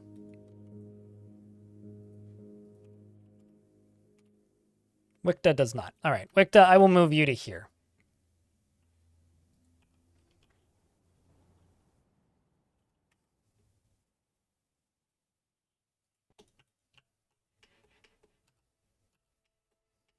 Because I can't remember where your study was. I think it was up here, right? Yeah, that thing. Let's delete that for right now. And then Ani Dude can be plunked in there. And Ani Dude's office can be right there. Still needs a dining room, but we'll work on that.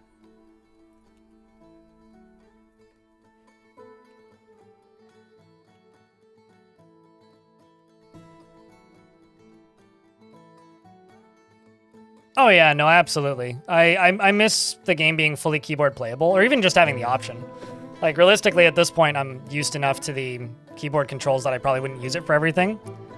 But I would likely use it as an option. At least part of the time.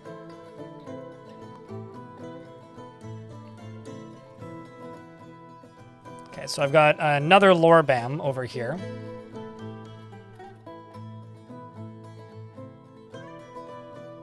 Wait, what? Was that the original Orbam? Have I just never cleared that? Yeah, I've just never cleared that strange mood. All right, look at me, good at the video game.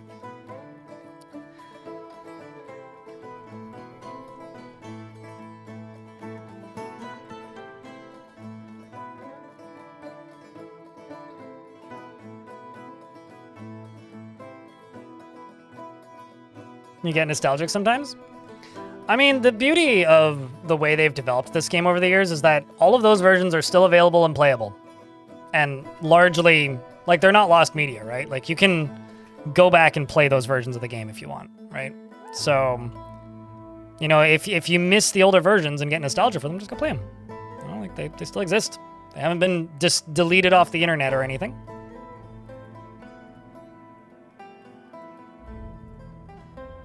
And that's a benefit for everybody, I think.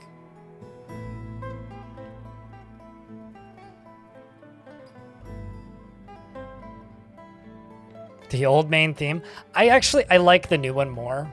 I don't know. Like, I know some people are fond of that old one, but nah, mate. I like the new one more. I think the new music is much better. Even like the old Simon stuff. Like, I've gone back and listened to the old Sound Sense music, and as like jivey and catchy as some of those old tracks are, they're pretty rough. I don't know. They're not quite my vibe these days, especially.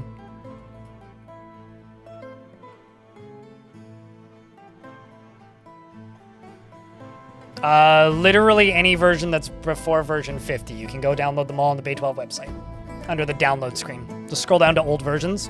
47.05 is probably the best and most stable and most like accurate to modern era. But anything that's older than version 50, yes. So Order of Dust and the Sect of Amethyst are the two temples that are going to get temples in here. Or the two religions that are going to get temples in here, pardon me. So I think I'm just going to build a little wall right there.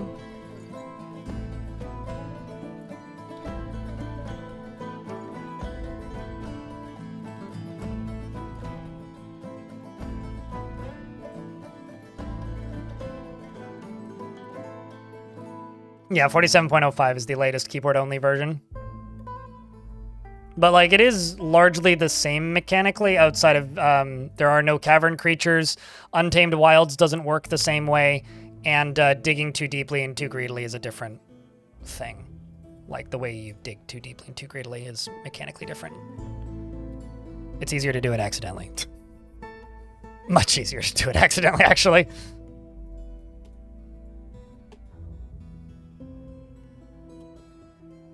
What's up, Just Magu Kit? Yeah, I think the older game theme has a special place in my heart, but I think that the remastered version is superior, personally.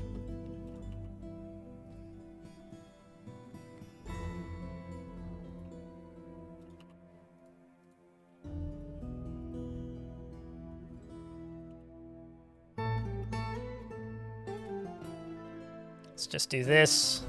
Oh. For some reason I didn't see the stairs. I will just go around and erase all the unneeded pieces in a minute.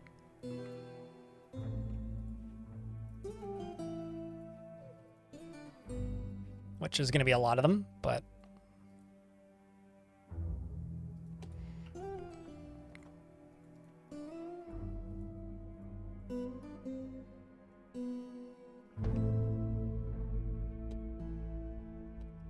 easy peasy. Kazoom, thank you very much for the tier 2 for the 14th month. Welcome back, dude. Greatly appreciate you. Okay, so copper. Let's go weapons. Copper. Battle axe. Weapons. Copper. Pickaxe.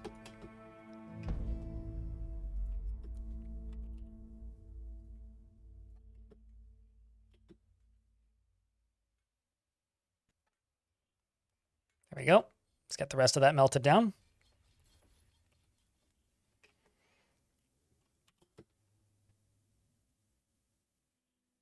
There you go. Just Magu Kit. Sometimes you gotta get up and rise and shine and dwarf the day away. So this is gonna be 2 separate temples. One's gonna go right here.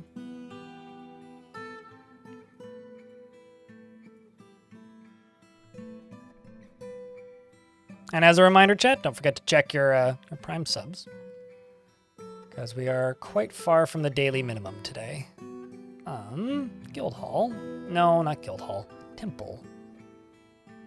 So that's the one that we already have a bunch of, so it can't be you. It's the Sect of Amethyst and the Order of Dust. So let's do the Sect of Amethyst first, because we want them to be happy. So I will confirm that. but it's not going to be high enough value yet. Then down here, I'm going to do some more.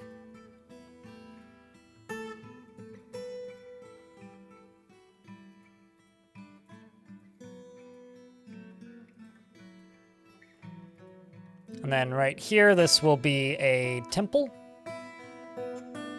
in the Order of Dust.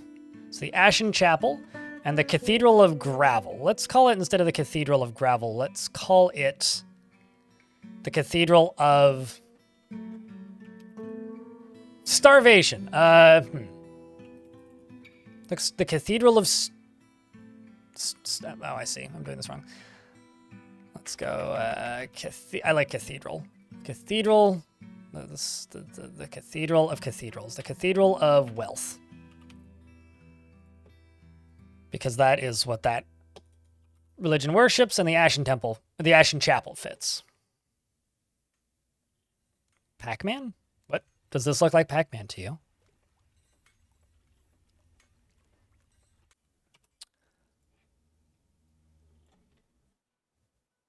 Got a baby goose in the fort now that I can't get rid of.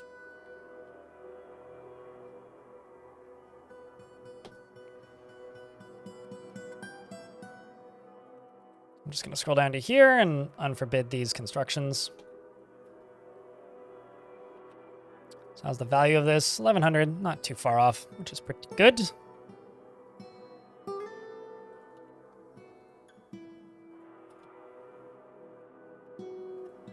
Let's also check these bookcases. I think bookcases just look nice.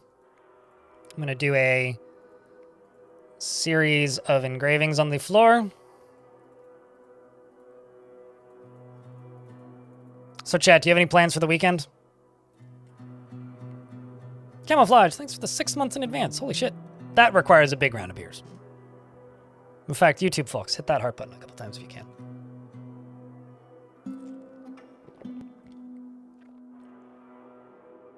Dwarf Fortress is your plan for the weekend? That'll do it. That'll get you by. I have to go back to my old place and fill holes in walls.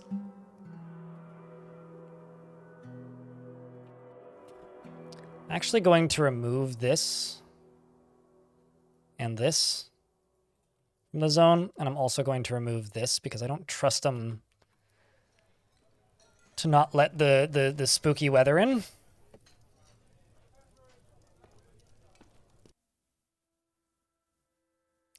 Spackle, specifically. But, yeah. More or less that. I'm going to slaughter a bunch of animals, I think.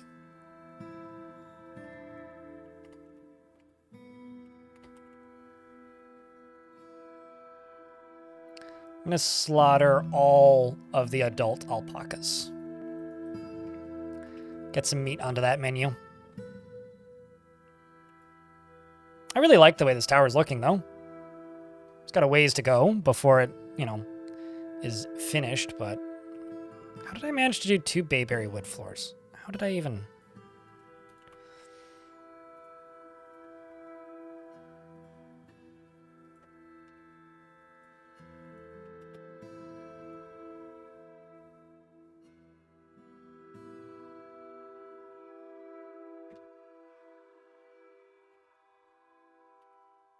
Value of this one is up to 1700.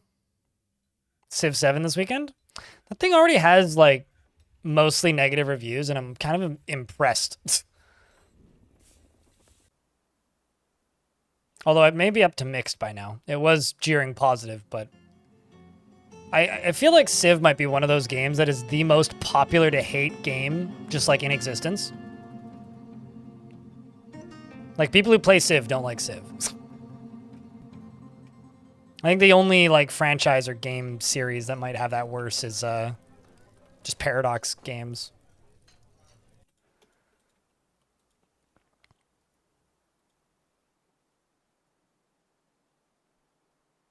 Deserve it or not, it's like, it's kind of wild to me. This is a true fact. Yep. It's like, nobody's stopping you from just playing Civ 5 for all eternity. Why are you complaining about the mechanical differences in Civ 7? Although supposedly, like, the just the balance in it is not great, but the people complaining who also paid the most for the most expensive version of the game are the people who power gamed all hell and are obviously going to outsmart the AI frickin' immediately and are just going to sit there and complain about how it's not good. It's like, well, I think you did this to yourself. Stop being so good at video games. You'll enjoy them more if you're bad at them.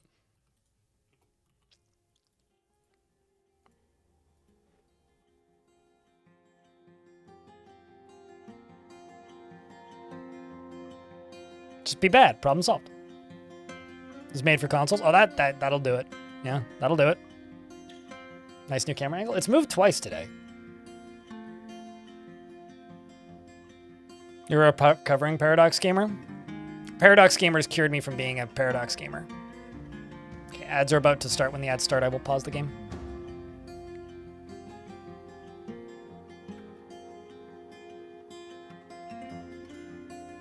You know, I fucking loved Civ 6 on launch, and everybody bullied me out of playing Civ 6 because they convinced me that I wasn't going to enjoy it because people convinced me that it was bad. And I'm still recovering from the, why are you playing such a terrible video game? Chat, and it's made it so that I'm probably just never going to stream another Civilization game. I still feel icky about it. I should just grow up and get over it, but it's the truth. 'Tis the truth.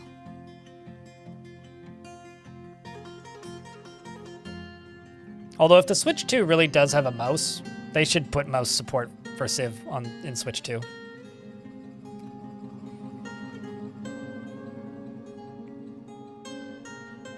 And what year did EU4 first release? Mareb?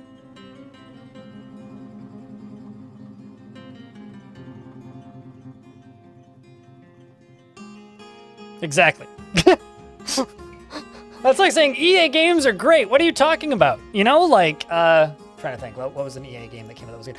Mass Effect 1 was phenomenal. It's like, mate, that game's like 15 years old. Hi, dumb, I'm blind. It's because I haven't filled in building the corners yet. That's why. Yes. Wasn't it? Yeah. Back in the good old days. Although, you know, I have this weird feeling. Chat can maybe help me speculate here. This is just speculation. If we actually have like a AAA game crash, which could happen, because like, just look at Ubisoft right now for more than 10 seconds and think about it real hard.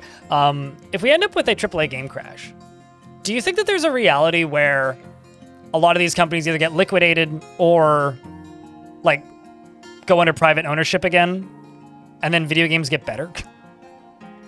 Like, just in general, like, I don't even pay attention to AAA games because, like, I just presume that everything's going to have a business model that I don't want to participate in. There's, like, a weird possibility that, like, video games end up getting better in the long term. Ooh. Goats is now a religious leader and is the holy gorge of the sect of Amethyst.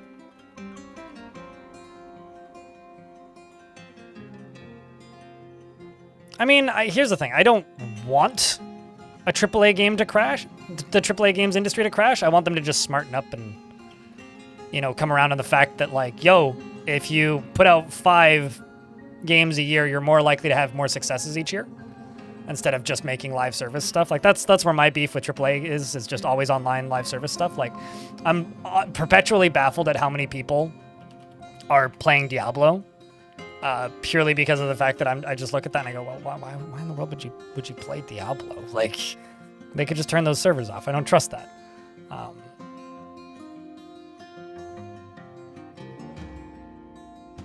Like, I will perpetually be like kind of surprised that people buy into those game systems.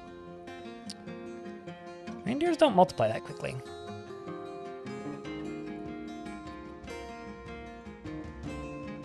Path of Exile 2 is good? Sure, but that's a free-to-play game. Or it should be. It's not currently.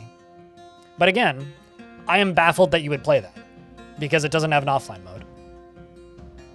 If it's a game that you've paid for and it doesn't have an offline mode, like, that's nuts to me. And will always be nuts to me. I know people will just be like, oh, this game's good. It's like, sure. I mean, lots of games can be good. But if a game is just based on an unethical business model that comes with planned obsolescence, it's exponentially more expensive to run every single game you release then, because every single game that you release is going to need servers to run it. So it's exponentially more expensive to make a sequel to a game. So 5 years down the line, when 2 more games have come out, it's like, well, that game's going to get turned off eventually. It's like, the best thing that happened to the Diablo franchise is that Diablo 2 is still playable. Yeah, but here's the thing. If they ever turn off Diablo 3, Cyberlag, Diablo 2, or GOG can't sell it, right? Just because GOG can sell games doesn't mean that, like, you know, if Skull and Bones gets turned off, you won't be able to play Skull and Bones anymore. And there would probably also be much rejoicing. But do you understand what I'm saying here? Anyway, I shouldn't step into the AAA space because it gets weird quickly. I just don't understand why, like, how we ended up in a world where people accept games that you don't own. And I realize, like, that's Steam. But at the very least, like, you can back up games locally on Steam. Whereas you can't in a lot of cases with other games. Warhammer Online made a comeback, and nobody cares. I never played Warhammer Online. I don't know if it was good or not, but, like, yeah, I mean, it's released the server hardware, like, allow people to play the game again. Even more when massed together. Yeah, crowd stupidity, right?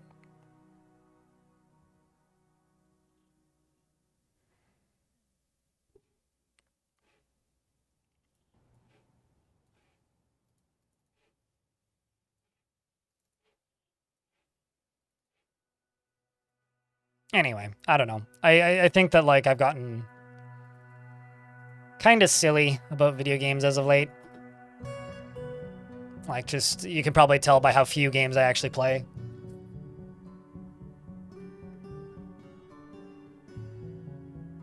And that's why you had to look at it. Oh, that's fair. Like, I mean, that's like, Game Pass is an okay service for the current era of how video games work. But I stopped paying for it because I realized pretty quickly I was just paying for Age of Empires. It's like, well, this would be cheaper to just buy Age of Empires. So I bought Age of Empires.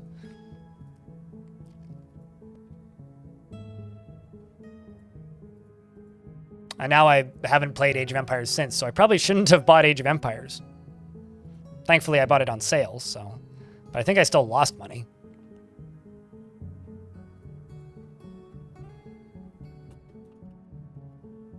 I really like the way these 2 little temples look.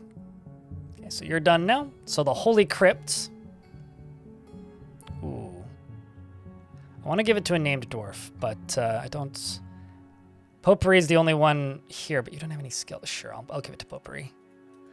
So I've got 2. My demands satisfied. So now it's just the Guild of Towns, which is the Woodworker Guild Hall. This is my other guild. I think I'll just make this floor right here into 2 separate guild halls.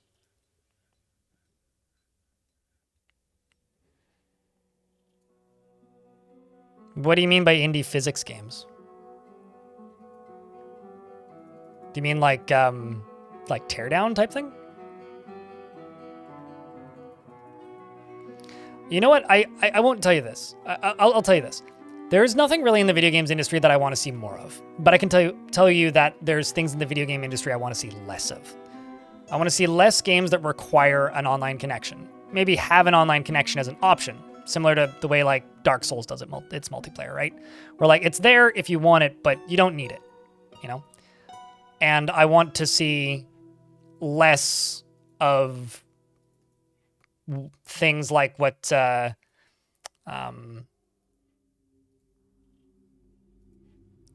now I'm blanking on the name of that company. Embracer Group did, you know, where you go around buying literally everything and then irresponsibly just obliterate like half of an industry. That's what I want to see less of.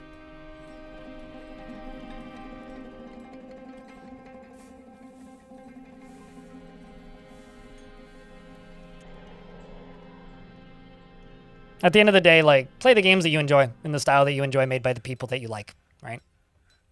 Vote with your wallet on that stuff. I think people are just not very good at voting with their wallet. You know, like it goes back to that classic meme of when Call of Duty first put out a version that wasn't what's the word? That when the first time Call of Duty didn't have servers that you could host, that you could self-host on PC. And everybody's like, don't play Call of Duty, boycott Call of Duty. And then there was that group called Boycott Call of Duty, and there was that screenshot, and everybody's playing that era of Call of Duty. In the Steam group called Boycott Call of Duty, and everybody's in game playing Call of Duty. That's kind of about how good people who play video games are at voting with their wallet. We like our hobby too much, and we play it anyways.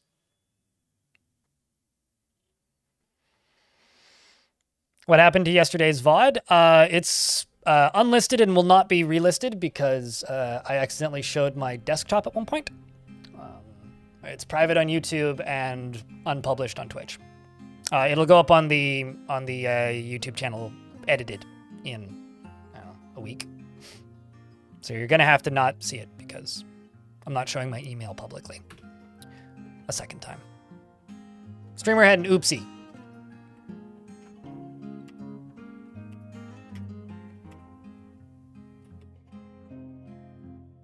Nobody's perfect. Okay, so Woodworker Guild, which I think I'll just make this inner side. It kind of looks like a fish hook.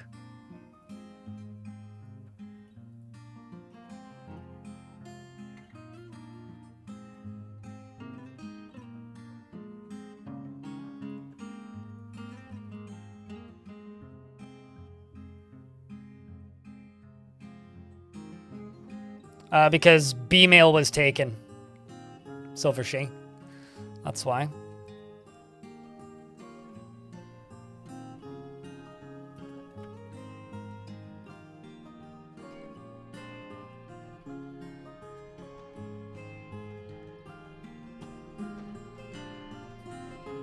Here's Gmail though. Yeah. That there is in fact Gmail. Let's also see, do I have any of these? I do.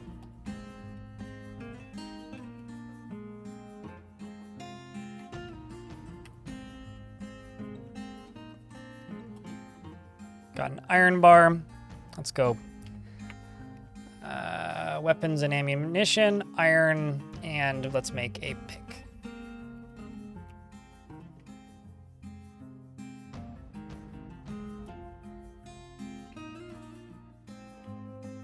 I mean, I understand the gimmick here, but I'm really tempted to just be the guy who's just like, well, actually, it's because it stands for electronic.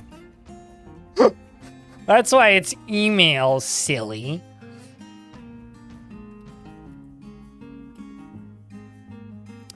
Cloud of murk has floated nearby. Oh, crap. Didn't clear the last one. So I don't know where this one is. Let me just check, see if I can spot it.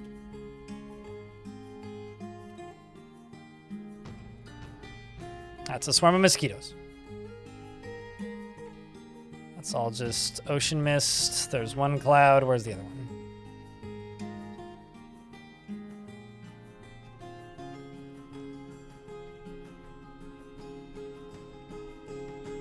There it is.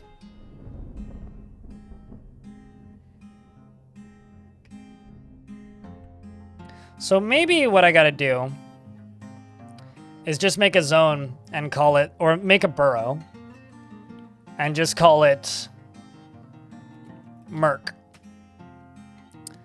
And then we'll select dwarves that we don't like and then just make them go stand like right here. I think is probably the way to do it, right? If I go down to here, I can remove this from right here.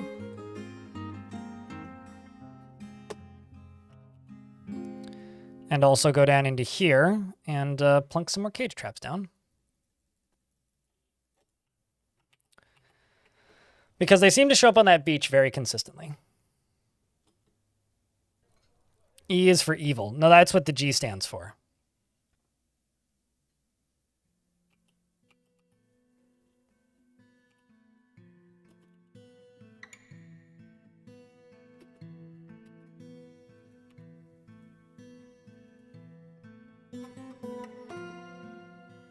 Givable. Yeah. Or maybe it's gimme, as in like, give me all your data.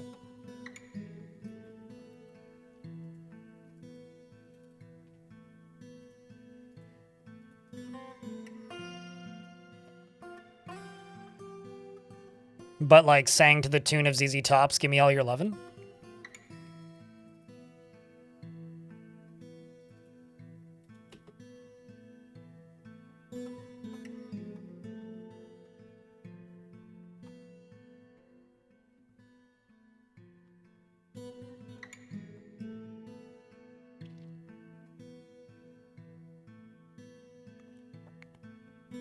You know, honestly, like, I have less issues with early access than anything else.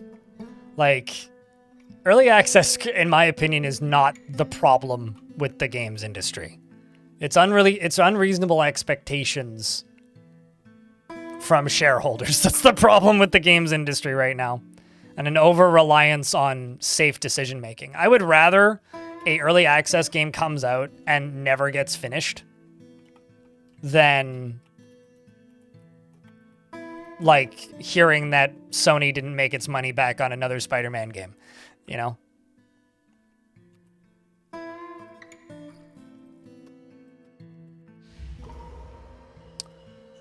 Star Schultz has claimed a mechanics workshop. Or claimed a mechanics workshop already and is running away. He's grabbed a shale boulder.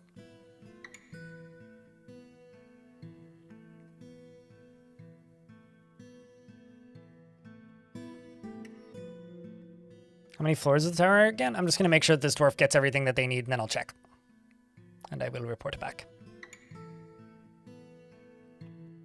This dwarf is still very focused. This dwarf must not have a lot of needs. And while you're dragging that around...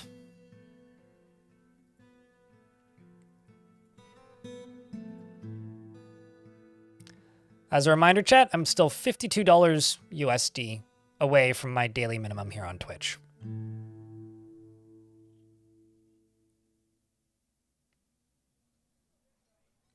So if you happen to have a Prime sub, do check it. See if it's up. Help me hit that. Would like any dwarf, I will give you the happiest unnamed dwarf after I count the number of floors in this tower. 1, 2, 3, 4, 5, 6.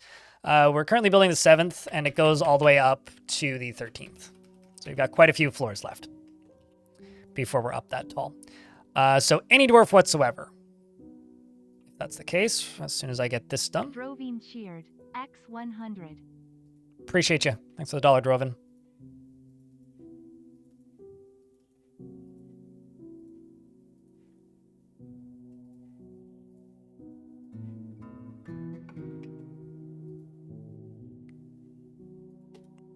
I mean, the best days for me, for clarity here, are the days where I make my daily minimum in the first 90 minutes and then just never need to mention it. Those are genuinely the best days for me. All right. Chat, can I get a round of beers for that $1? Appreciate you, man. So this is the happiest unnamed dwarf. Is a boy named Justus. Does that work for you? Or would you like somebody else? I completely missed that. What? Does any bet their dwarf makes it to the fort's logical conclusion? Huh?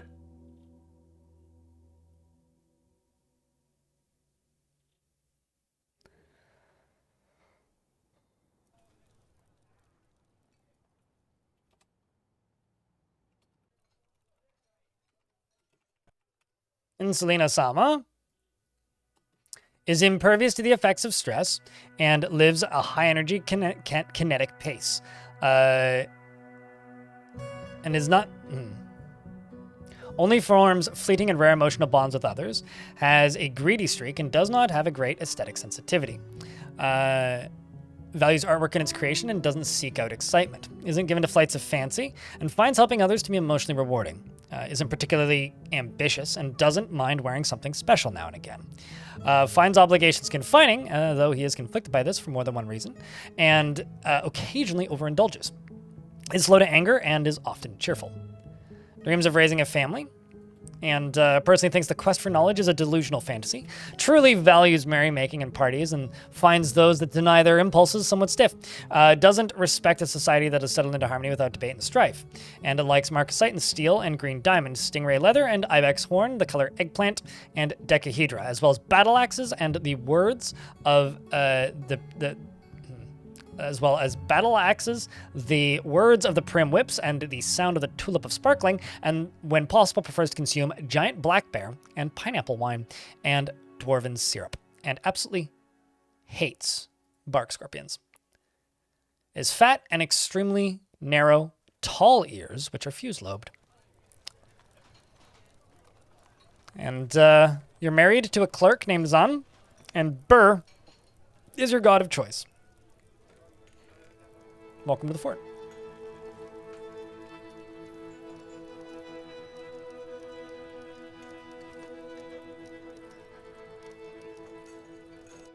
Oh, also, in regards to yesterday's VOD, there is a highlight from yesterday's VOD, which cuts off a little earlier than it would normally.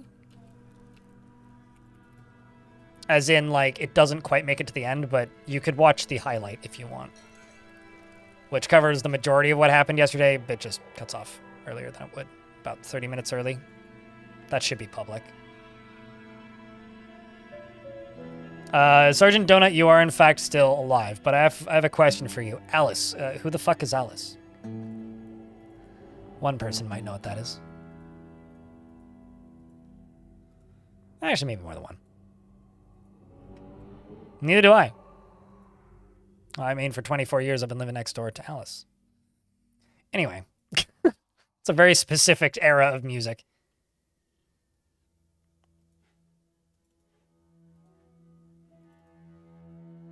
You have that tune in your head? Yeah, you're welcome. It's in mine now. Literally just tuned in and said, hello, am I still Alice? Like, now that's stuck in my head.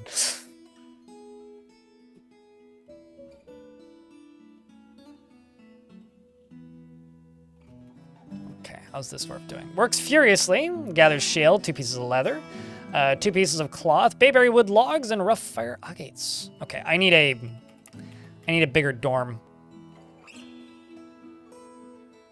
I was gonna make this into a mechanics guild, but I think I'm actually gonna make it into a big ass dorm.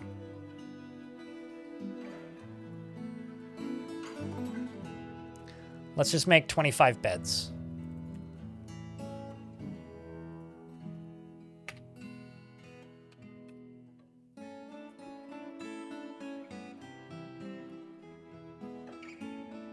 You just lost it all. I mean, sometimes you just gotta lose it all, you know?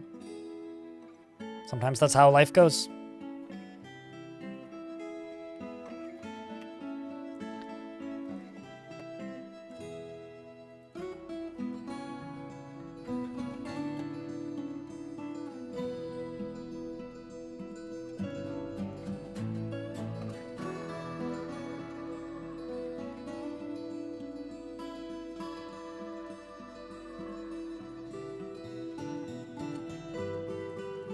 And Billy Red, thank you very much for that tier 1 subscription.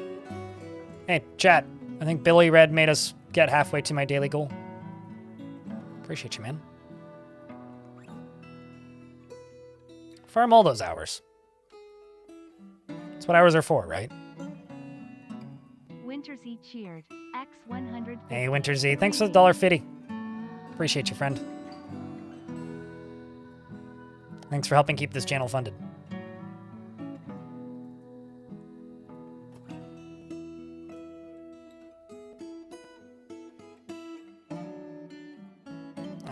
Let's get that done, that done, that done, and then that done. Should be the majority of it. Then we just got to start doing the roofing, but I'm going to run out of space for up here.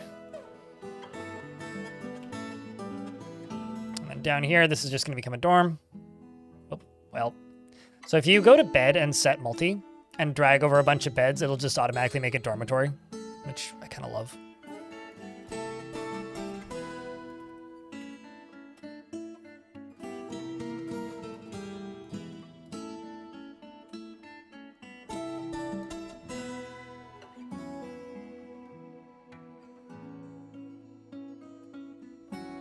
16. How many do I have left? 69. Nice. Not even just as a joke, like genuinely nice. 48, 53 left. Let's let her go. But how you doing today, Wintersy? Star Schultz the Mechanic has created Okilothotmum, a shell mechanism, and claims it as an ancestor in the name of the... and claims it as an heirloom in the name of the family ancestor, Unib Brasshearts. Alrighty, Schultz. Who is Brasshearts? Oh, is it your wife? Oh my god, he dedicated it to his wife. What a guy. What a fucking guy. What a goddamn guy. Bloody hero, that.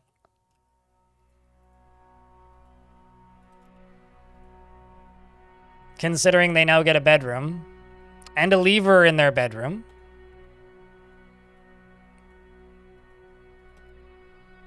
Husband of the year, I think that dwarf gets.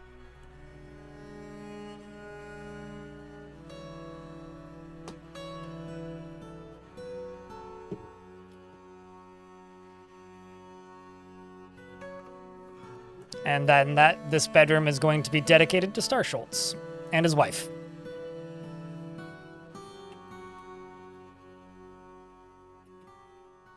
Because creating an artifact gives you the heirloom of a bedroom. Oh my, indeed.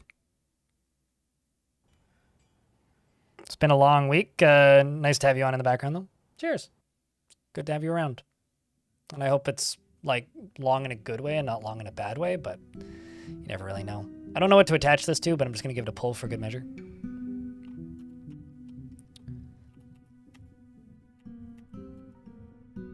We're slowly digging up here. Let's just throw some beds down.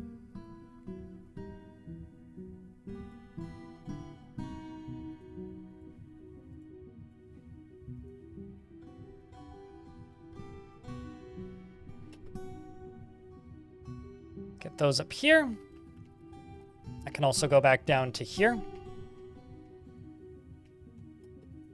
And continue the bayberry wood logs. Oops. Because this is all bayberry, or supposed to be.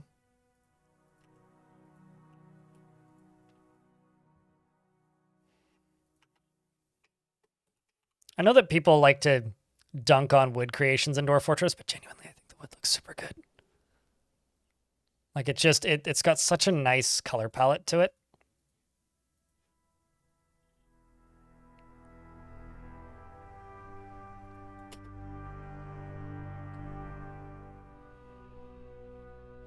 What do we know what the lever controls? What do we want to... Do we want to know what the lever controls? I mean, currently it controls nothing. But maybe it controls his, you know, love of his wife. Another cloud has drifted by. This one also is very far away. What's on the map currently? We've been pretty lucky and not much has gotten, like, murked by the cloud, but I think right here, or even better, right here, could be where I build a conversion chamber. So I'm going to permit the dwarves to go right here. Oopsies, no, do this. And I'm going to build a square. And this square is going to be made out of blocks. But currently I have no blocks, I'm realizing. So never mind. I'm not going to make that square out of blocks. Instead, I'm going to queue up blocks is what I'm going to do.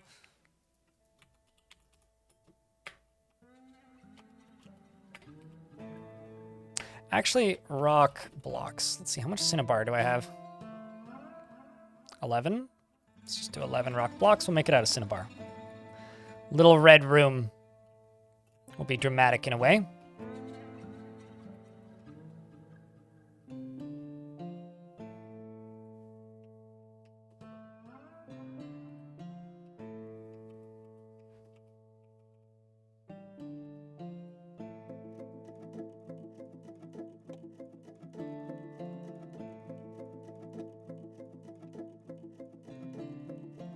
Just like Twin Peaks? Yeah, just like Twin Peaks. Rest in peace.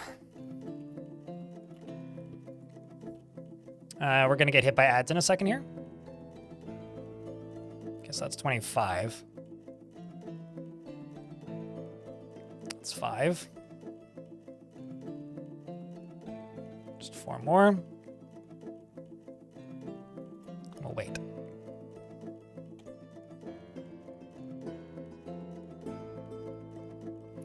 Is it possible to build something like an above ground farm that would... Is it even possible that I have a militia captain that cannot breathe, but he's still in the hospital after almost a month without dying? Is he a zombie? Or a vampire? Otherwise, that's confusing. Is it possible to build something like an above-ground farm that's reasonably safe during attacks? As long as it's seen the sun once, it's seen the sun forever. So if you expose a piece of surface to the sunlight and then build flooring over top of it, doesn't matter what the floor is, it will be reasonably safe from attacks.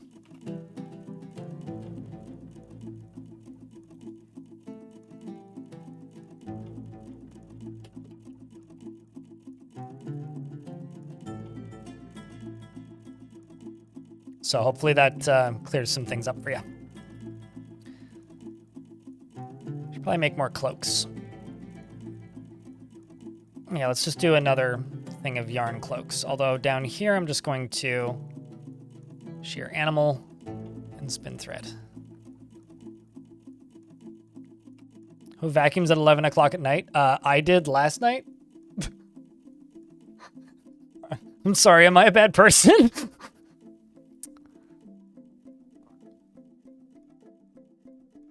Your neighbor, apparently? Right. Chat, I'm gonna go grab me a sandwich. Remember to check those Prime subs and help me hit my daily minimum, because this is a very slow day in some ways. So I will be back in a few minutes. Not even. Hopefully under 90 seconds. Sandwich!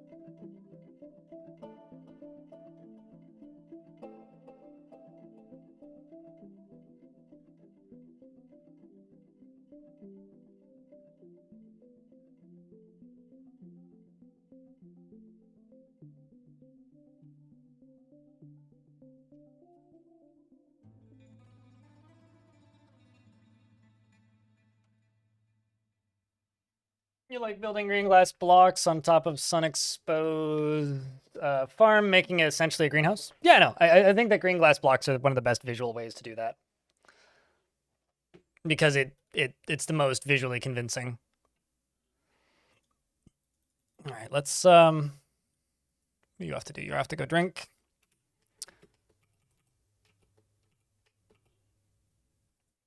Still a ways to go up here. This needs some beautification. I like the way this is looking. This is looking quite nice, actually.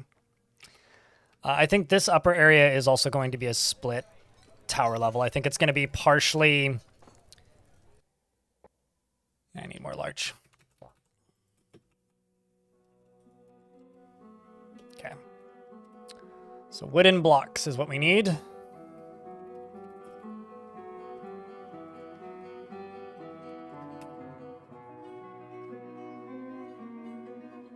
I have a delayed phase sleep disorder. I often vacuum after midnight, and it's one reason I have a detached house. Yeah.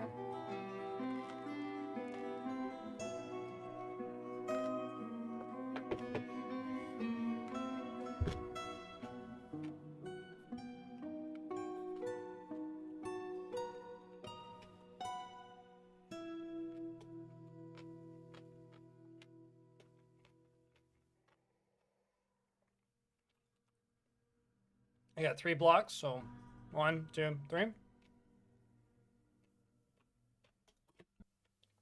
It's always very tempting to make really large rooms, but I'm resisting it today. Holy shit, these pickles are good. I bought some pickles that were a little on the pricey side as a treat, and my god. Uh-oh.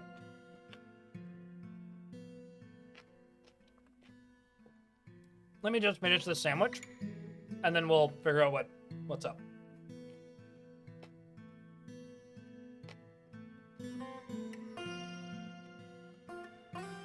How can I create mine stairs that go up without creating the mining hole from top to bottom? If you're trying to go through an open space, you can construct up. But you need to build scaffolding and get to the top.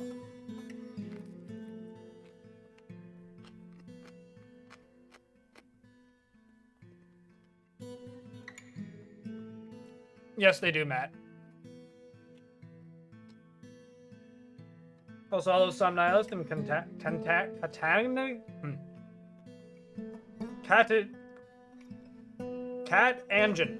Catangent. There you go.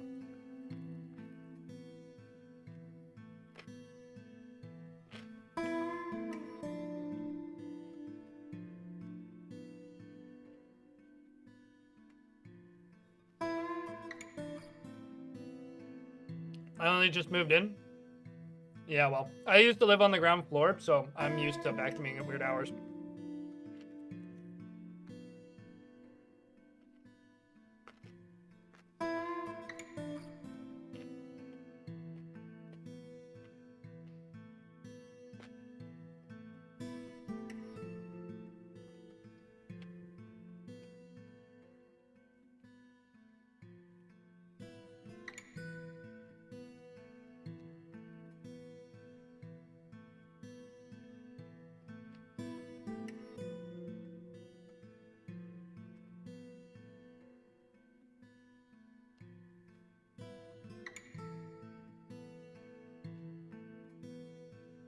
I really like red cabbage, but putting red cabbage on a sandwich was a mistake.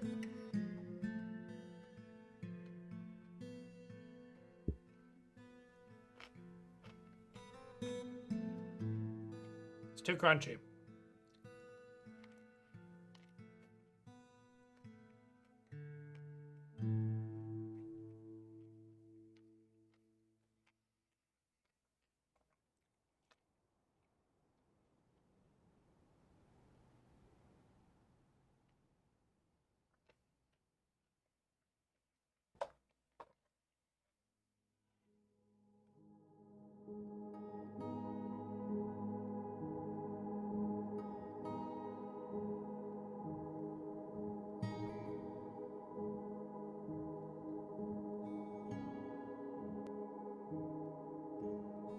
You'd want them to cave in, but I'm not sure. Sometimes stuff that you build on ice just stays for some reason. I don't know.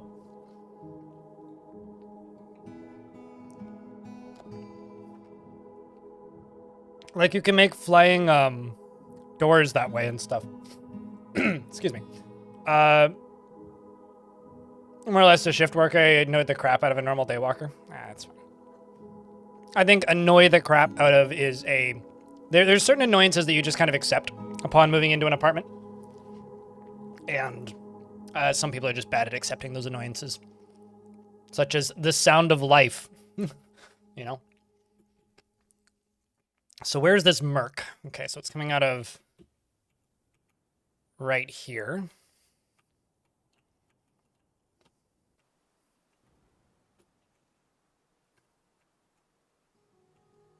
So that may actually collide with it. With the structure I'm building right now. Nope, it's going the wrong direction.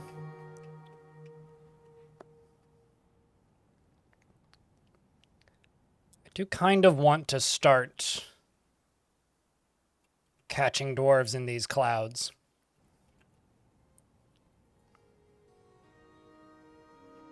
Purely for practicality's sake.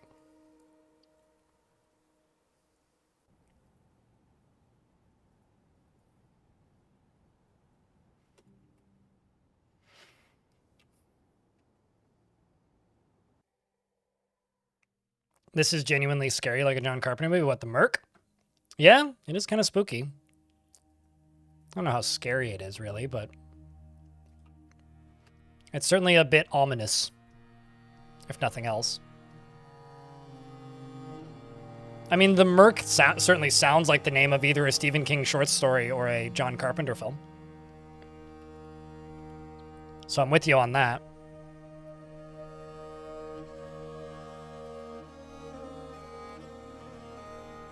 Just need more of that Cinnabar. I mean, Merc could arrive right there at any point, right? That was a Stephen King thing, wasn't it? The Fog? Pretty sure The Fog was Stephen King. Although I never actually saw that. And there's also Mist, not the video game.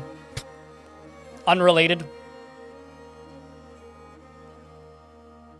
Oh, John Carpenter did the movie adaptation? Okay, I didn't actually know that. But that was, I know that was a Stephen King short story.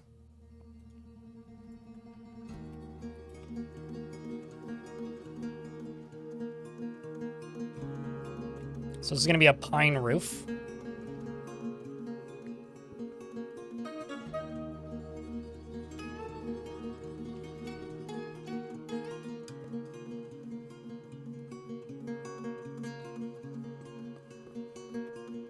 And then this centerpiece is going to go away. And then I'll just put a centerpiece on there.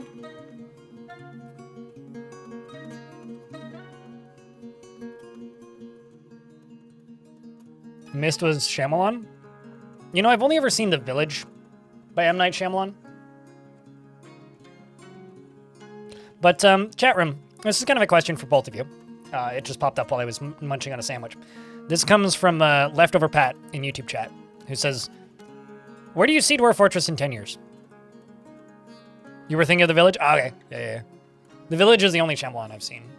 It was okay.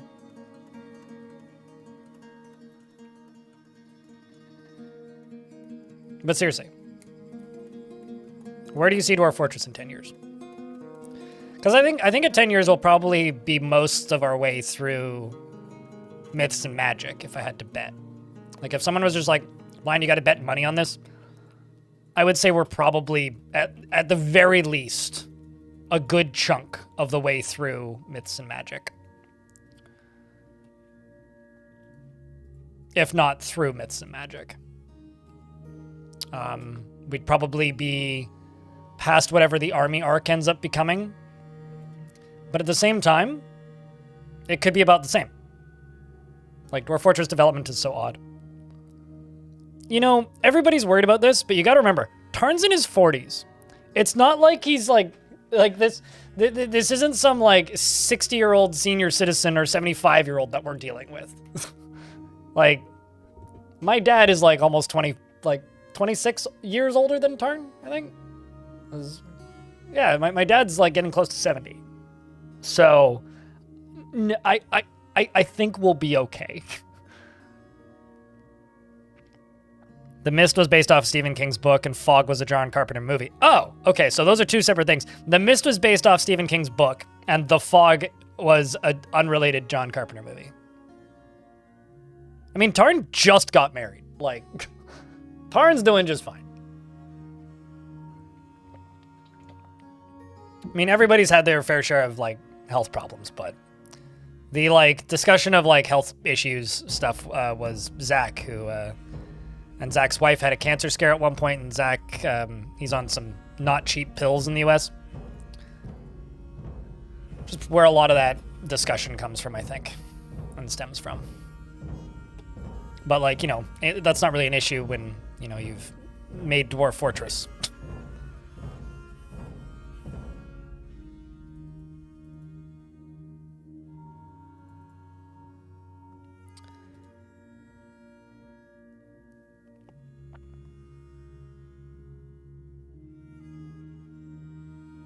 We have no idea, Subway.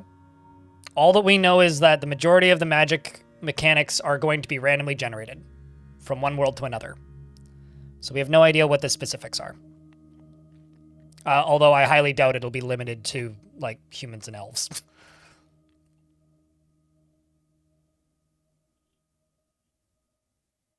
No longer has to live in the doomed USA. Yeah, because the UK is so much... You know, honestly, at this point, I would say there is no, like, safe place in the world to live politically if you're a lefty. That like, it just doesn't exist anymore. I think it did for a while, but...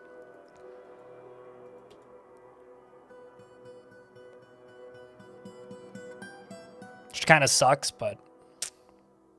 Could there be a real-time 3D mode? In Dwarf Fortress? I have it from credible sources that the engine is capable of that. And the problem isn't whether or not they can do that, because they can do that. The problem is whether or not it would be worth it, because it would, like, speed up or slow down the development to a point where it's questionable as to whether or not that would be worth it.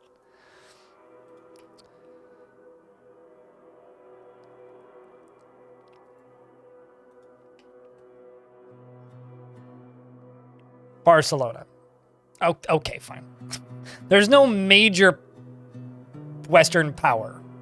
Not to say that Barcelona isn't a major Western power, but anyway, that's a grim subject. I don't really want to get into that.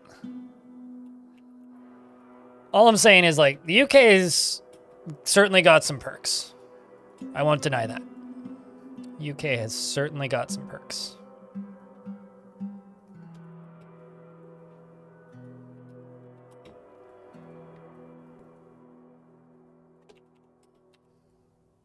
Let's get that block out of there. I think that's a nice looking little hut. So when murk clouds appear here, like they have many times, I can tell them to go live in here.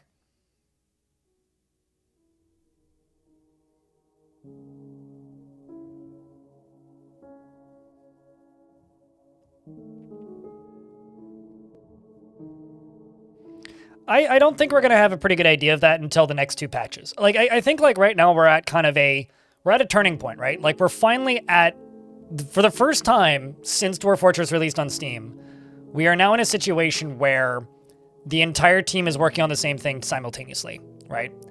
So Zach and Tarn are, I presume, both still working on Dwarf Fortress as they have. Putnam is still working on her projects, and now Tarn can work concurrently with Putnam on projects because, well, you know, adventure mode is out. So we're finally, for the most part, done with the UI rewrites. Although if you go look at the future of the fortress, Tarn states that, like, he's still planning on, like, looking into the updated UI to try and, like, make things more streamlined and better in the short term. So that's still, like, something that's actively being planned for. But outside of that, like, we're kind of in this kind of exciting point where we don't know what they're working on yet. I think Tarn states in the what's it called? In the monthly report, that we'll know more next week, basically. About what's going to be worked on next, because they're discussing it with Kitfox. So hopefully, sooner than later, we'll know what they're working on next. Once we know what they're working on next, it's just a matter of hearing what they're going to work on. And then if it comes out quickly, once we get a couple of patches that have content in them, we may start having an idea of what development is going to look like in the future. Because right now it's very hard to predict stuff, right? Because we haven't had a point yet where they're all working on the same thing. You're sure you're not the only one who with incredible frequency forgets to set the two options when placing furniture and walls? You're absolutely not. Tarn actually asked me recently for some feedback, and that was one of the big pain points where I was just like, please, just let us remember what the last one was. Ominous in YouTube chat just gifted 10 memberships. Hey, Twitch chat, YouTube chat's carrying you. Like, if I hit the minimum today, it looks like it's going to be because of YouTube chat, not because of you guys, Twitch. That might be a first, actually. Leftover Pat, thanks for the $1. Appreciate you. The $1 in biddies. And Shy Pandemonium, thanks for the Prime subscription. Appreciate you. A caravan from the mountain home has arrived. I need to buy some bars from them.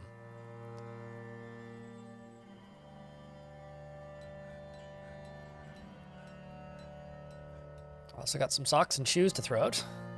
Some gloves, apparently. Thanks for 10 bucks, Moose Moose. Appreciate you greatly. The nerve! How dare they? So they wanted to buy shields. So I made these shields. They won't be super expensive because they're just made of wood, but it'll be something. It's better than nothing. Better than nothing. I'm going to sell the non-Cinnabar mugs because I think the Cinnabar mugs look way better.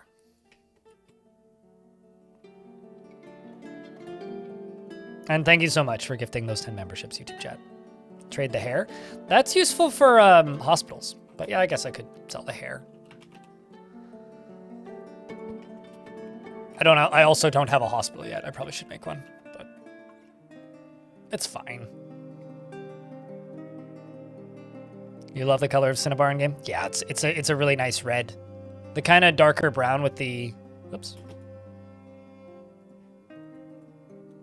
What direction is it going?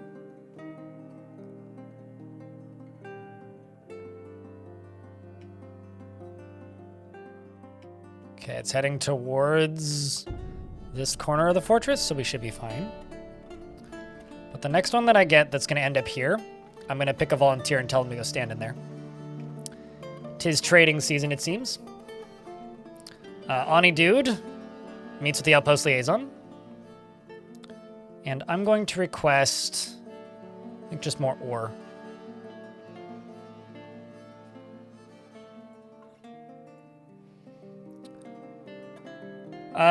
They ask for quivers. Okay, that shouldn't be too hard. We should have plenty of leather. Yeah, sure. Let's also make or sell them bolts. I'm gonna have to chop down trees regardless.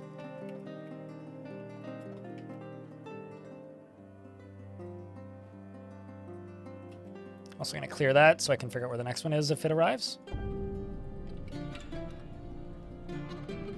Can people who have dwarves offer tribute? Can people who have dwarves offer tribute to the Clobber Squad? I don't know what you mean. Offer tribute the Clobber Squad. What do that mean?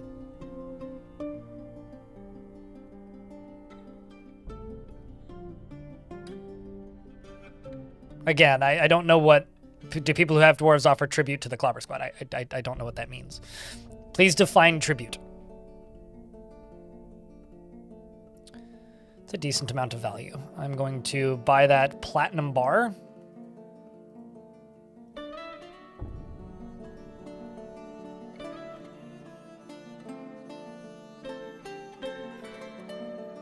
Could buy the cheaper shields and melt them down. I'll buy the bronze shield and melt it down. The bronze buckler and melt it down. And the steel helm and melt it down. They brought books. I can afford those two. There is no Clobber Squad.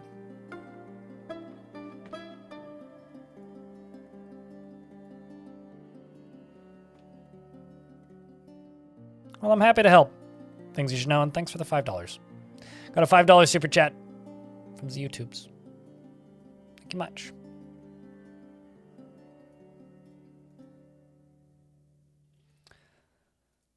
Could buy those trousers. Don't need them, though. I think I'm going to spend the last of this on...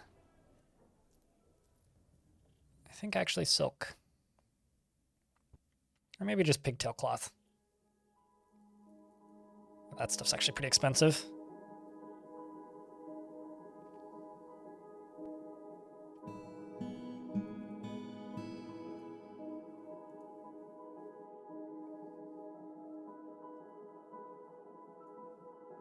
I think I'll buy the other cheaper shields as well. Can't afford that one. I'm just gonna melt all of these. Set the whole thing to be melted. Man, cave spider venom? Oh boy, that stuff kills pretty quick.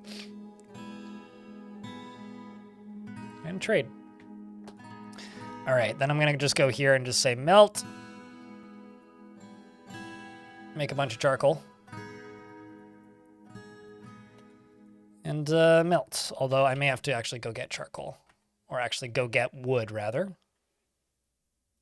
appears that that is what I have to do.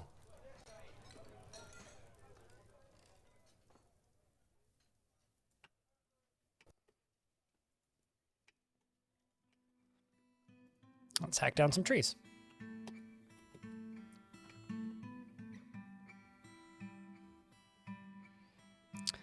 Oh, I see what you're saying. I'm gonna say, I mean, okay, if you want me to send your dwarf to potentially die, sure. Yeah, I will not restrict that. You can absolutely do that if you like. If you want me to send your dwarves into the Little Red Hut to become one of the clobbered, then sure, I will not restrict that. The one kind of asterisk I'm going to put on that is not if you've made an artifact.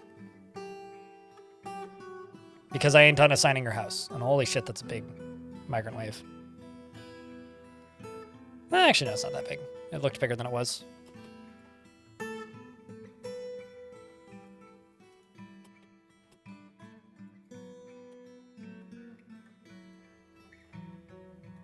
There we go. Remove everybody from the Merc.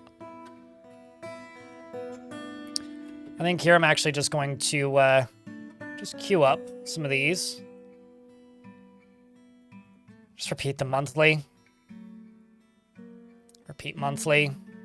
We'll just do 25 of each. That'll probably be plenty.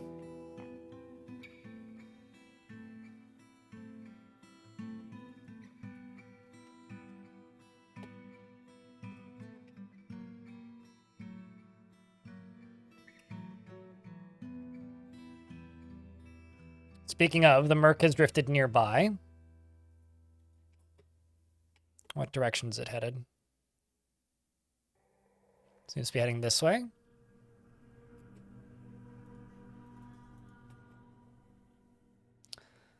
Because it needs to be colliding with this to work. You're running half hour behind due to watching football. Question for the future to see if a dwarf is added to the burrow. Are they auto-removed from others? No. No, they are not. You have to manually go in and remove them from the others. Also have a lamb now.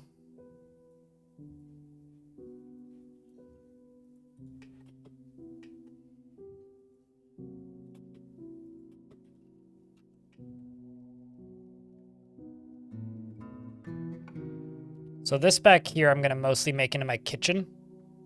I'm going to move these out of here.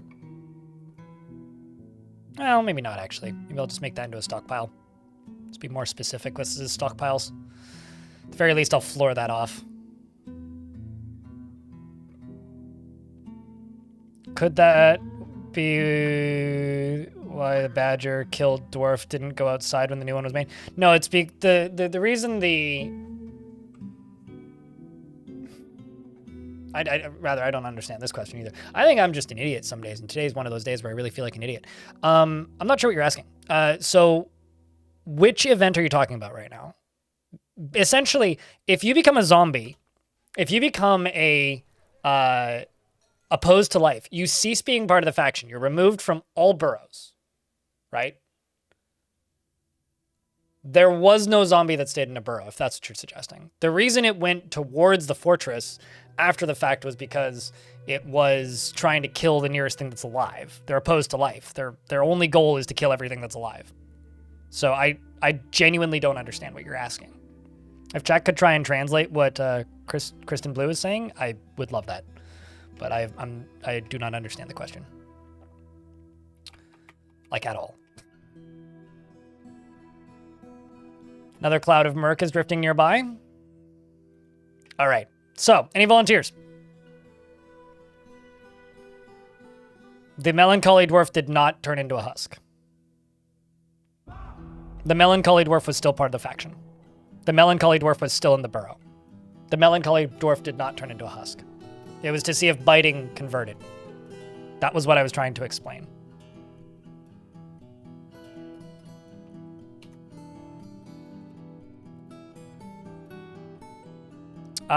So Buttsworth, I made you into a holy figure. You're not going to make it because you're a holy figure.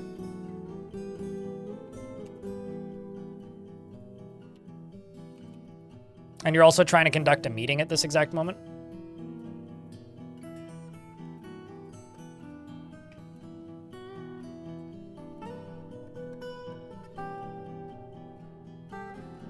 But I can try.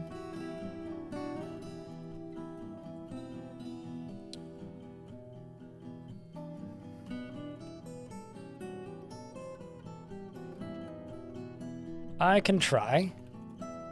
I do not know if you will listen. And an ad is about to run, so when the ad runs, I will pause the game.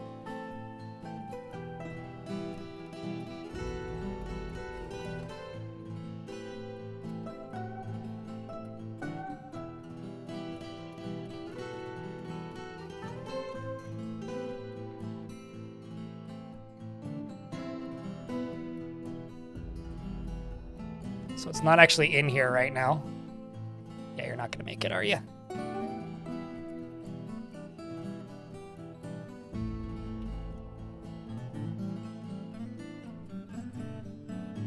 Although you're going to the region. You're just going in a direction that I don't understand. Oh, did I put you in the wrong thing?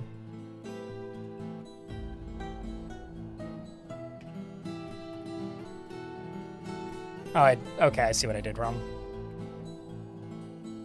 It's okay. Even if I make you go outside, it'll still work. I just need you to go right here. Chat room, so we're in an ad right now. But I just want to say, thank you for tuning in and hanging out today.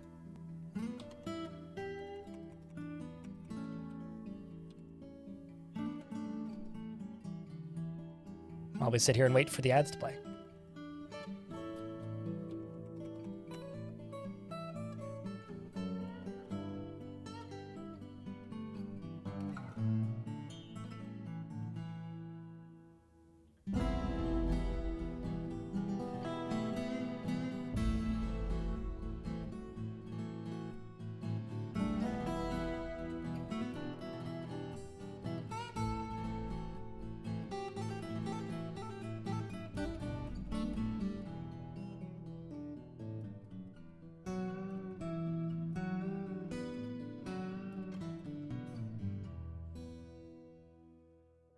And Fishbone, hello.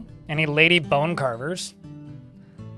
I don't think I've done a bone carving job in a very long time, and I'm certainly not focusing on it, so no. I do have some weavers.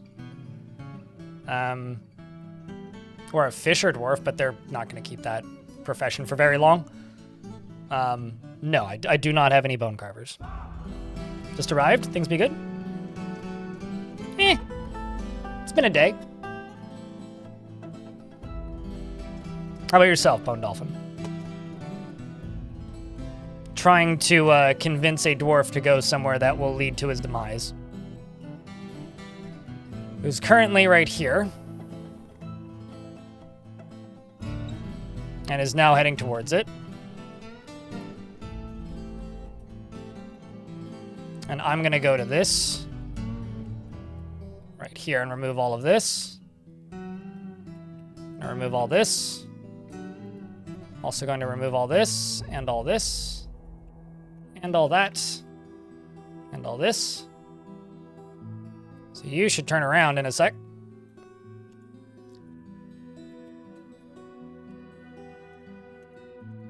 All right, chat. If you want to see a dwarf potentially turn in real time, stare at the screen.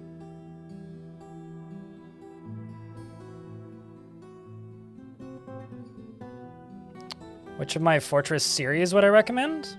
Hey, chat, recommend a Fortress you enjoyed watching. Help me out here a little bit. While I try and turn Buttsworth into a zombie.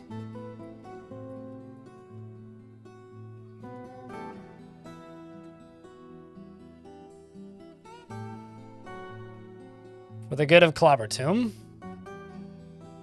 Clobber the Immortal. And there he goes. He is now an execrable merc husk. So now, I need to lock this door.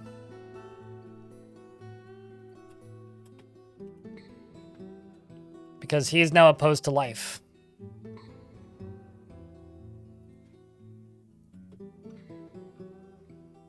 And is now moving directly towards the fortress.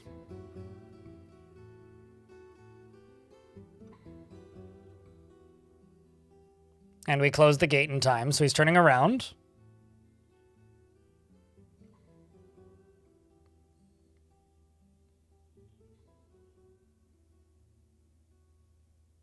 Gortusk. That wasn't me, though. But yeah, Honeystoker's incredible. Oh, that's interesting. I'm going to be honest. I'm very confused. Weren't those cage traps working against them previously? I wonder what changed.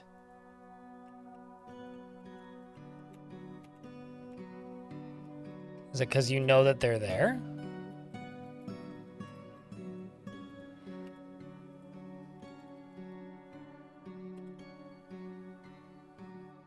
I wonder. Rip for it? Nah, we're good.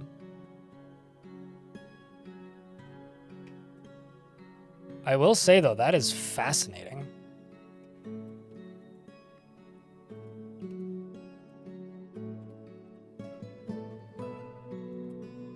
I mean, the science must be done, right?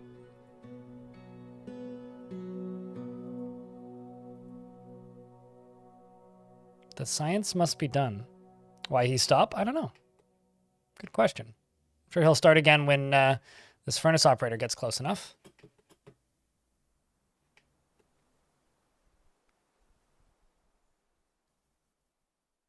I mean, I'm trying to just figure my way around.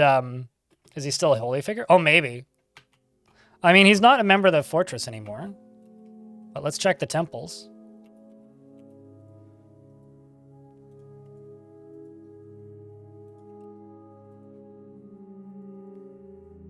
Nope, he's no longer considered a holy silver. Starschultz is, though.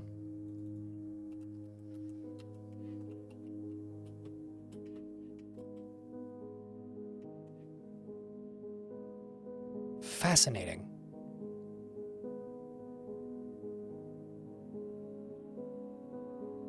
Yeah. Well, I need to try something.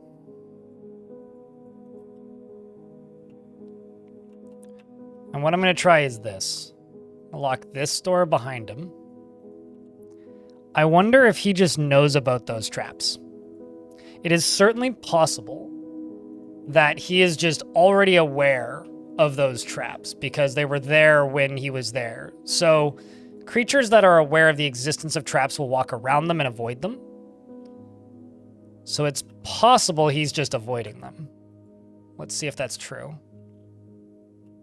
Because if that's the case, then I should be able to fix this by placing a new trap right here.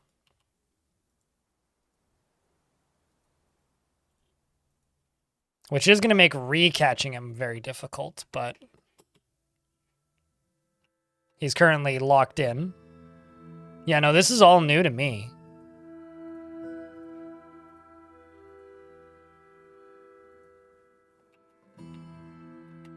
That's for sure.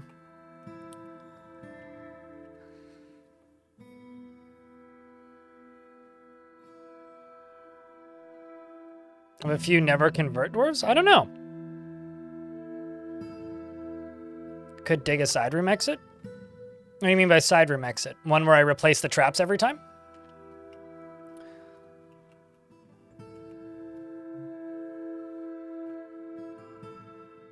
What was he the priest of? Whatever this religion was. Is that this one? No, this one. The Pink Chapel of the Doctrine of Bronze. So wealth and gems.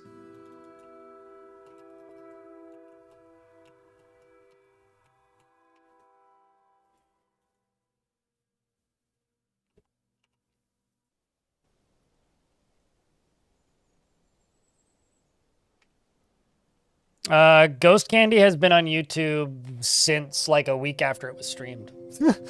Yeah, no, Ghost Candy's on YouTube. It's one of the featured playlists, it should be. Another evil cloud is floating nearby. Uh-oh. Run, Shorthast. Run, Shorthast. Well, there goes another one. Ba-dum. Bum bum, ba-dum bum bum ba bum, ba-dum bum bum Ba-dum bum bum ba bum. Ba-da-da-da-dum bum ba-da-da-da-dum bum ba-dum ba-dum bum ba-dum.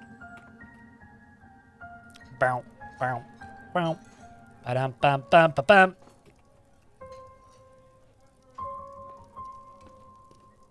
Why am I doing all of this for one dwarf?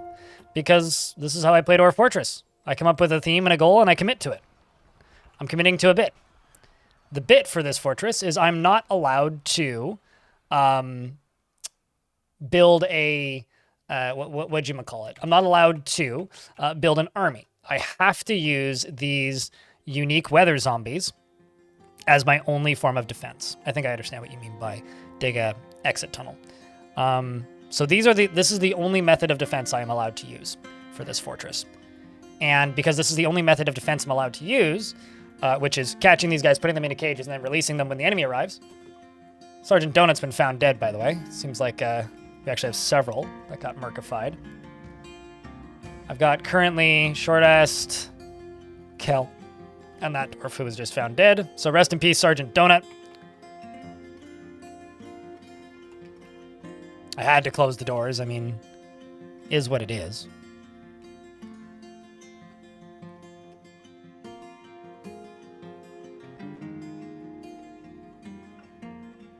It's the theme for the fort. You did in fact die, Sergeant Donut. I am very sorry. We will try and recover your body before the ocean thaws. Which won't be hard because, you know, the ocean doesn't thaw very quickly.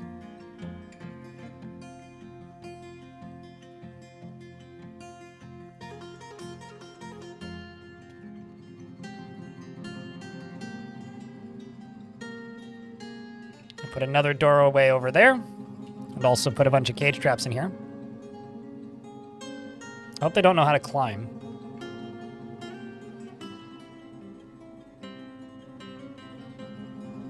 Let's put 4 in there.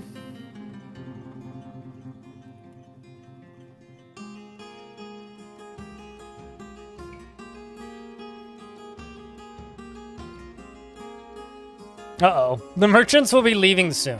Well, I guess I should get these trapped before the merchants leave, hey?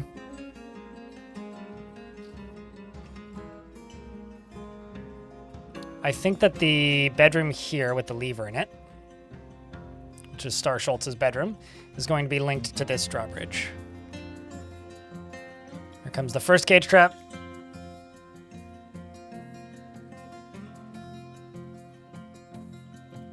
Come on, get these done. Once there's a cage trap in these, I can see if I can let that first dwarf in. There we go. Now the second one.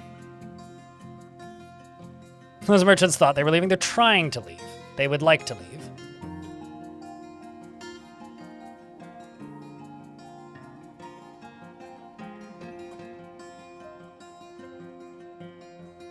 All right, let's get that done.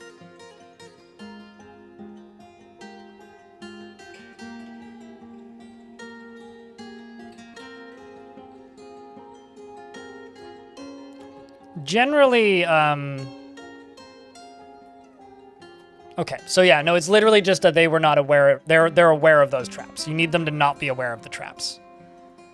Oy vey. So I'm gonna have to deconstruct these and reconstruct these.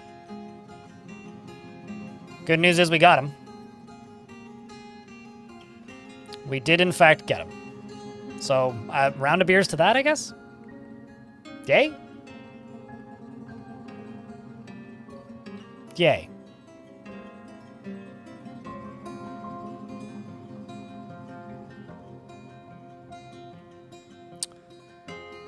So the next thing I gotta do is I gotta open the back door.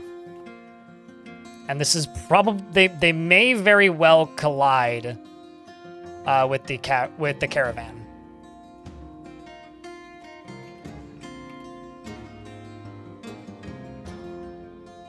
They may very well collide with the caravan.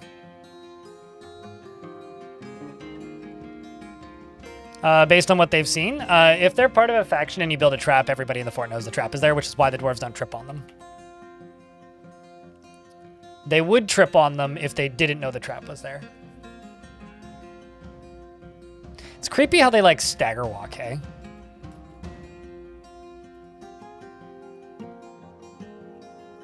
Or like stutter walk even. I think I'm going to set this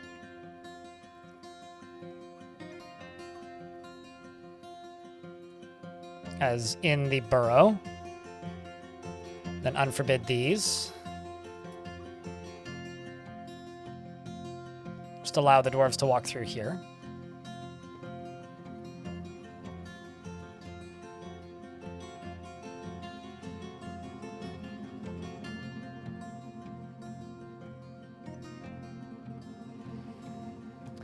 It's a lot of hours, Stone. Yep. Moved a little closer.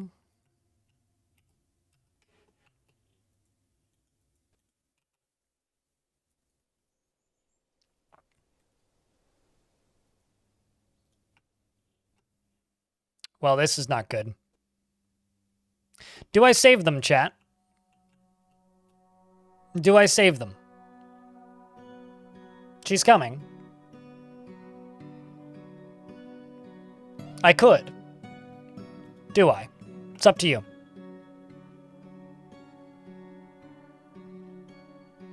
Was it a good trade? I mean, it's my faction. So... I'm kind of leaning no, but if you guys say save him.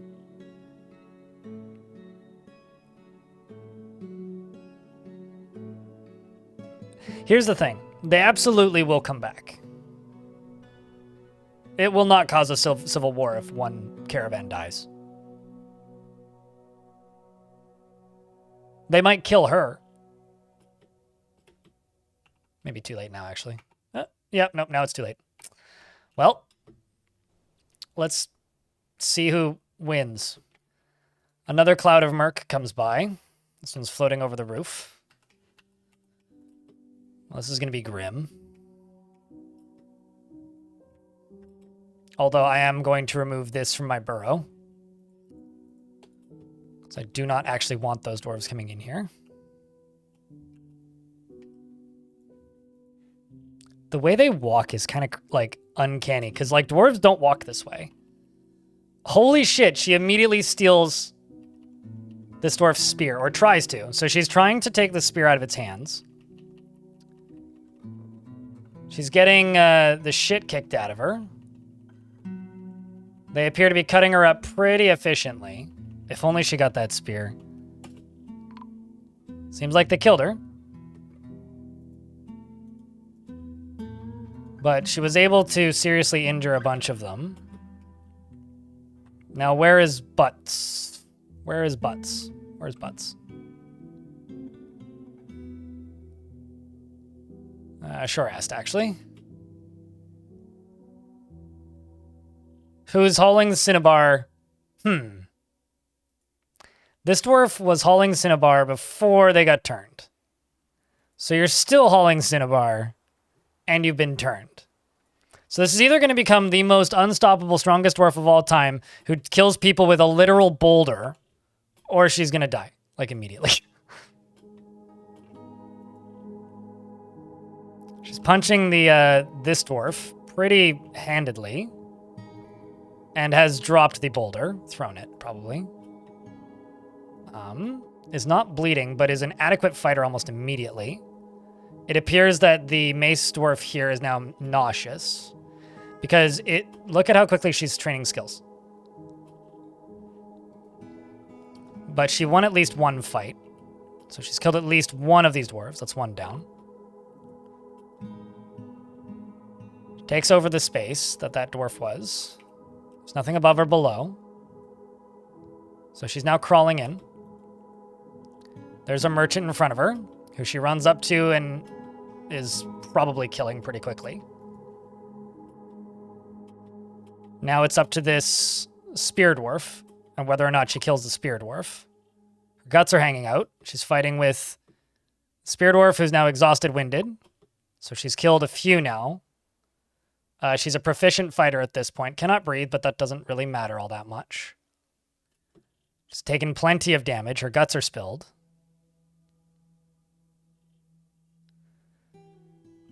And there's now a camel in front of her. So she can't die, right? Oh. Well, these are just my dwarves. Welp. I see where I fucked up. Actually, hold on. Is this... No, that's not in. Well, more training for her, I guess. Hey! Dwarves. Turn around. Go to the panic room.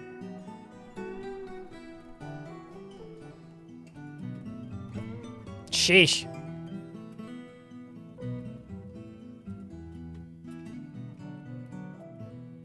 Because this is one hell of a way to train up one soldier, let me tell you. It's one down. How many kills are we up to? 2 down, 3 down. I need to check the body count soon. Jesus. Okay, so she's killed 8 dwarves. And she's an accomplished fighter and a talented wrestler. Bitch ain't even legendary yet. Hold on, let me just lock this door. You ain't going nowhere.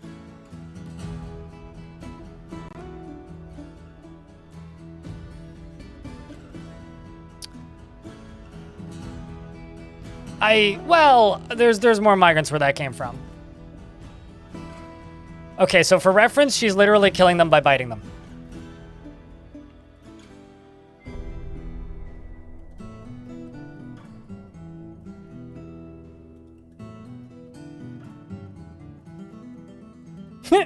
Just this screen of like her chasing this camel is like too fucking funny. Who are you trying to Mr. Mayor? You may want to go inside, Mr. Mayor. Mr. Mayor. Now's a good time to run there, Mr. Mayor. Yeah, now you go. There you go. Finally, you figured out what had to happen next. And she knows that these traps are here, apparently. What? Okay, just keep chasing the camel, please. Thank you. Let me just go down here and chuck another cage trap into here. This should still... Yeah, it's still in the burrow. Someone should place that cage trap, hopefully. Come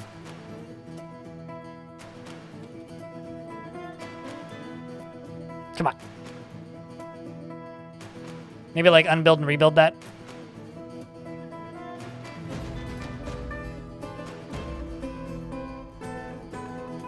Is she trying to eat the camel? She is trying to catch the camel, yeah, but she's not very fast. Although, am I going crazy or is she speeding up?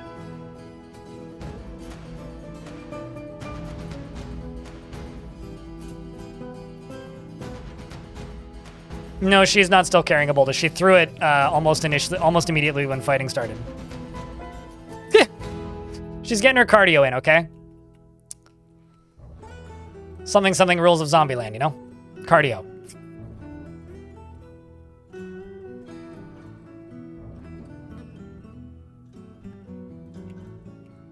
Is somebody coming to load a cage? Load cage trap. There we go.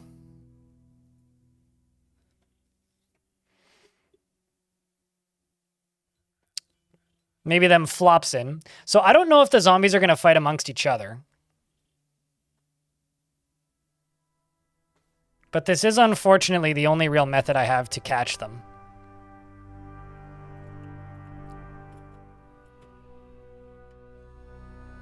Where are you going?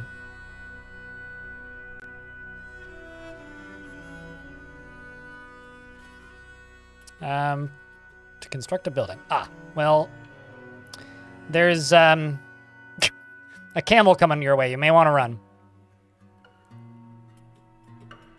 I'm just gonna do the smart thing here. Run away, dwarves. No, don't do that. Okay, fine. If you insist. Oh, there goes another one. Who was that? That was Ming. Any dwarf who's brave right now is just like gonna die, basically. I just need to catch you in a cage. Come on. Come on. There's 2 possible cages, and you don't know either of them are there. I hope. Come on, go through. Down. There we go. Okay, Jesus Christ, all Dwarfy. Well,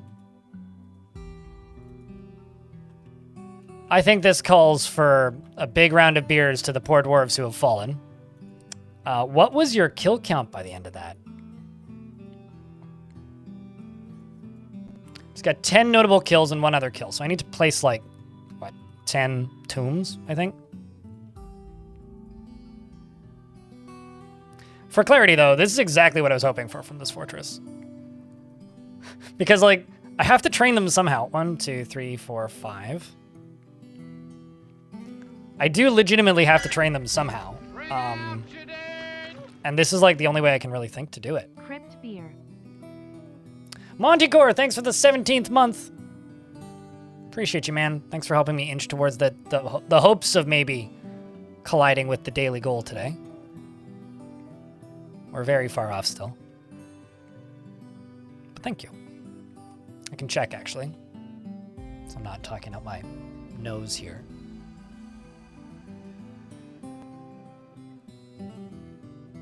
Currently, we're sitting at...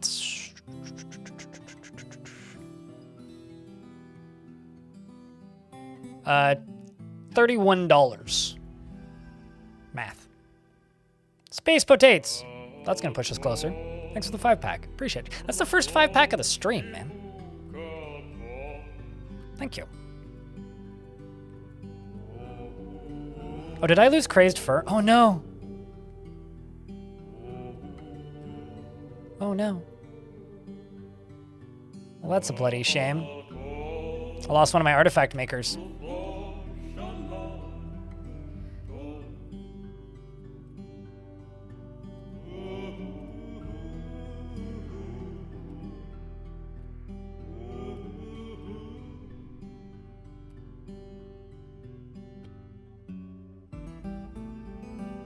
Let me just double check to make sure everything that's opposed to life is inside. Yep.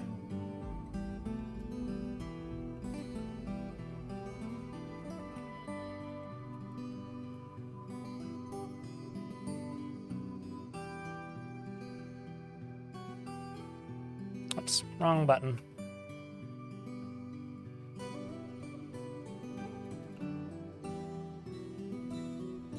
Sag music because of 11 kills. This one's from adventure mode, so I'm not sure exactly what triggers this one, but you're probably onto something with that.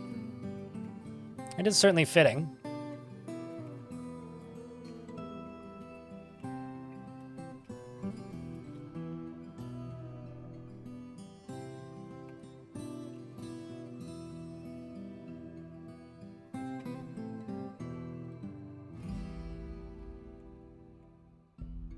Let's just unforbid all this, go down here. And unforbid that. Now we're gonna get a bunch of notices that a bunch of people have done.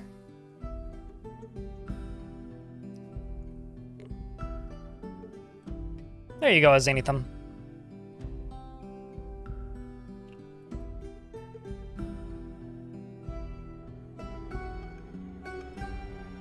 I'm very happy that they did that as well, yeah. In regards to putting adventure mode music in Fortress mode. I will say, we did get some free stuff that I can melt down easily now. And as grim as this all is, at least I can melt some metal objects. Mick Wozniak, I think is how you say that? Thank you very much for that Prime subscription.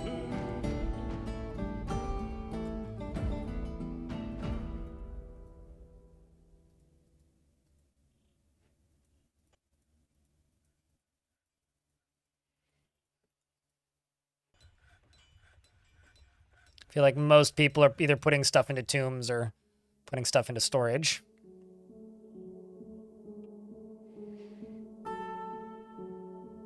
Couldn't you put them in a room and drop the animals into it? For training? Certainly. I mean, that might be how I train them, actually. Now that I've got this one in a cage, maybe what I'm going to do is just go a few Z levels up and then start dropping and then make a hole that I can then drop animals into with them, and then release them at the bottom, and then drop a bunch of animals into it. Is this day 2 of a fort? Yes. We started this fort yesterday. Tomorrow will be day 3, or the next time I stream, which will be Tuesday, will be day 3 of the fort. We are 1 subscription or $1 in bits away from a hype train, which would be the first hype train of the day.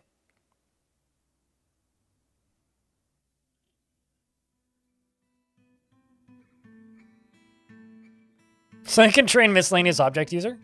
I mean, that one won't be able to train. Actually, the one I need to train is Buttsworth, probably. Because Buttsworth is, has no, like, training whatsoever in anything, as far as I know. Well, we've made my daily minimum, I can just tell you now. Like, I guarantee you we've made it. Thank you, DS, you're extremely kind. You do more than you need to, mate. I thank you for that.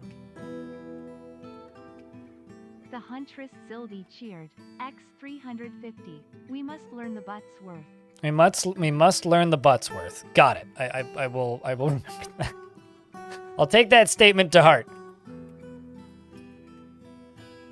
We also need a library, I think.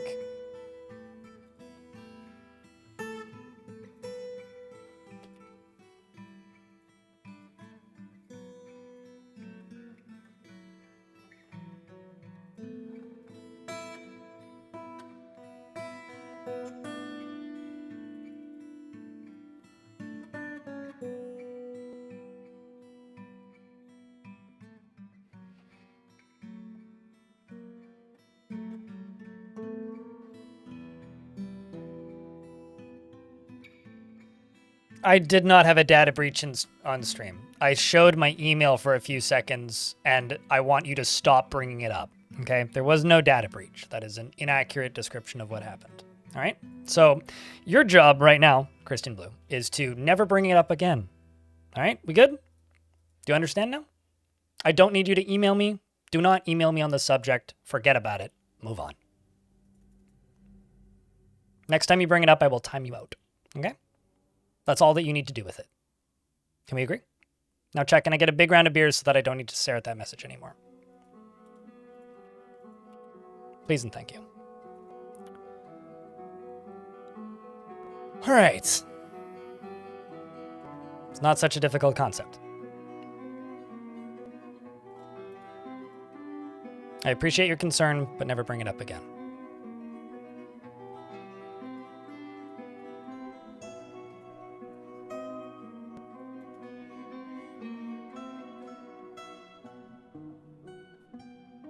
The thing about making a room and dropping animals into it is it needs to have some sort of barrier between the dwarves and the room.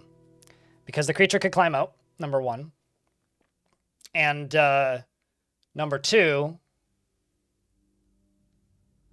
dwarves will see it and run away, which I want to avoid.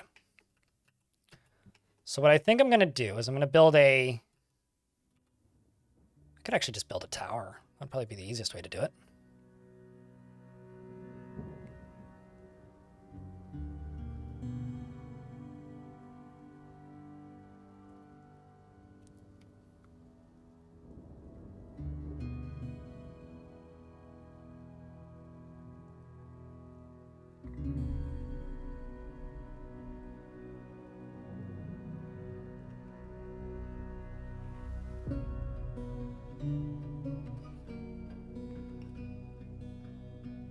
You headed out for the day, DS?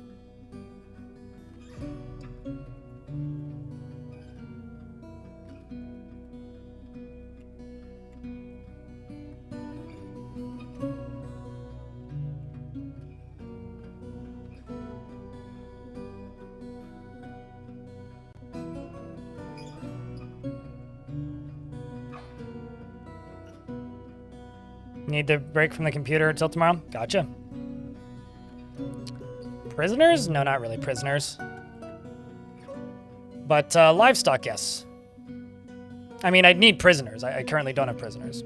No, the purpose of this is to train the zombies.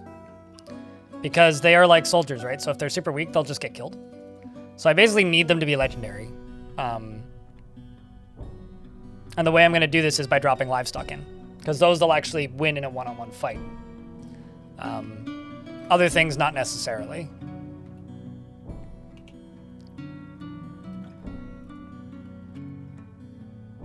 But right now they're just putting stuff away currently, so.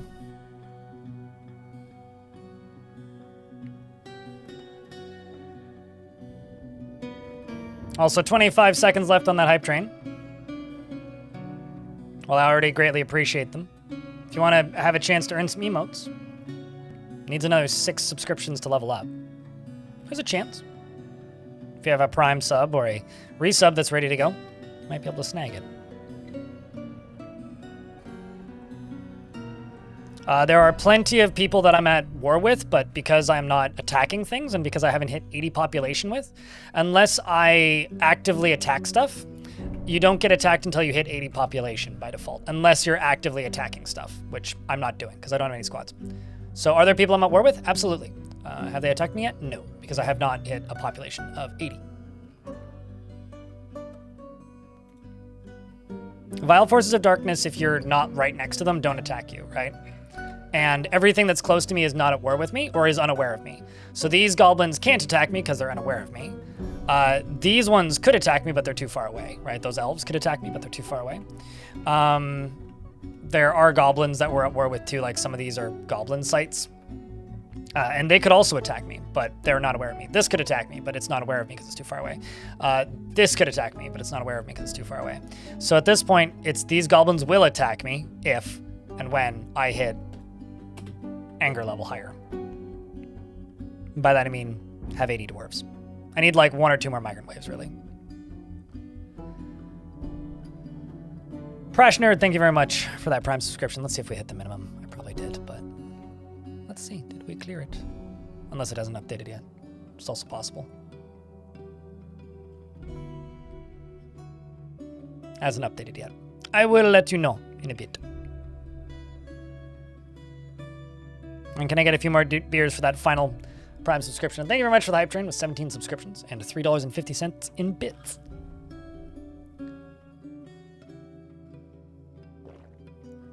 But yeah, at this point, I need to train up these zombies and then cage trap them and then lock them up somewhere. So this is going to be kind of a slow-ish process.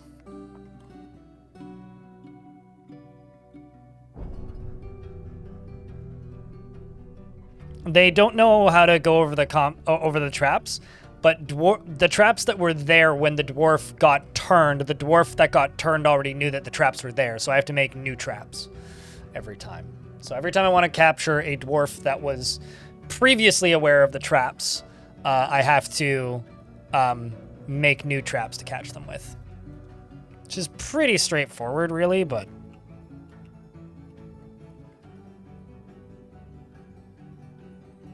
Ah, that's what they're hauling. Makes sense. Just gonna forbid that so that they just get these bodies hauled quicker.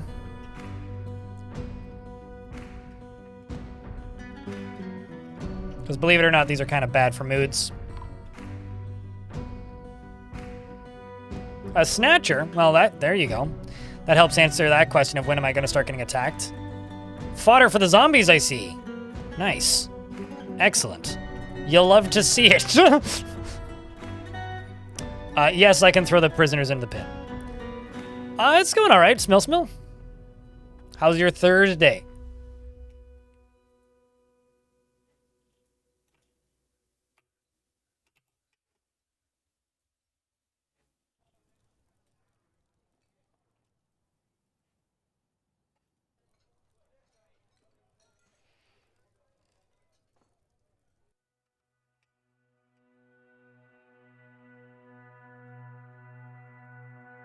But now we've caught a goblin.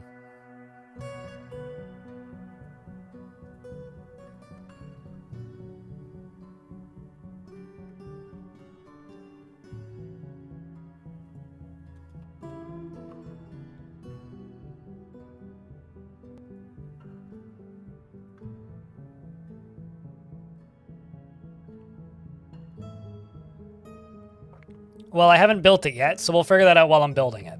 I have a few ideas in mind. Overhangs are one way to stop things from climbing out. Locked doors or gates.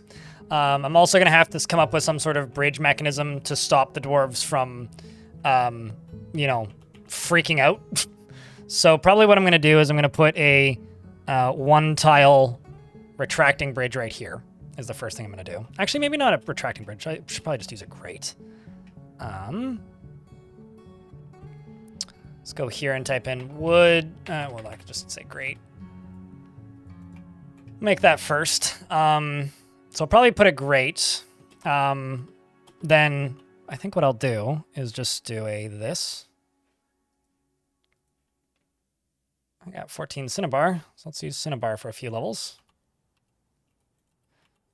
Let's do wood stairs all the way down.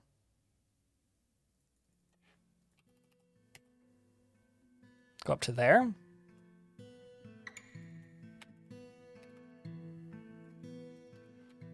So probably what I'm going to do is put a singular tile of, you know, what's it called? The item. Put a grate right there. And that grate will make it so that stuff can't climb immediately out. Probably dig this down one further layer.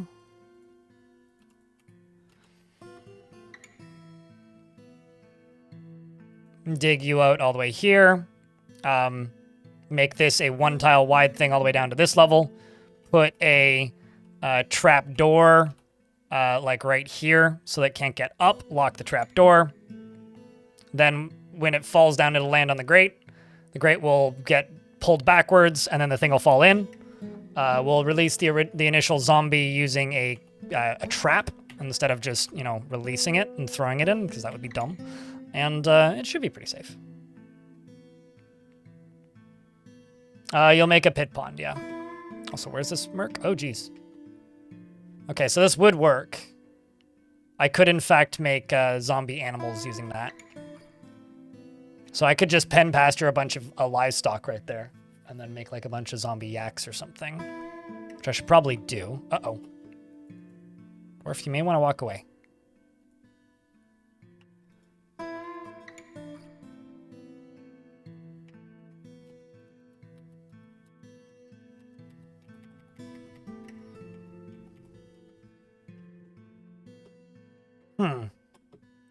All right, here's what I'm going to do.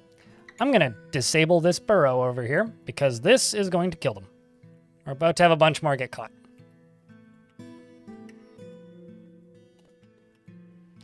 Guys may want to turn around because there's a evil cloud like right here.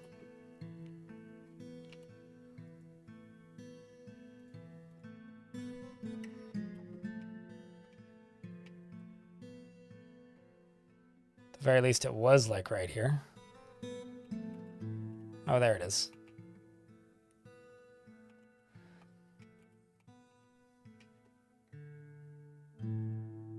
It's okay. It's not the highest priority now anymore, anyway.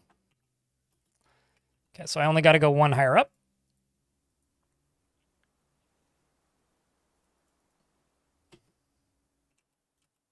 Down here, we'll just do pine.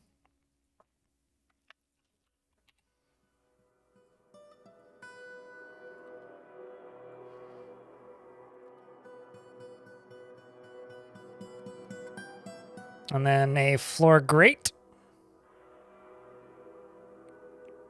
Right there.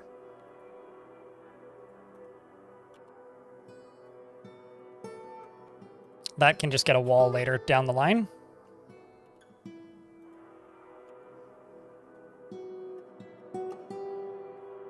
Another evil cloud is drifting nearby, which is appearing right here. That's a spooky one because of how big it is. It's the ones that don't appear at the edge of the map that freak me out. Because they're the easiest ones to catch you. Or catch a dwarf out, I guess.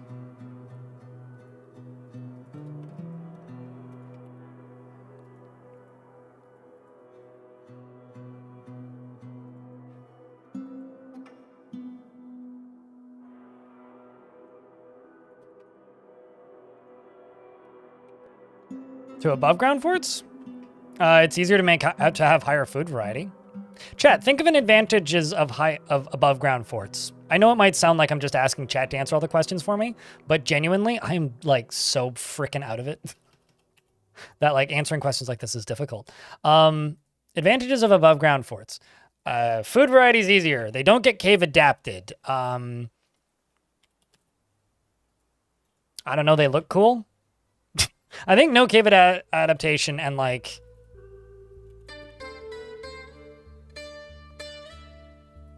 I think no cave adaptation is probably the biggest advantage.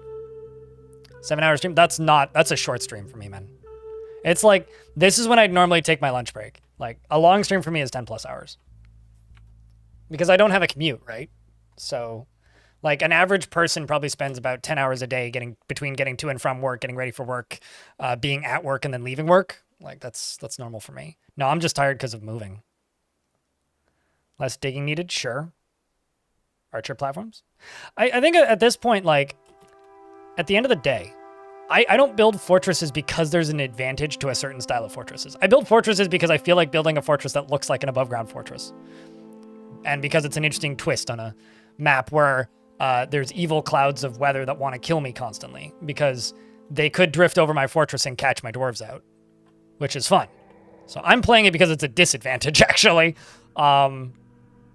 Which is probably why that question's difficult to answer right now, I guess.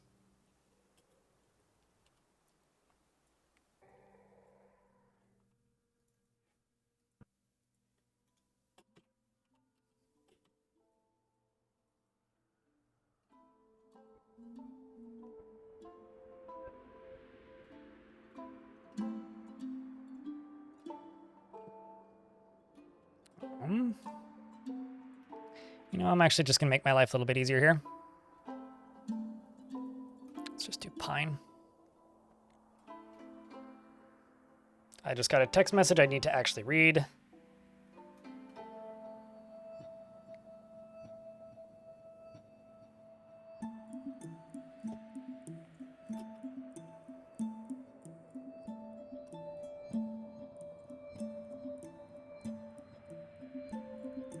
Let's check the...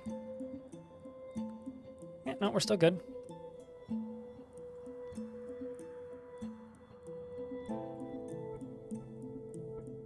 A tower that blocks the sun above the surface?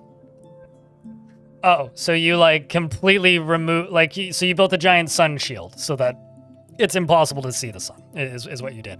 You pulled a Mr. Burns. I think it was Mr. Burns who suggested blotting out the sun, right? Mr. Urist. I mean, fair enough, eh? You know, like, if that's a solution that you enjoyed building and that was a fun process, good. I mean, you can actually cure cave adaptation. The easier way is to just simply allow them to go to the surface every now and again. Or force them to go to the surface every now and again. That is the two easiest ways to do it.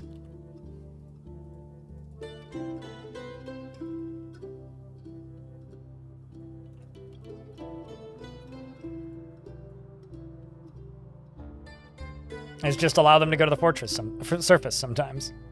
38,000 blocks! Jesus Christ. I don't call that a simple solution, but like I guess we both have different definitions of the word then.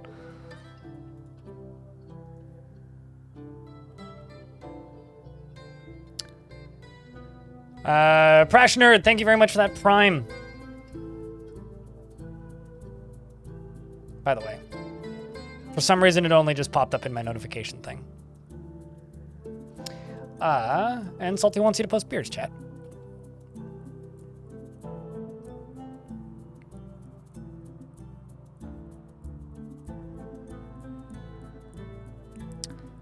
This will be an easy way to get rid of my livestock here.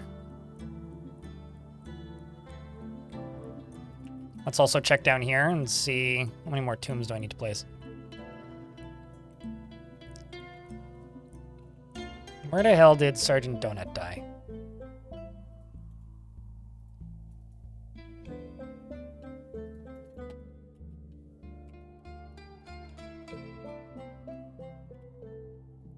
I want to say you died like in the middle of the ocean, right?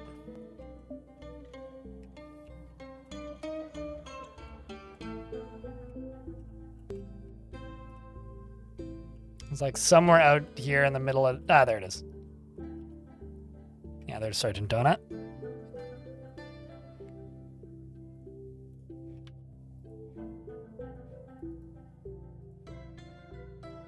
Go get him.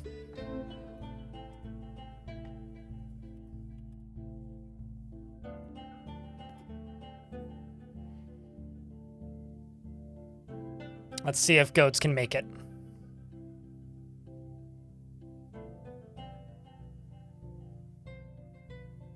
That's the one chat tells me I need to show my parents, McWozniak. What'd you miss? Did you see all the dwarves dying because of the thing that got away in the... or the thing that got out of hand when trying to convert one dwarf into a zombie and then ended up converting 3 and then also lost 10 dwarves. And then also now I'm building a giant... Well, maybe not giant, but I'm building a tower to put one of the zombies in the bottom and then drop livestock into to train the zombie. That's currently where we're at. But I'm glad you enjoyed it, dude. Oh, also that goblin.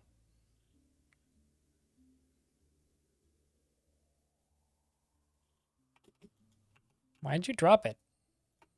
Because you decided you're going to go conduct a meeting. Or go be conducted in a meeting. Well, fine.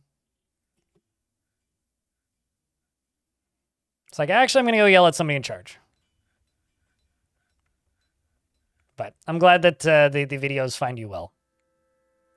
Speaking of, the undesirable merc is drifting by once again.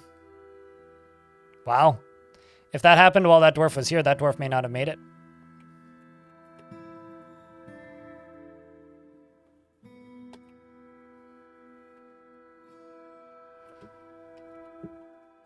Let's place a few more tombs.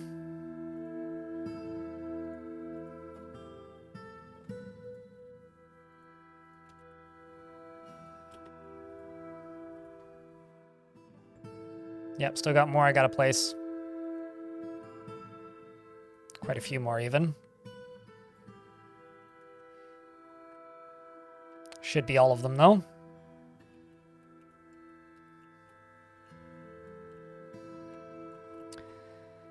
Okay. So what I think we're gonna focus on is just getting this tower thingy built. Milling or oppressor? I'm not certain I have either of those, but we'll see. I certainly don't have a mill set up. I've been kind of focusing on the zombie thing. I was building the fort, and I was planning to build a mill, but... I have a milker.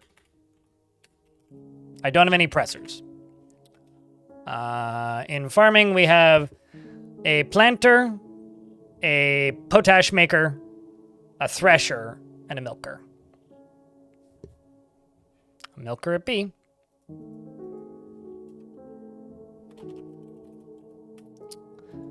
Midnight X is completely unmoved by art and beauty, or the beauty of by art or the beauty of nature. Is conflicted by this as she values artwork and its creation. Just gotta clear these.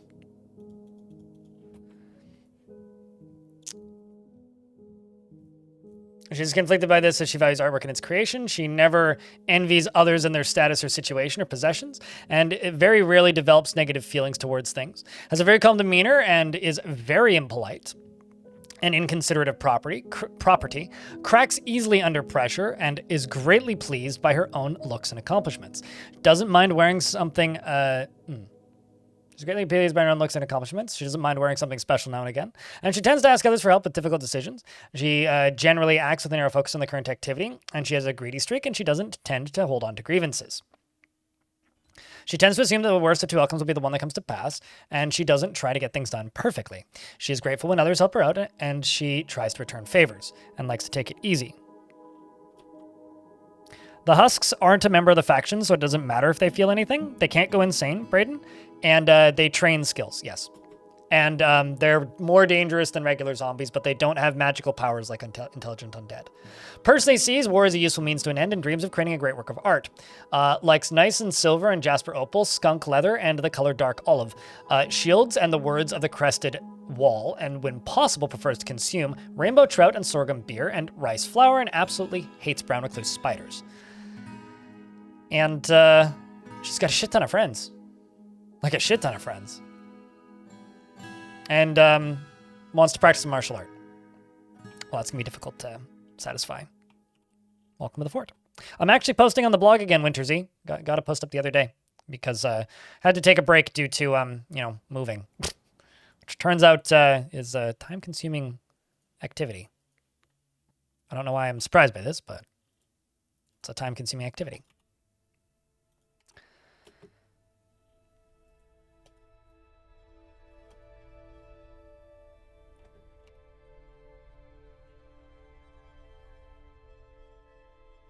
So what I'm going to do is all the way down here at the bottom. I'm going to dig this out to about there. Put wooden floor in. And then put fill walls in. Right here, I'm going to put a trapdoor or a hatch cover on it. But I need to make a hatch cover. Let's make one out of metal to make it more clear how important this is. Let's do a singular... fuck it. Let's do one steel hatch cover. So happy this song is in Fortress mode now.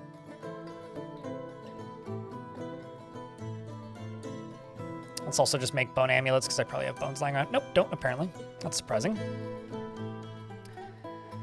Oh yeah, absolutely. I've settled on layers intentionally and accidentally. Couple forts ago, Dragon Spike, we settled on a dragon. I had that, I think it was Seed Vault, we settled on a giant.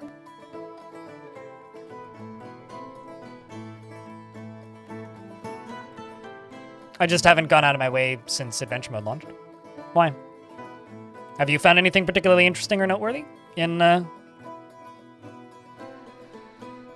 by starting on layers?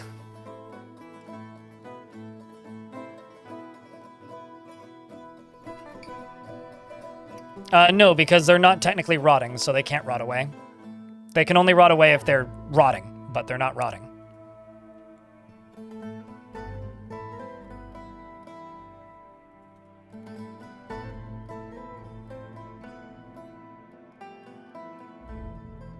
Chad, have you messed with many of the Adventure Mode features in Dwarf Fortress yet?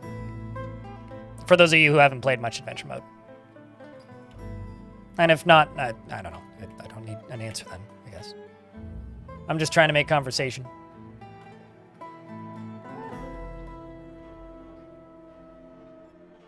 Weremole lair? Yeah, no, I wouldn't do that. I mean, that would just be a perfectly normal dwarf for the first half of it. I don't think I've ever seen a were creature lair. Now that I think about it, don't they like more roam around from town to town and ambush people? Like they live in plain sight kind of deal? Until they're exposed during the full moon and then they kill a bunch of people and then rinse repeat. I'll be right back. I gotta go give myself a correction shot.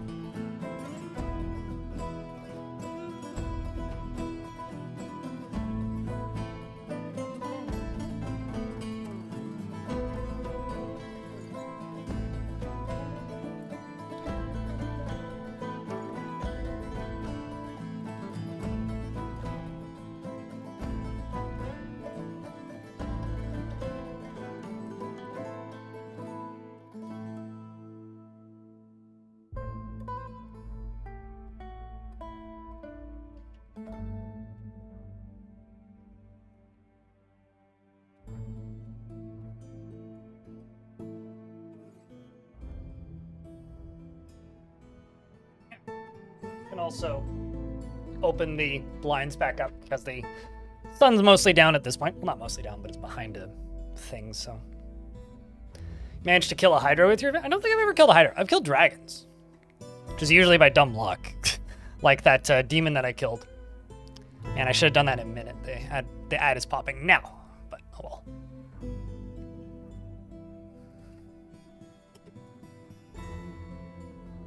Okay. So down here, I'm just going to place a cage,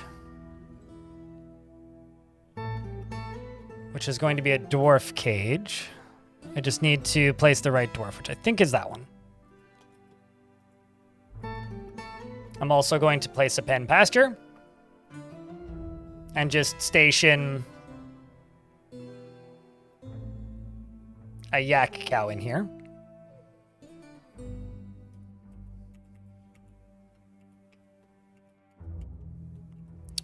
And so this right here is going to be linked to this.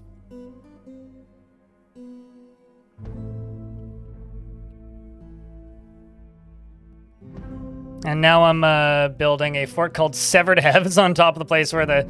Did it leave the body of the Hydra, though? Like, were you able to get the remains of the Hydra?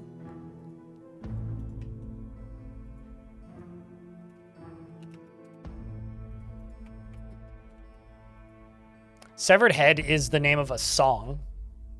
Actually, I think I know several songs named Severed Head now that I think about it. That's what happens when you listen to metal, yeah?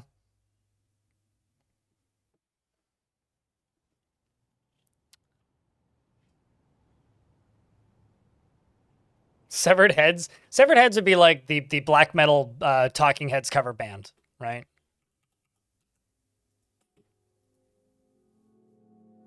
Don't know why things like this are getting suspended.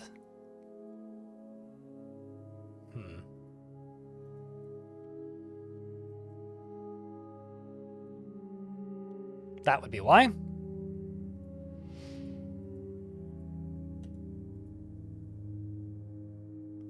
right.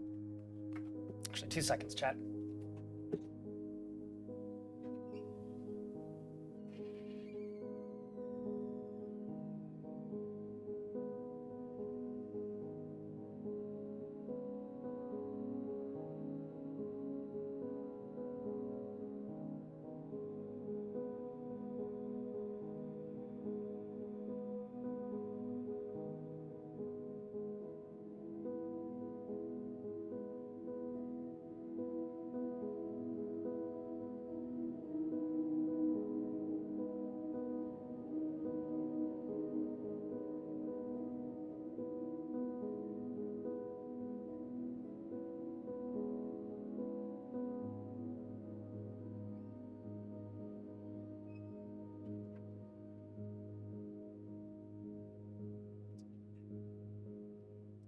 You butchered the Hydra and took its skulls to a location. I will move them to the fort with an adventure at some point. Well, there you go. It's a fun way of doing things.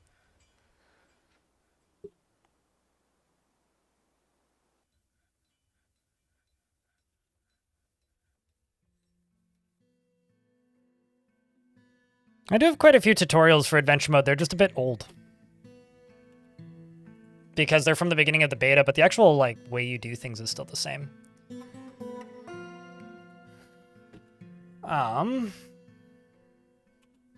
So this should be connected, which it is now. So you right there. At this point, I just need to, you know, I'm sitting here going like I should just do like a hatch cover. I think the proper way to do this is just by filling stuff in. It's probably the way to do this.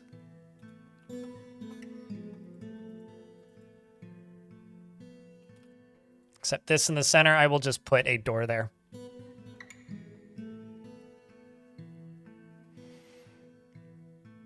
Your YouTube completely crashed? YouTube's been crashing for me a lot recently. Like, it's actually a little weird how often it's been crashing.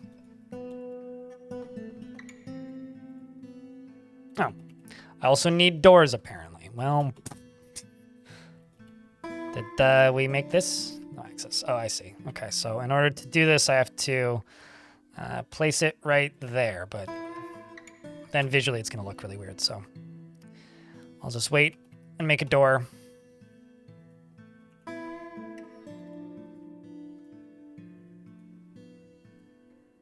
Get them to do that quickly. if possible. Welcome back, Karma's Internal. Yeah, I don't know. I've had, like, YouTube just, like, the YouTube player and, like, all of YouTube has crashed while streaming and also while not streaming. I've also had, like, chat disconnect. Like, YouTube streaming has just gotten weirdly unstable recently. At least for me, because it was never unstable in the past. It's like, this is a recent change in its stability, which is weird, and I don't like it. Merp. Merp.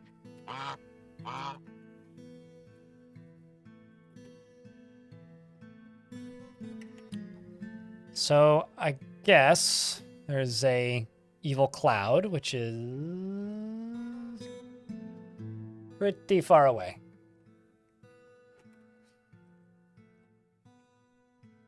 I guess I will see, what are you connected to? Okay, you're connected to a bridge.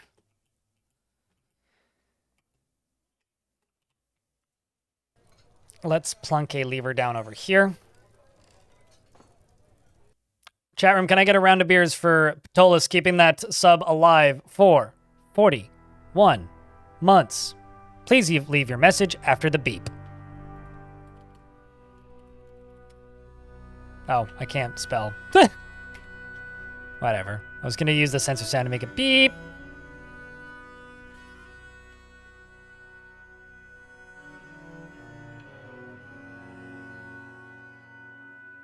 Oh, they're extremely difficult to see, especially when they're on ice. Like, it's not just you, YouTube chat. Like, they are hard to see. That's just a fact. They are not easy to see.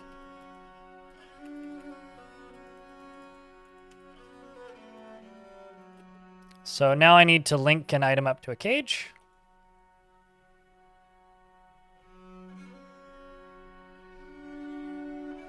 I mean, hey, you may have to do them in like sets of 3, but you could absolutely send 41 beers.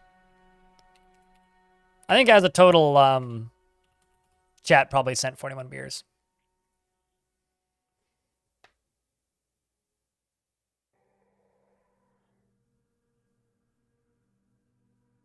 This is a weird little mad science fort. And much more mad sciencey than I usually get.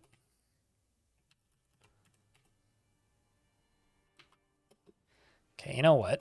I'll just wait for the other one, because there's 2 here, right? Oh, no, just 1. All right, well, let's just lock that door then, and I can get rid of this. Now,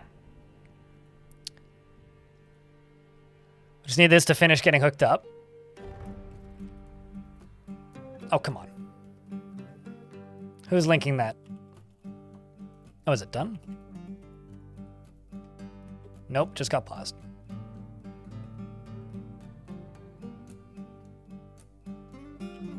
I really need to build that library that I said I was going to build and then didn't. Why are you? Why are you? Is it this that's the problem? Alright.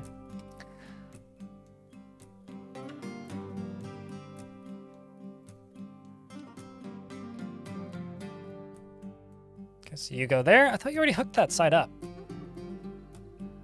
Guess you didn't. Okay. Well, now that's done. So now we can set this lever to be pulled. And scratch that. No, I can't. It's a good thing I checked. Gotta wait for that stupid yak to get redelivered down there. But although I did delete its burrow, so I guess, or not its burrow, its pasture, so I guess that's my fault.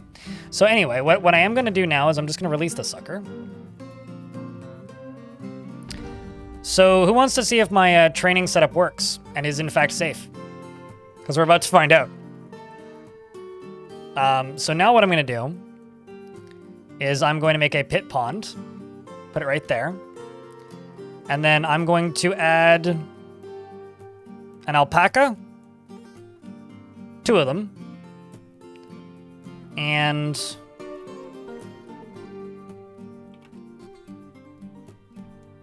let's add 3 yaks.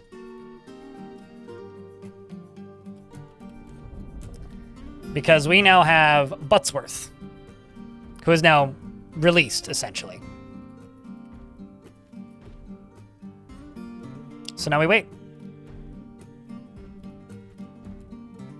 So now there is a yak down in here.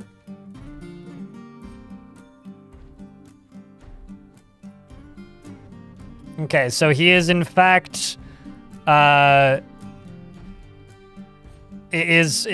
punching it. He's using it as a punching bag. Now let's watch his skills. I can in fact say that the delivery mechanism is safe. And it also works quite effectively. There's also a bunch of bulls up here.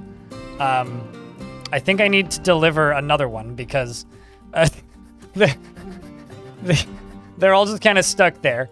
I did set you to be repeating, yeah? Yeah, I did. Okay, so let's throw something else in there. Let's throw this goblin.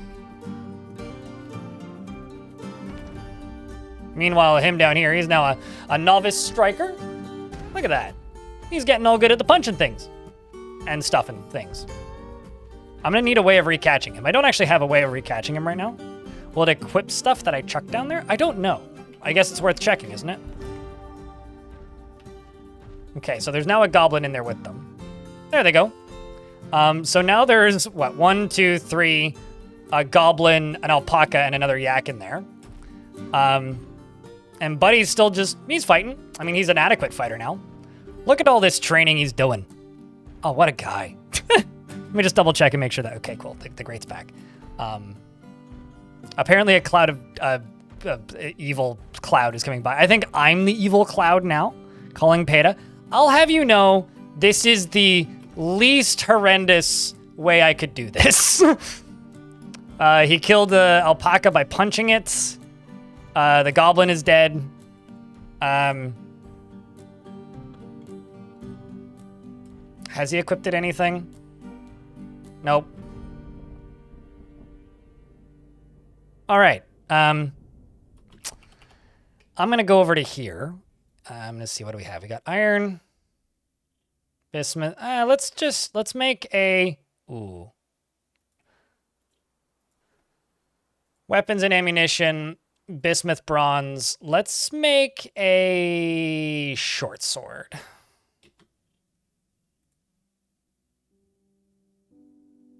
Let's do that. And I'm gonna go up top here. And I'm going to make a garbage dump. I'm gonna wait for you to make that short sword. Do some. No, I won't give him a training spear because I'm not certain that he will. I mean, if he uses it, I'm not certain he'll drop it, rather. Another evil cloud. Just gonna hope they don't hit us because I'm pretty focused on this. I mean, you know, soon we won't be able to meme about OSHA because OSHA won't exist. So for right now, we at least we can still meme about PETA. Okay, so then that falls in. Now let's go up to here and say, what more do we need?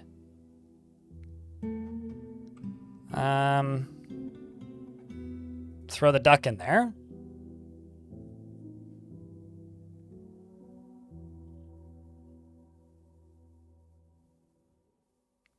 I'm also going to throw 2 reindeers in there.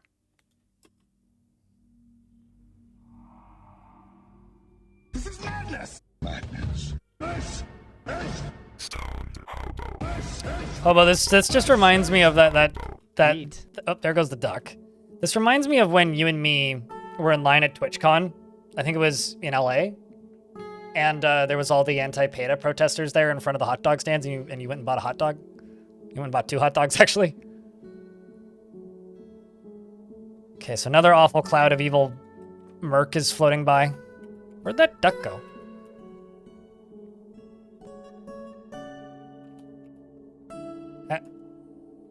How did it not fall?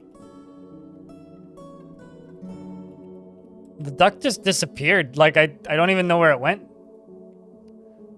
All right, well, I guess a turkey shall join the mission, maybe. I do have baby alpacas.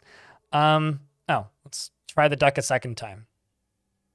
I wonder if ducks can fly in Dwarf Fortress. It could have just flown away. Like, it is possible.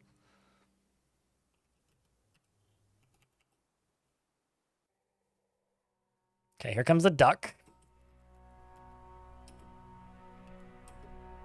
It did, in fact, work. And he back to just fighting them. Although, doesn't seem super interested in picking up that sword. His right hand is cut open, but he has gone from no combat skill all the way up to competent striker. Then he waddled away. Waddle, waddle, waddle. Okay, so I'm going to go down here and make a very important room for a very important livestock that I'm going to start mass producing. Turkeys. We're going to commercialize Thanksgiving to the next level of Dwarfy. By that, I mean I'm just going to make some nest boxes for them.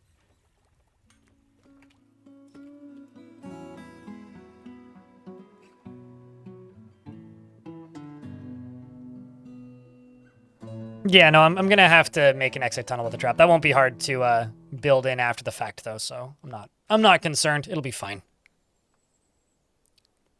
Would it have been a good idea to build one of those from the start? Sure. Is the world going to end? Nah. Nah, it'll be fine. It'll be fine.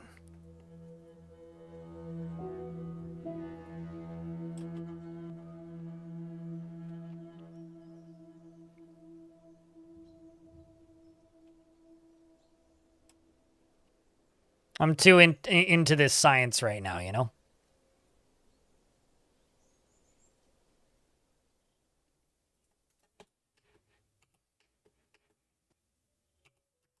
Like, what I could very easily do is just this.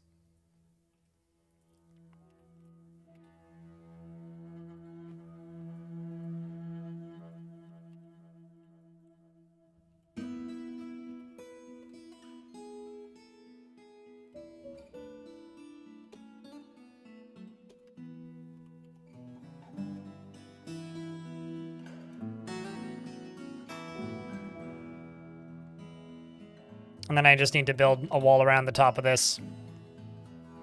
Sometimes I half-build things and then just, like, finish them later. And that's kind of what this is turning into, is something that I've half-built and, yeah, we'll finish it.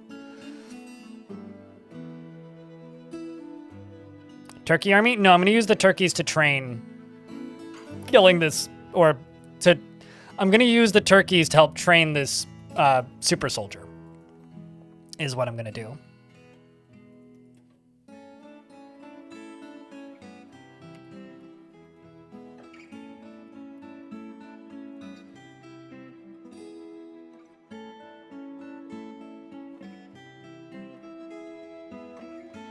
But in order for him to be usable, I need him to get to maximum possible strength. And legendary wrestling, which is going to take a little bit of doing. I'm also going to need a roof on this.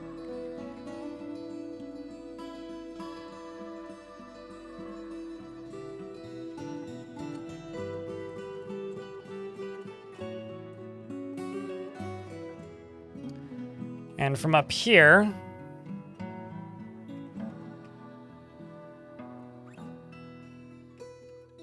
guess I'll just do... you know what? Actually, I know what I can do. I can do this.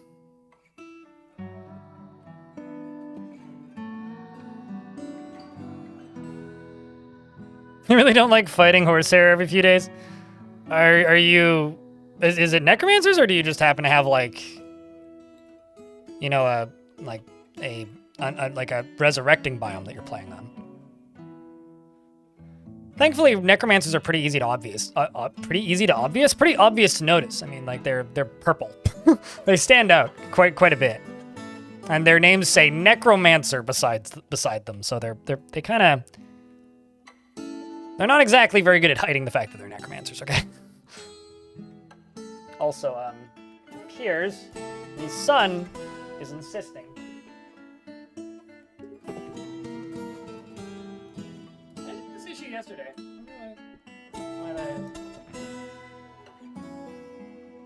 Is shining a spotlight on my void.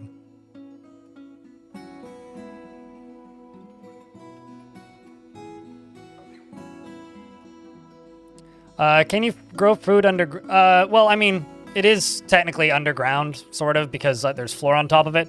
But you can grow surface food underground as long as the floor tile saw the sun at least once in the past.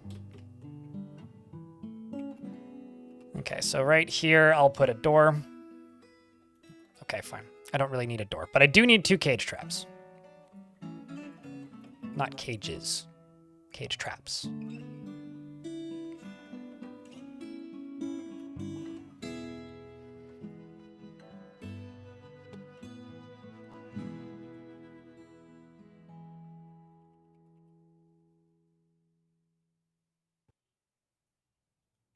And him down here, he's already what? He's already an adept fighter and a competent striker, but like we got some ways to go.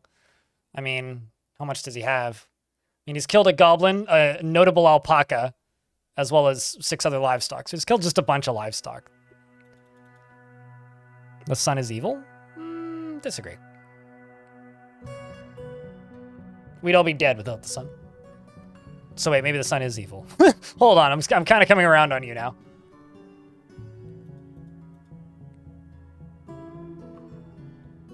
Yeah, I cannot fully describe how nice it is to actually have natural light in my office while streaming. It is wonderful. I'm going to expand the size of my tavern so these dwarves can have a bit more dance floor.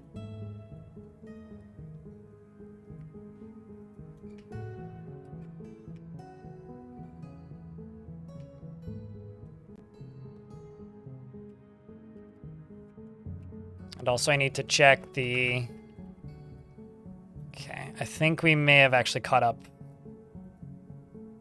Yeah, we've caught up with the bodies. So what I need to do is go all the way up to here then.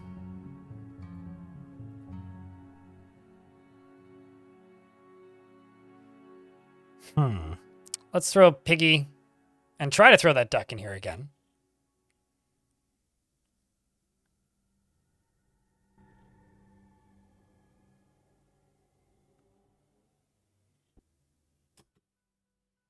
So this is how this process works. Falls down here, falls in. Then immediately starts getting punched by the zombie. His pants are almost completely destroyed, which is kind of funny. You know, he could be using any of the body parts on the ground as miscellaneous object, but apparently... Oh, sorry, no, he does have a weapon now. He has a hood that he's equipped in his hand. So he's improving miscellaneous object fighting skills by using a hood, which is maybe one of the worst items he could use. Thankfully, it'll make the enemy die slower. Good job, Buttsworth. Yeah. Good job, Buttsworth, definitely.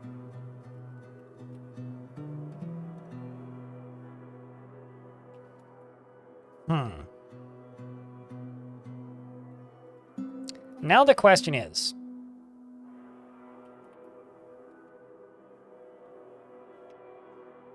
Well, let's just go over to this. And I'm going to make this into a pen pasture. And this is going to be for all the burbs.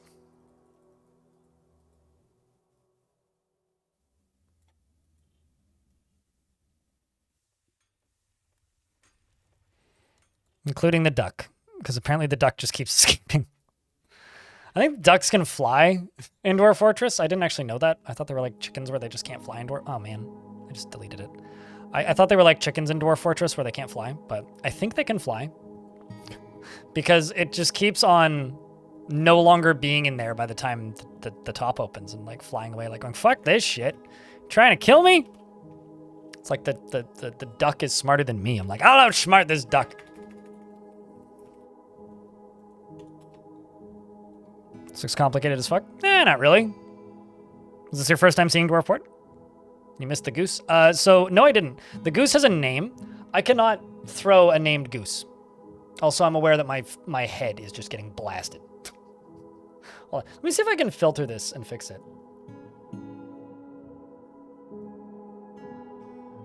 I might be able to. No. Tisk. Alright, fine. Let me fix this.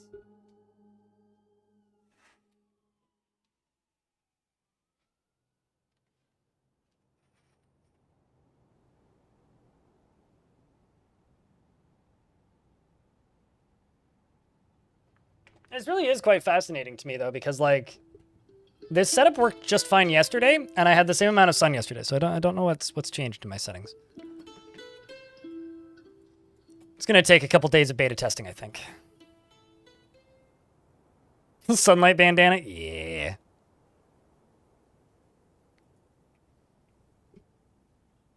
Actually, hold on. Let me check something real quick. Oh, I see what's happening.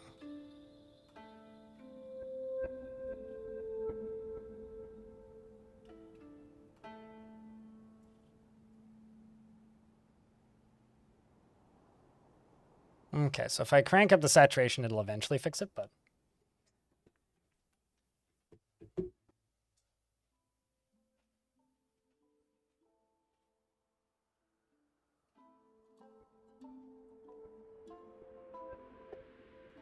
Game's got to save anyway.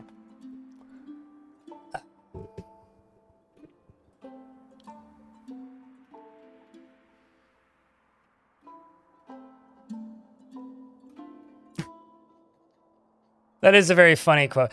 The reason you guys can't all add quotes is because I used to allow people to add quotes, and people would just misquote things to make me look horrible. And I got real tired of that. I know that might sound weird, but, like, believe it or not, I get real tired of that. That shit gets old fast. So I got two really upset dwarves. I wonder if I can zombify them. Where currently is the cloud? What direction is it going?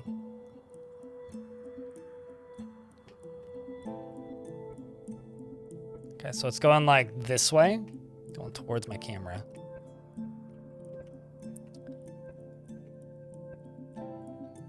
Spring's arrived, meaning we'll trade with the elves pretty soon.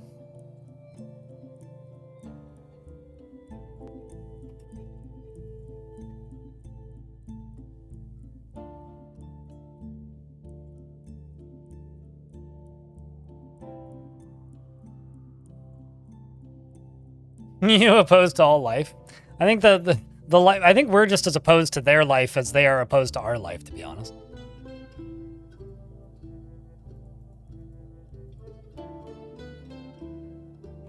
All right, so lay eggs away, you little critters.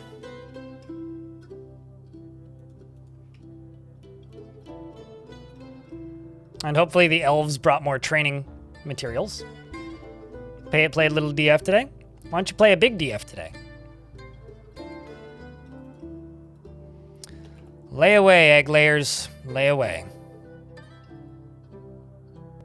So we got 10 fertile eggs there, 11 fertile eggs there, 8 fertile eggs there. Wait, are those are going to be infertile, aren't they? Yeah, 8 duck eggs, perfectly normal eggs. More turkey eggs, and more turkey eggs.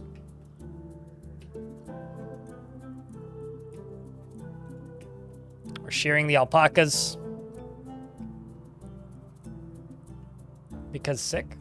Oh, that's fair. Go steal some beak dogs from the gobbies. I'm not allowed to make squads. So that's difficult when you're not allowed to make squads. If I could make squads, I would absolutely go steal some beak dogs from the gobs, but I'm not allowed to make squads. The only thing I'm allowed to do with squads is send them to demand tribute so that I can trade with more people. Yeah, it's if you type an exclamation point goal, you'll see the fortress restrictions for this particular fort.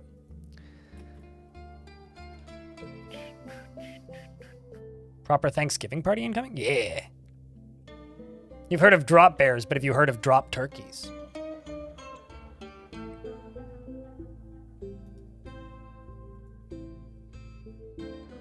It's a very important question.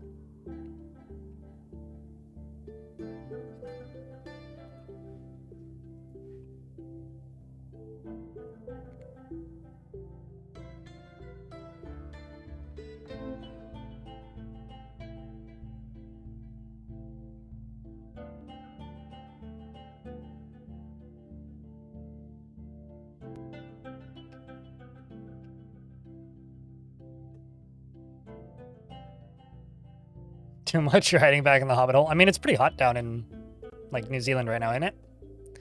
I've heard from quite a number of places that it's quite warm down there at the moment.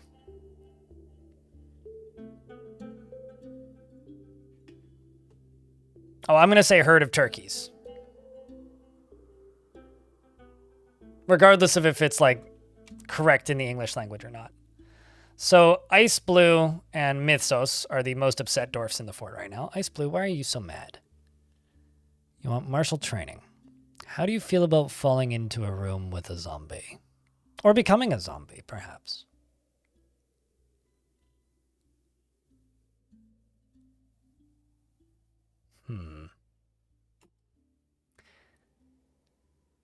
Well, now the ads run.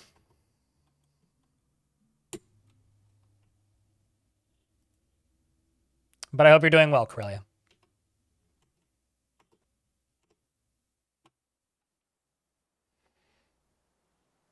They're not zombie turkeys, no. They're unzombie turkeys. They're currently living turkeys, and I'm trying to breed turkeys to get more turkeys. So I'm happy to say that we are at the daily minimum. We actually surpassed it by $4 currently, although I don't think all of those gift subs have been added on top of it yet. I don't think that 10-pack is credited in there yet, so we've made the minimum for the day. Kind of a slow day for money, but it's all good. That happens sometimes. Mostly just checking to see if, boy.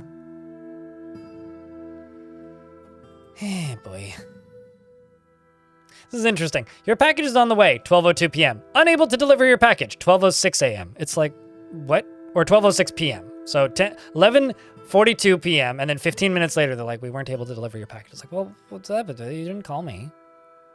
Fucking call me. A group of turkeys is called a rafter? Excuse me? So, huh.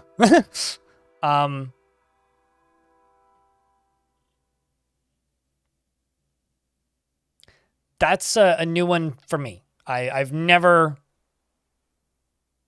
once heard of a group of turkeys being referred to as a rafter.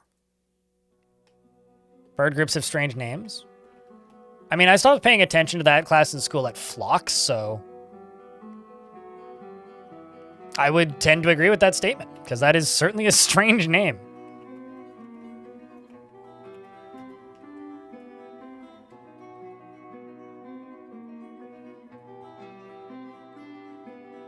Raptor. Yeah, totally not Creed. It's definitely not Creed, chat. Thank you very much for the 12 months.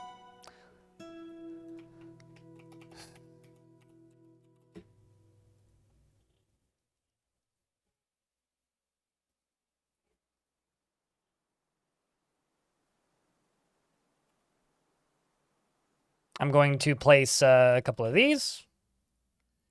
And a couple of these. And a couple of these. And a couple of these.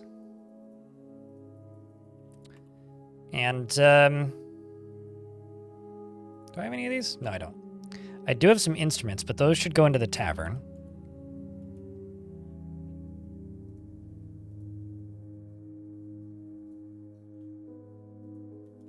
I have an instrument, and that should go into the tavern. And, let's do... Ooh, someone was talking about these looking good earlier. Let's see. Larch. And larch. And larch. And larch. I think that looks quite nice, actually. Paper right.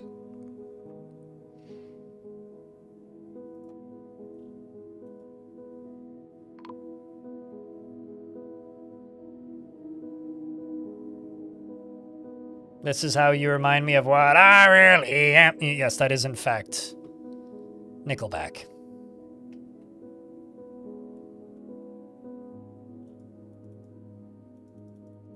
It's just like the it's been a while. It's also Nickelback. How you doing, Creed? Just say arms wide open and you're good to go with Creed.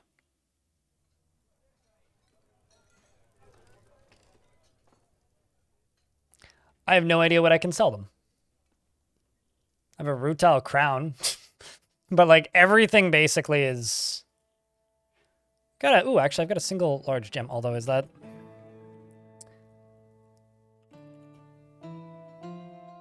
What's it encrusted with? It is encrusted with radiant cut red glossiers, and this object menaces with spikes of snail shell. Well. Whelp. Snail shell, eh?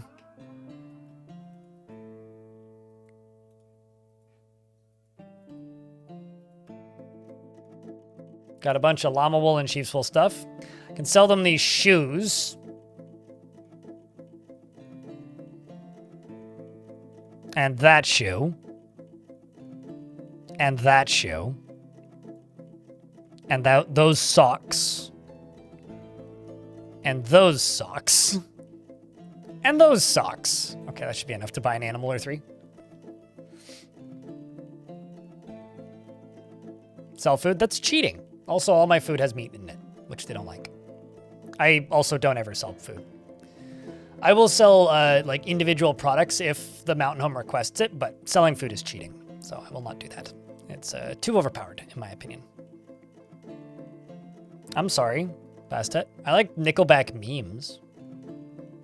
Don't like listening to Nickelback, though.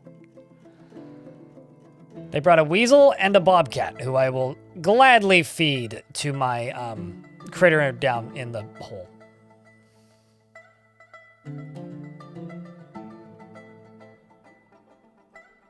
They brought cactus fruit and pears, plums, and apples. Delish. See if they'll trade for that. It's in the yellow, but nope, it's not quite high enough value. Okay, fine. Well, then I will remove some of these and then trade. Thank you for your business, they say. It's time to add some more to the box.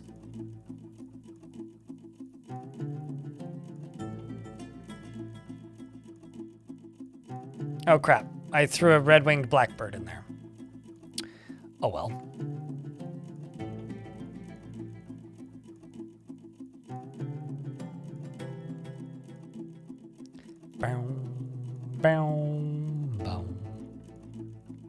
But yeah, I've had a personal rule for quite some time of not selling food, just because it's sort of like duping items at that point. It's like selling food is just a license to ignore the economy. There goes the weasel. Splat goes the weasel. Whereas, what like it's just an excuse, or it gives you the ability to completely ignore the economy. And duping items means you don't have to trade for things or worry about melting stuff down, right? So I don't dupe items, and I don't sell food because I don't like ignoring mechanics in the game. So this is now fighting with this dwarf. The stray bobcat got stunned when they landed. The dwarf, strikes the bobcat in the rear paw, and the injured part is crushed. An artery was opened by the attack force, bends the rear leg, tearing apart the skin and bruising the fat, and tearing apart the skin and tearing apart the lower spine's nervous tissue. And then he gets another one. He's still an adept, continuing to level up. And we get another migrant wave.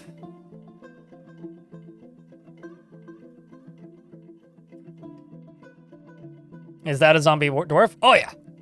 Oh, yeah. No, this is an execrable merc. This is Buttsworth, who was a dwarf in my fortress, actually has friends in my fortress, is no longer a member of the Tower of Clobbering, and was formerly the Holy Silver of the Doctrine of Bronze. And I'm feeding livestock to him to strengthen him up.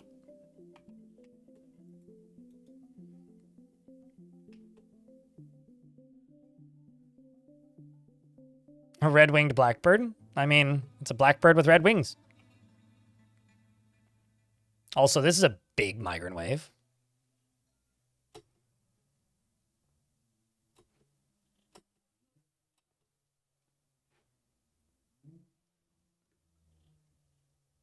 Consume Buttsworth? Correct. I need another way of loading creatures into there.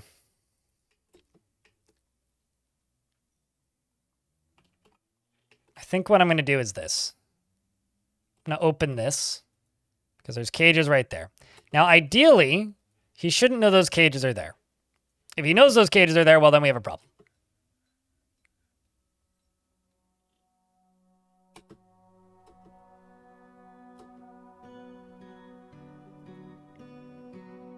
Strikes a dwarven child in the upper body, which bruised... Wait, struck him in the upper body and bruised a lung. Ooh. You good there, kiddo. Winded and injured. Oh no, literally killed a child. Literally just murked a child. Oh boy, man. That is brutal. Goodbye, kiddo. Holy shit. God damn. That is intense. I'm also not sure what these animals are running from. Nor am I sure what they're in conflict with.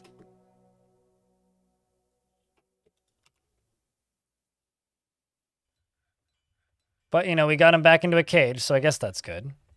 Also, I caught... no, I didn't catch a raven. I thought I caught a raven. Is that just a delayed reaction? And Selena-sama is going to go put that child into a tomb.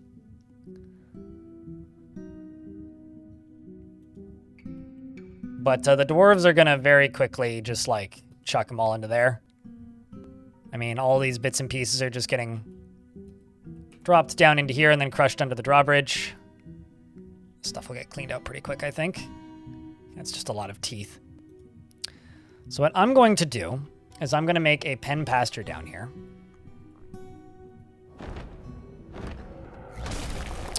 A wereweasel, Amaxu usbuluslom, has come. A large whistle? A large weasel twisted into humanoid form. It is probably hysterical looking and it's crazed for blood and flesh. Its eyes glow lime. Its black hair is unkempt. You will know why you fear something or another. I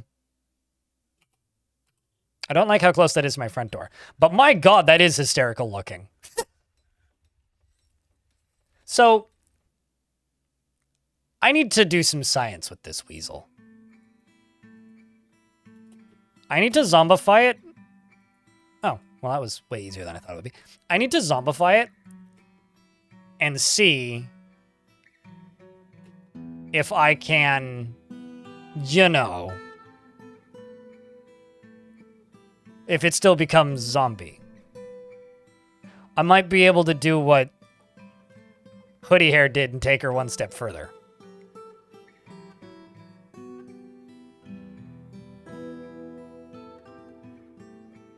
Just saying. Training buddy for the dwarf down the hatch? No, the dwarf would just kill it. No, I need to, So for the wereweasel, I need to put that... I mean, I didn't even see what it was. What is it now? It's a goblin. Okay, so goblin cage goes over here.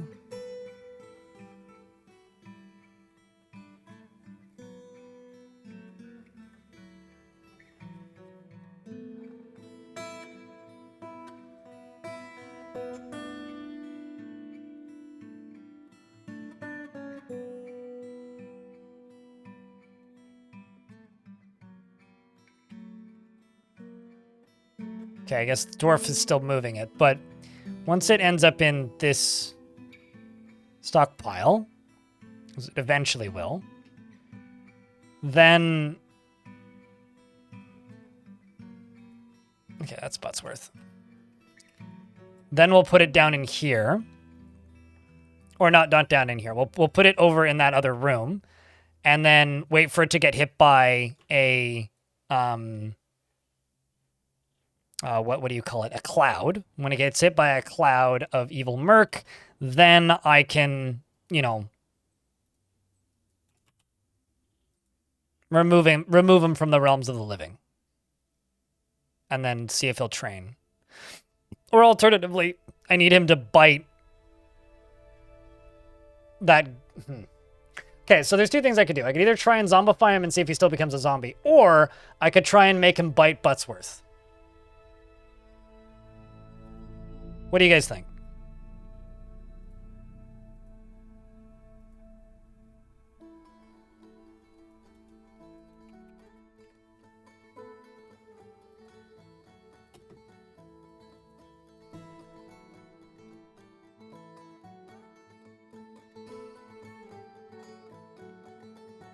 Also, hey, Krangus, it's good to see you. Hope you're doing well.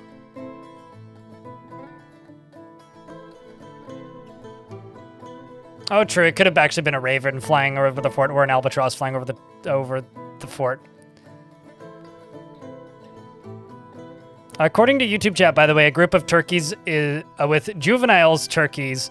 A mix of juvenile and adult turkeys is called a brood, and an aggressive group of turkeys is called a gang or a mob.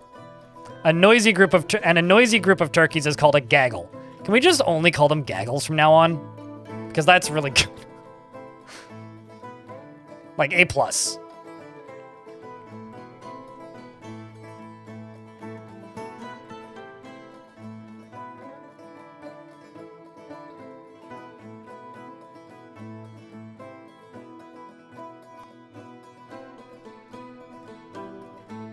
So you are getting connected to that. If I fly all the way over to this, this is where Goblin Cage is gonna go.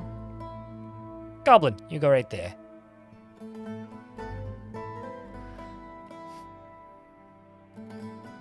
Zombie by the Cranberries? I mean, Cranberries are one of the bands of all time. Apparently I need empty food storage items to make more brews, so we should make more barrels.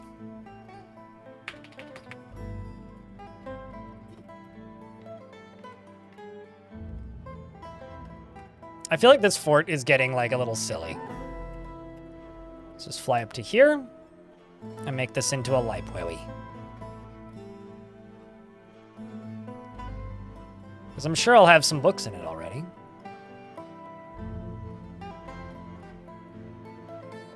The Tin Palace, I don't think that's very fitting because there's no tin in this palace, so I'll call it the Roasted Wood. Sounds like a euphemism and also a library. Let's call it the Roasted Library. Nah, let's call it the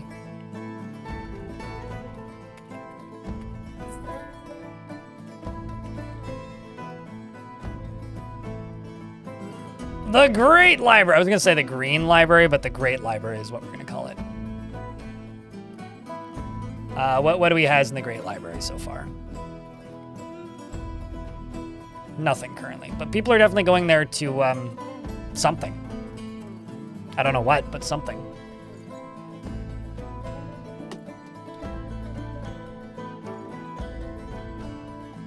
I have to have some books in here already.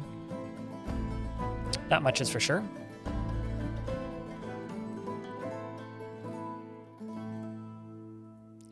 So this dwarf down here who's still waiting for stuff to be hauled out. We need a craft dwarf guild, apparently.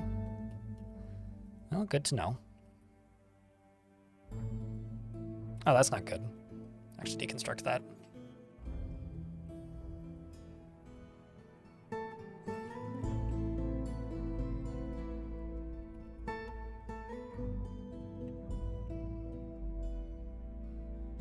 We can connect you to a different lever later.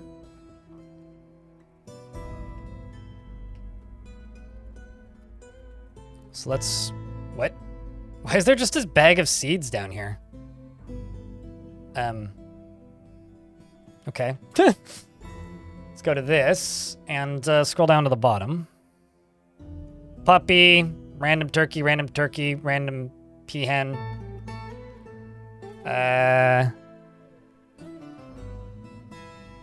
You know, I think the actual easier way to do this would just be to throw the were creature in with them. Just time it right, but...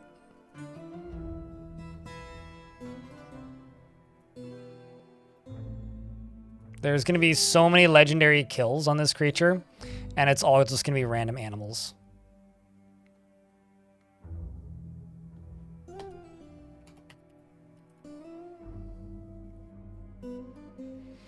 The roasted potatoes sounds like a tavern. Like, really just sounds like a tavern.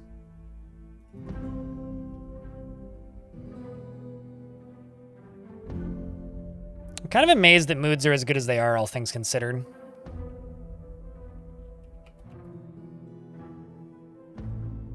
More dwarves bringing animals down.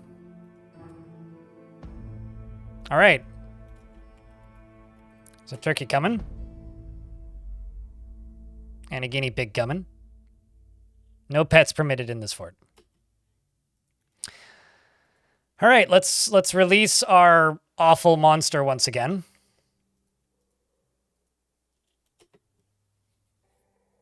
And now we wait. Buttsworth is free.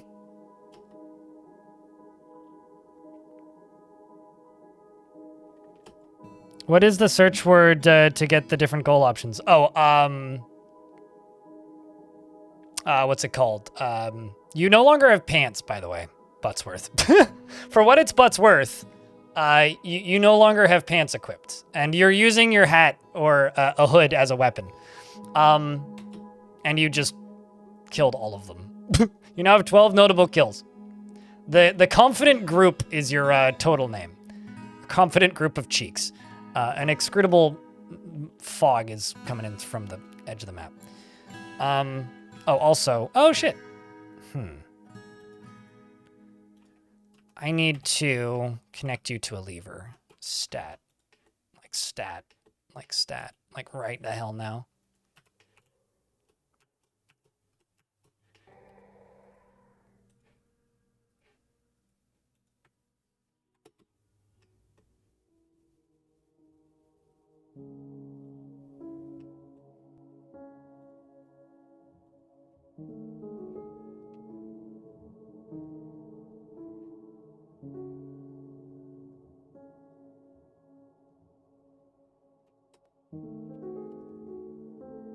One minor setback, yeah. Maybe more than one.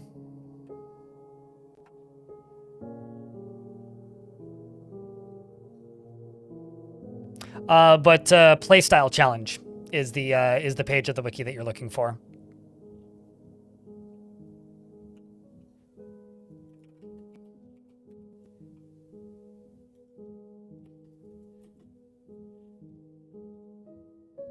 I love the fact that I'm using Star Schultz's lever for all of these releases and like horrific crimes.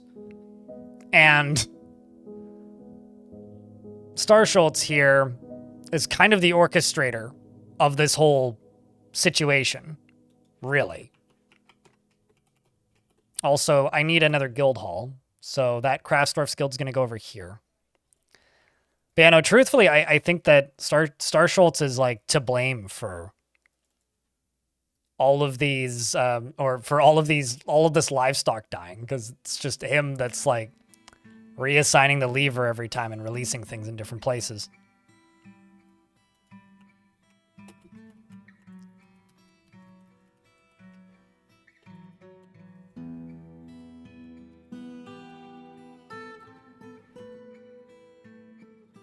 The puppet master, sort of, yeah. Certainly pulling the mechanisms.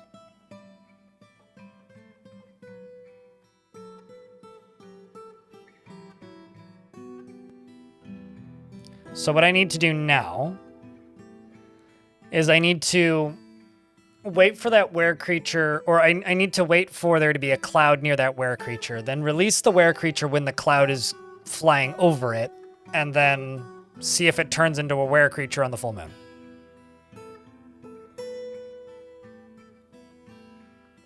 Have a good day, you're heading to lunch? Alrighty, have a good lunch. Should what be a job title? What, the puppet master? Nah. A mechanic is, chief mechanic is more than enough. Besides, he's already a clobberer.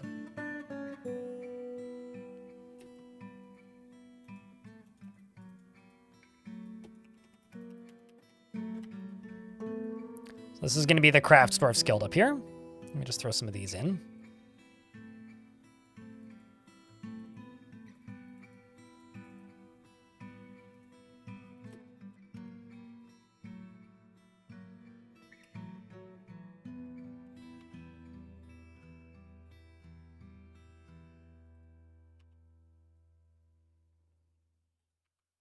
You know, actually, could probably also just put this into the burrow.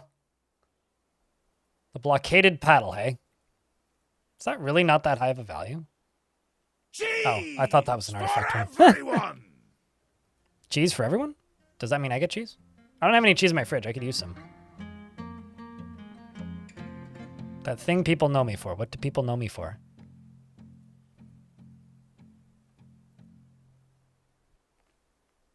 To Patrick.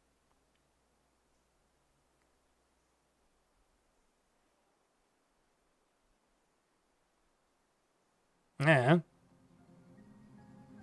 I'm trying to figure it out. Or see if you can figure it out. Chat, what am I known for?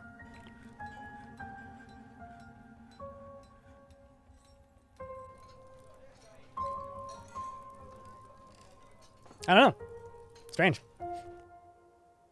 Yeah, quick, quiet. Pet moss. Probably this. Yeah, probably this. I'm already doing it, man. I know all that, or just simply people know me because I've been doing this longer than most people who still do this. That's also a reason for people to know me. You know, I literally threw a sword into there, and the dude didn't grab it. And then they carried it out, because he didn't grab it.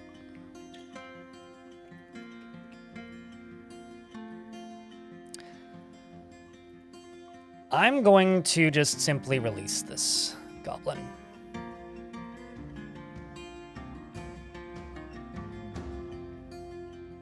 Okay, so now there's a goblin in here. So now I just simply gotta wait. Evil Taunt! I like it. So Evil Taunt here, who's got 17 kills, is a wereweasel. So on the full moon of every month, the wereweasel becomes a wereweasel. Hopefully, after standing here for a bit on the beach, a glorious fog will come by and become a zombified wereweasel. I'm curious, though, if the zombification is healed by it becoming a non-zombie again. That is something I am very curious about.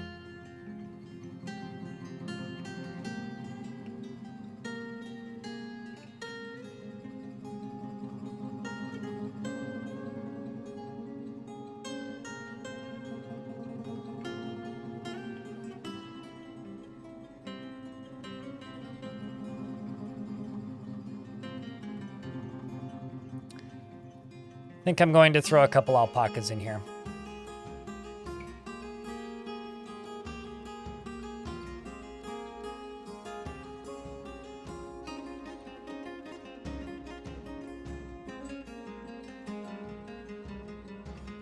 Some real tower activity. I like building towers. Building towers is fun. Oh, splat. And then he, you know, he's now an expert fighter. He's getting to the point now where he's genuinely going to be a threat. He's also a skilled miscellaneous object user.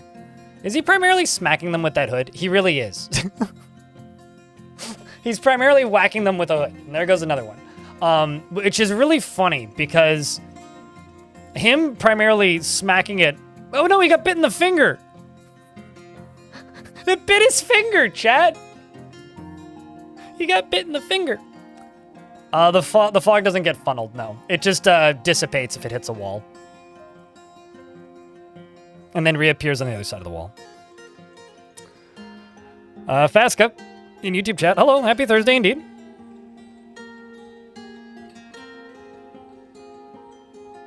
So now I'm curious.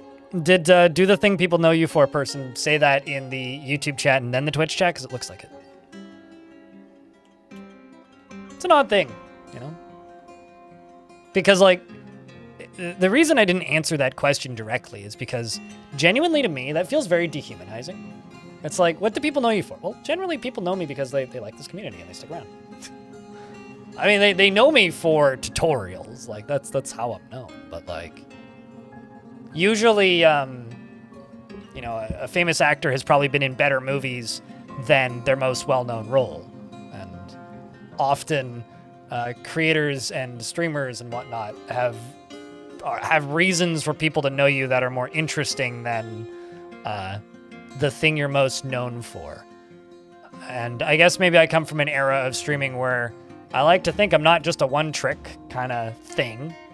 You know, I like to think there's more reason to watch the stream than the thing that I'm known for, which is teaching people to play Dwarf Fortress. Like, that's how people discover the channel, not why they stick around, and that's not necessarily why I'm known, so. I don't know, I just find that extremely dehumanizing. That sucks. Never seen a non-noisy turkey. Yeah, I tend to agree. It's like I never seen a smart turkey. Also, hi, Shark Jumping Walrus. My alt key has been fucked up since I moved.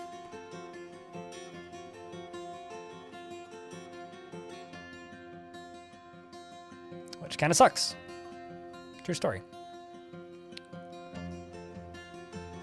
You watch me because you find me incredibly entertaining. You used to watch me when you couldn't even like visually comprehend the game I play.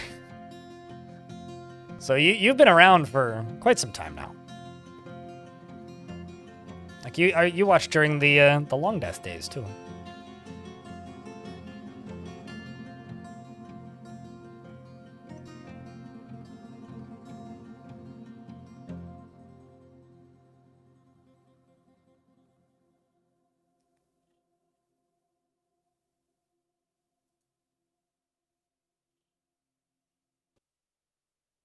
Really? You found me from Weather Mountains? Oh, I thought you found me before then. Oh well. Brain doesn't have no, like, real sense of time then. I thought you were one of the folks that started watching about 3 months before release. Man. Learn something new every day.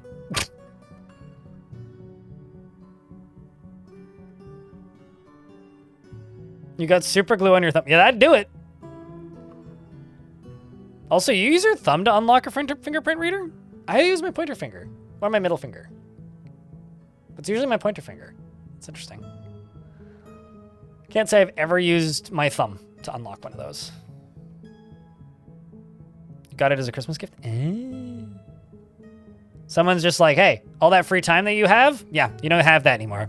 Merry Christmas, motherfucker. But thanks for sticking around. Okay, so you've become a whale weasel.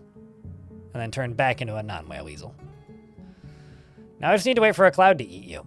It's gonna take a little bit, but I'm sure it'll get to you.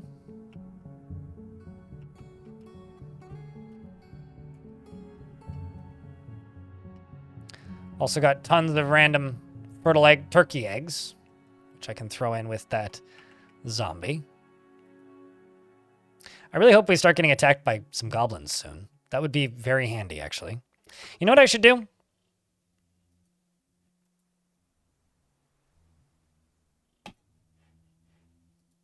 I'm going to set it to hard, which is going to default everything. And then go down to... I mean, I could just leave the cavern dwellers on right now, but I just want to nerf the cavern dwellers so that they aren't an issue.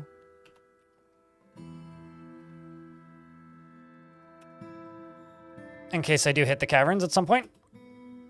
Okay, so now enemy armies are going to arrive more frequently.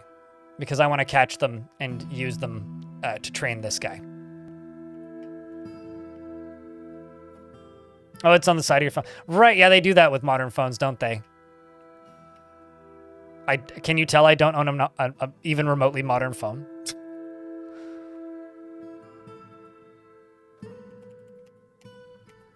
Let's check the value of this sucker. Yep, you're satisfied.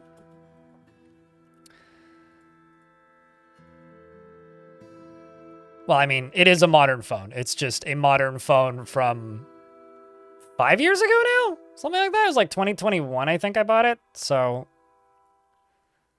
it's pretty out of date. That's like 100 years when it comes to phone technology.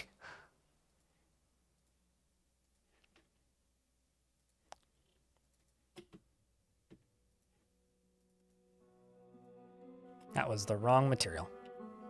I think what I'm actually going to do is I'm just going to go up to this right here.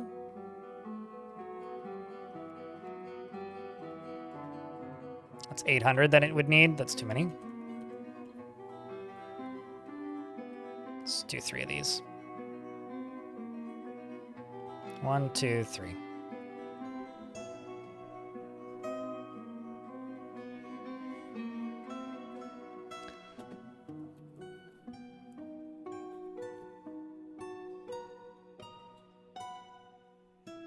Your fingers are too big for fingerprint readers to work well. I'm still like kind of weirded out by fingerprint readers. I don't know. That's like the point with like smartphone technology where I start going, do I trust you with my fucking fingerprint? But then I read about how it works. And I was like, okay, I don't care so much anymore. But like, you refuse to use any biometrics. It's the face scan stuff that weirds me out now.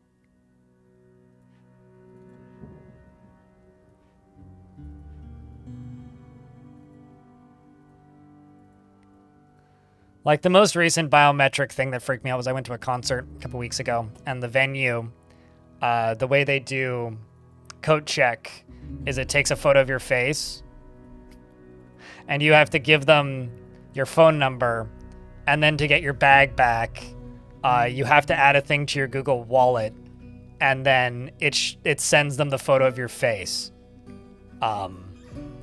which I don't like at all. To the point where, like, I'm just not going to go to that venue anymore because, like, that shit's creepy. What was funny was, like, I was complaining about it. And the lady working there was just like, yeah, I know. No, nobody likes it. We don't like it either. It sucks. The tickets were easier.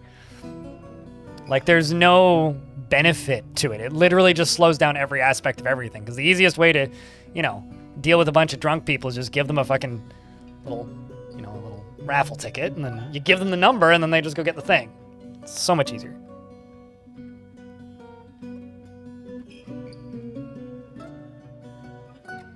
Sucks.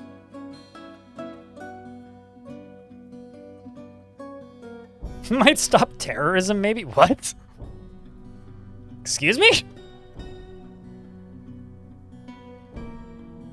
I don't even, where's the punchline?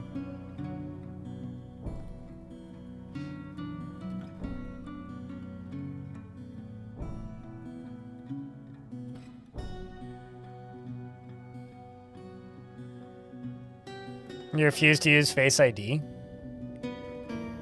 Yeah, I don't know. It's weird. My favorite, dumb... Well, this isn't really a dumb conspiracy theory. It's a legitimate conspiracy theory, but this is a conspiracy theory, so, take it with a grain of salt, right? My favorite conspiracy theory right now is, all of the Face ID stuff, especially on, adult websites, is being, lobbied for on behalf of VPN companies so that they make more money. Because, it's, the only, result is just more people sign up for VPNs. If you look at Google search terms, it's whenever somebody, locks adult content behind an ID check, there's a spike in how to use a VPN Google searches. Literally, that's just what happens. And then it's just well, what's the first thing that pops up? NordVPN, sponsored on Google. All right, cool. It's just, it just makes me shake my head. So what I'm saying is download your collections now, chat. Screenshot and save for later. Yeah, it's a popular theory. Okay, so where's this cloud?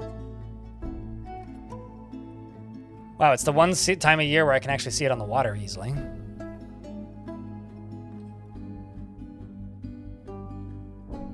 Using social media at all? See, to me, that makes a little bit more sense than porn. But again, good luck.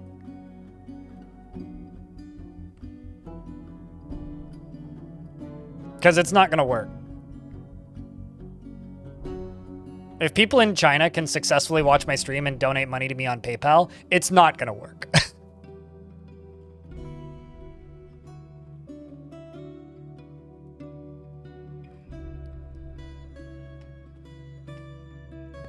Yeah, no, I'm literally going to use my phone until it ceases to function because it has a headphone jack, and I have a replacement for it, which is the newer model in the same line, also a TCL phone. And then I will use that one once this one dies.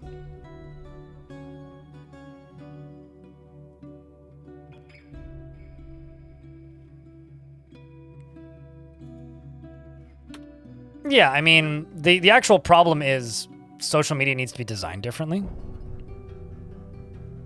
You miss headphone jacks so much. The lack of headphone jacks is what's going to drive me to use dumb phones again. What? Oh, I see. They're constructing stuff. For a second, I was like, what are they doing? We're going up here to build this. Man, moods are bad. Just seeing Laura's dead body. Okay. I think I just need to give these dwarves a nice big break. You're inseparable from your earbuds? Yeah, I don't know. I never liked earbuds. I used to use them when I had a normal job because it was the one thing I could like get away with wearing at work and easily hide without my boss spotting them. But now I just wear big over-ear headphones. God, I love the way this wereweasel looks. Look at this fucking guy, man. That is maybe one of the funniest things I've seen in a minute. Oy. That's so funny.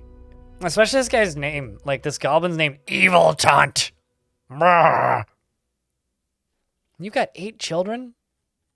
Holy crap, man. You've got a big family. My God.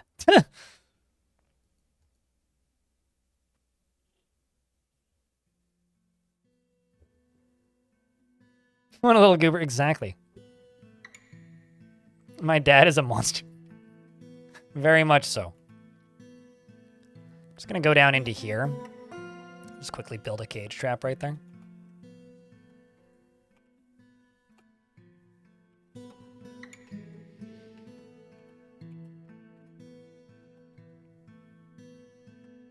Embarrassed while watching a performance. Oh no. Random dwarf sleeping in the middle of nowhere.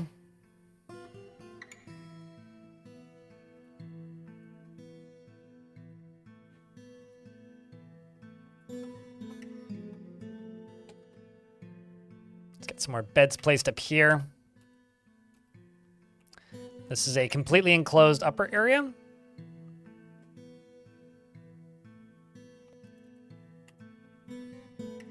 Yeah, that goblin was definitely a corn dog. Definitely. No two ways about it. Did I ever get books in here? Written objects 1. Well, that's unfortunate. There's a singular book. Exploring Surveying is the book that we have. You want to learn something. Tatan, we're going to let you learn something. Go ponder empirical observation. Yeah, you're reading it correctly. It is certainly taunt, not taught. Or taught, not taunt. Blah, blah, blah. I just keep saying taunt. It's for the same reason that sometimes I say words and say something else. See words and say something else. See words that say one thing and then say something else out loud. It's I speak faster than my brain runs. And it gets worse as my pills wear.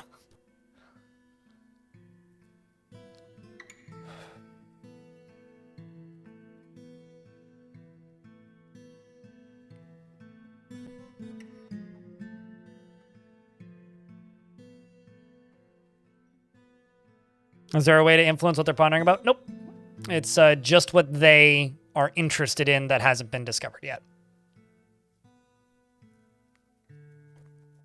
You could probably influence what they're pondering about in adventure mode, but not through fortress mode.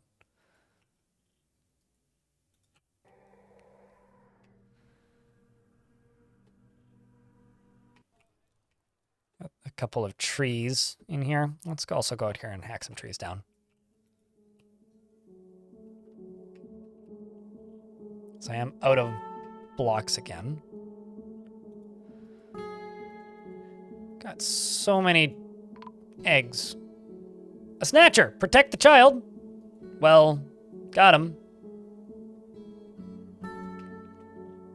Another one for the fun drop. Get in there, Zolok. You'll never be seen or gobbed from again. Oh no, we have a farmer's guild now. I guess I know what that upper tower room is going to become. More clouds of executable mercs. Oh no, it didn't show me where it was. Does it happen to be right here?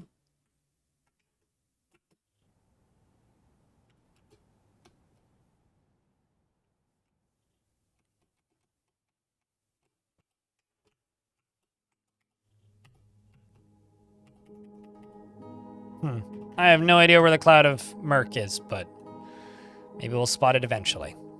For right now, it's time to follow Sweatic to the pit. He's got to go down to the box office. It's a box-shaped office. Splat. So, dodging back and forth, the goblin is. Our, zombified undead friend, well, living... Are they zombies or are they just insane? Like, I'm calling them zombies out of practicality, because I don't have a better term for them, but I think they're more just insane. He's not actually attacking it yet. Okay, there we go. He strikes the goblin in the lower leg with a jute hood, which bruises the... Man, why are you whacking them with a hood? He hits them hard enough with the hood in the lower body that it bruises the muscle, jamming the guts through the troll fur trousers. He's literally just beating the ever-living shit out of them with a hood. Anyway, I guess he killed that one. Zolok the goblin. He, in fact, killed it by striking it in the head with a jute hood, which jammed the skull through the brain, tore the brain. He hit him so hard with a piece of clothing, his brain exploded. I have words, but I don't know which ones to pick. I can open them.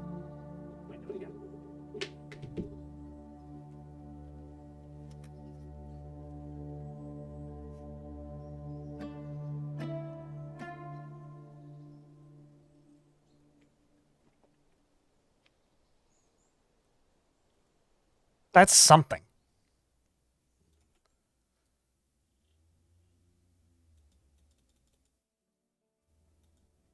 Like, he's a skilled miscellaneous object user. Bellinair, thank you much for the raid. Well, you're on late today, I think. Hey, Jack, can I get a round of beers for the raiders? Welcome, Bellinair and friends. What were you up to this evening?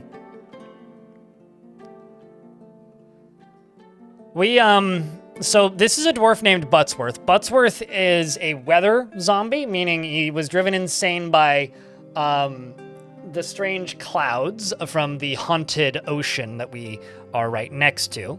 And Foundation, is it that good, eh? I need to mess with that, see how that thing is. But anyway, this dwarf here inhaled the great air from the weird mist, which turned it into an inscrutable murk, insane character. And so I've locked him at the bottom of this pit, and I'm throwing unwanted livestock and random goblin snatchers into the hole. And then he horribly murders them. Like, horribly murders them. And currently he's beating things to death with a hood. Most recently, just now, right before you got here, he killed a goblin by smacking it in the head with a hood, which bruised the muscle and jammed the skull through the brain. So he literally whipped them to death with a hat. That'd be like a horrific string of murders happens in the middle of a major city, and the murder weapon used was like a snapback. It's like, I get it. Those are pretty tough, like, rims on those hats, but seriously. What's up, Ankar? The building stuff is fun. Yeah, I remember really enjoying it in early access, so I should check in on that again. I like me a city builder every now and again. I've actually had the itch to go back to Manor Lords, but maybe that's the correct move. But this is an odd fort because I'm restricting who gets bedrooms. I'm only giving dwarves who've made artifacts bedrooms, so everybody's living out of this massive dormitory. We do have a individual book, and it's a copy. It's not even an original. And, we're slowly expanding things. I got to build a farmer's guild up here, so that's the next thing. They did a big graphics update at some point. I seem to recall seeing a patch about, like, new graphics for that game. But yeah, that's good. It's good to hear that it's come along well in the time that it's been in early access. It's like that and Zero Sievert are kind of two of the games that are on my... I want to go back to those list. That and I want to play more Stalker, but that's just a me thing. Actually, another game that I've been wanting to take a look at, but I probably won't stream, is Tokyo Extreme Racer. Did anybody here play the Tokyo Extreme Racing games back in the day? So I don't think these ones are contagious. They were contagious in Godly Tombs. These ones don't seem to be contagious. Otherwise, he would be converting them before killing them. And he's not converting them. He's just killing them. So I don't think they're contagious. On the Dreamcast, yep, that's the era that those came from. I had a friend who had Tokyo Extreme Racer, or a bunch of Tokyo Extreme Racer games, on the PlayStation.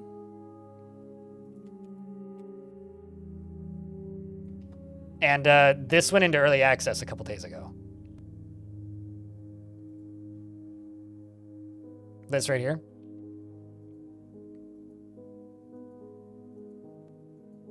Which I like, yo, they're making a new Tokyo Extreme Racer. That's too cool. And it's got good reviews. Like, what the fuck, Genki? What have you been doing all this time? Not making extreme racing games. But literally all these games is like, you're kind of in an open zone, I guess, that's a string of highways in Tokyo.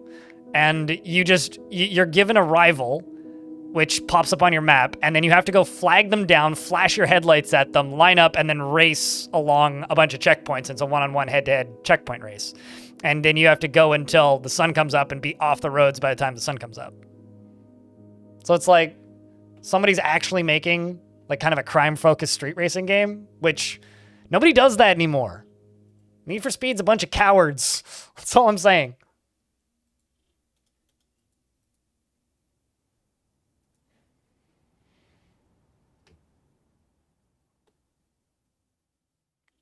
I think hyperrealism works as long as like they actually make you the bad guy. Because if you're street racing, you're the bad guy.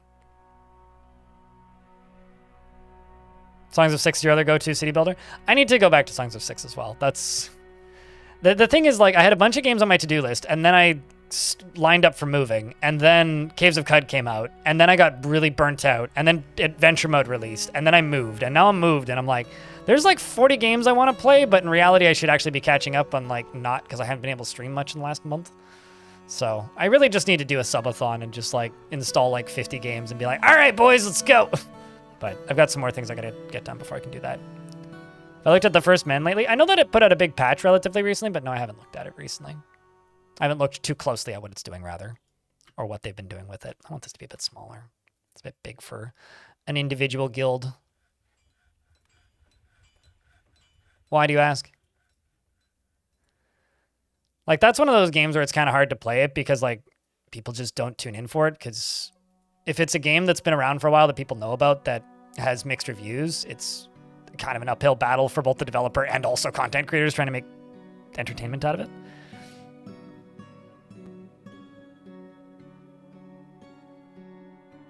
Motorstorm RC. Yeah, I know. Odds. I follow the development of it. I'll play it when it hits 1.0, which is what I've been saying for a bit about it, because to put it politely, I really like most of Songs of Six, but and I played it before it was on Steam, right? Like I played it when it was a itch.io game, but it's never grabbed me, if that makes any sense. Like, it's always been a game that I go, yeah, this is really cool, and it's doing some really neat things, and I like a lot of the ideas in it, but there's always like a few things that bother me about it, and in the way that it's played and the way that it handles a lot of mechanics that I find kind of annoying and tedious in not a good way. Mostly when you get to the point where you need to start using like actual walkers and haulers, I find it stops being fun in kind of the same way that Factorio stops being fun, and I'm not certain if that's like a game design issue or a me issue. But I almost always hit that point with it eventually. And so I'm just kind of waiting for it to be out and have like a campaign, because I know he's talked about wanting to do a campaign.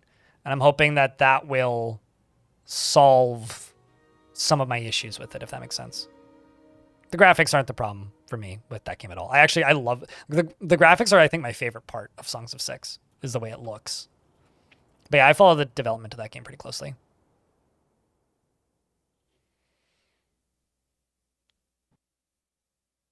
Because I remember MotorStorm, the original, and MotorStorm Pacific Rift. I don't remember MotorStorm RC.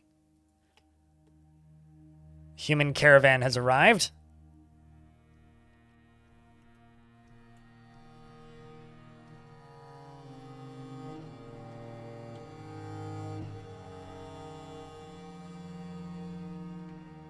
Apparently I've got kind of a lot of mechanisms.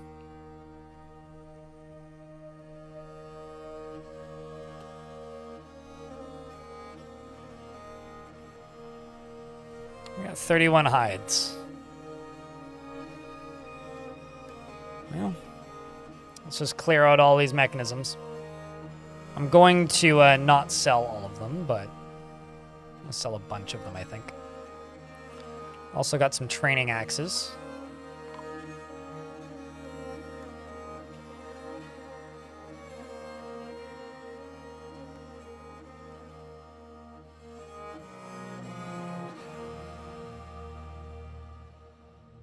I played Micro Machines once, and I remember hating it.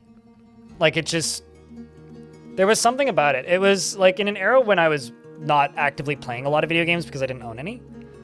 So I would only play games, like, cooperatively against people who had played the game before, usually. And Micro Machines was a game that I think it was a couple of my friends wanted to play. Oni Dude has been re-elected as the mayor. I think it was a couple of friends I was hanging out with at the time wanted to play it. And they'd all been playing it for like the past week or whatever, because they'd just gotten it. And I just showed up and got demolished like 4 times in a row and was like, well, this sucks. Let's play something else. So we played something else. I think we played Soul Calibur, because I'd played Soul Calibur before. Let's see where that cloud is appearing. Okay, what direction is it heading? Go north. North! North! No? Okay. God damn it. Going the wrong way! Turn around! Stupid cloud. I need to make Evil Tot into an evil gob.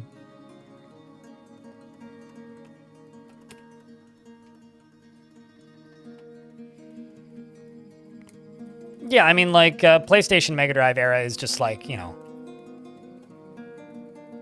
hanging out with friends playing games, you know.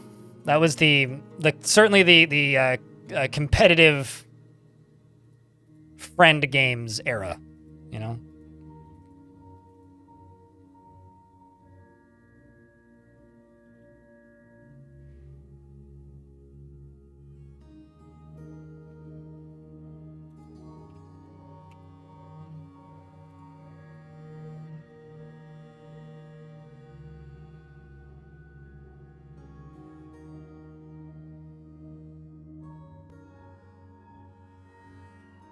Goblins turned into a were-camel. I keep on missing the dwarves actually doing the thing because I keep looking at chat. And I'm now just like paranoid that dwarves have killed themselves, but I don't think they have. We're at 77.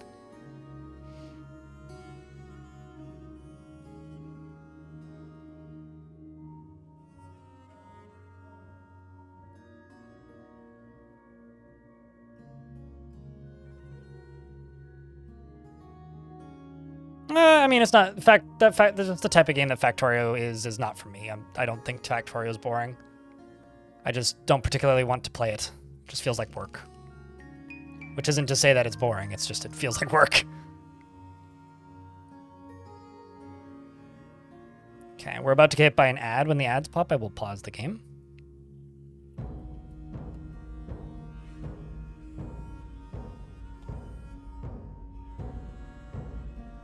You mean... Oh, geez, what's the name of it? It's not Road Rash, but, Road Redemption. And, I don't think they're making that. They made that. That was a game that was made, went into early access, and released. And did okay. I don't recall, if people ended up happy with that one at the end.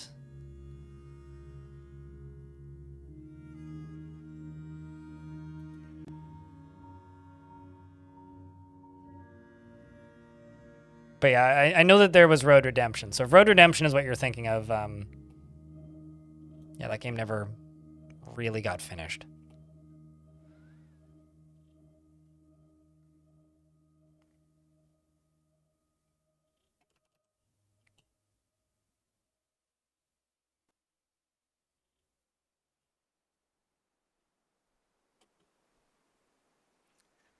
All right. We're in an ad break. I will pause. Is someone locked in the refuse room? Yes, intentionally. It's okay. He lives there. Don't worry about it. He's friendly. He doesn't bite much. He generally just whips you with a hat. And that's not a refuse room. That's just a room that happens to have a lot of refuse because he's in there. Trust me, he's not locked in there with the refuse. They're locked in there with him. Actually, hold on. No, somebody's locked in the refuse room. No, but that's just Buttsworth. It's fine. He lives there. Don't worry about it. No explanation. Refuse to labor.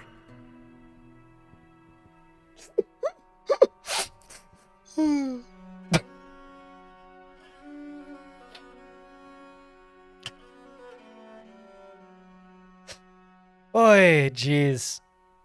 Yeah, it's just the floating beehives. Gus, Torballs. Do not ask about the floating beehives. Don't worry about the floating beehives. They are fine. But yeah, I'm probably going to buy that Tokyo Extreme Racer. I'm probably going to buy that. To make a fighter training pit?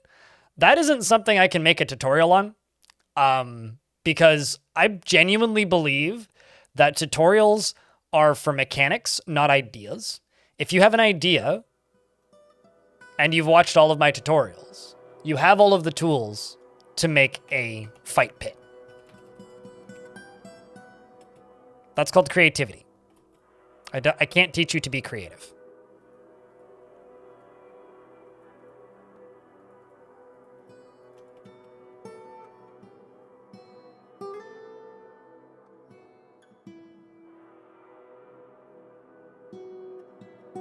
It's up to you to be creative.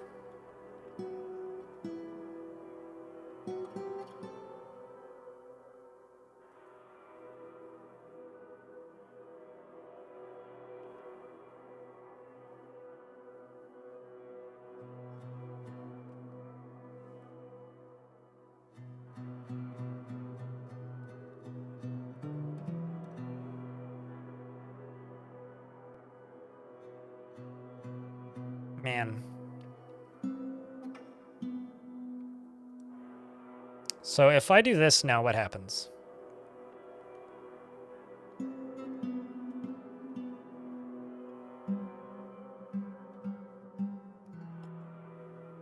Although actually...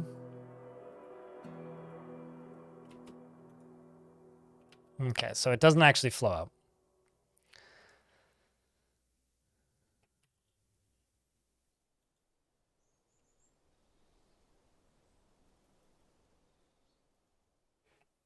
Well, let's begin doing this. Yeah, I am of the opinion that not everything needs to be tutorialized. Some things you should just come up with. I'm sure you could go onto YouTube or Google and type in Dwarf Fortress Fight Pit and then not have to have anything and not be creative of your own accord. But I think it would be much more rewarding if you were simply creative yourself. I have faith in you. Good luck, friend. Also, it appears that we're through the Aquifer. If that's true, that was really quick.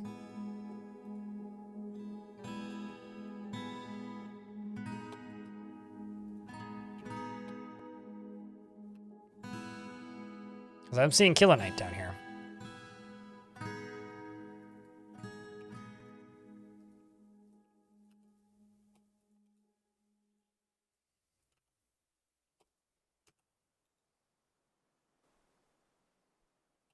Tis in fact Kilonite. Look at that.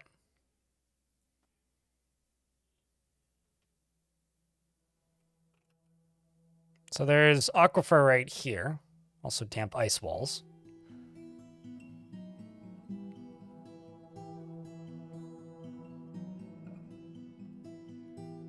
Let's see, what's below you?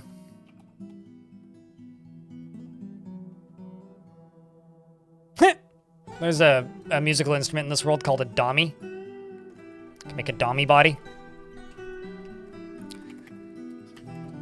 Unrelated. Let's see what else I can throw in with Buttsworth.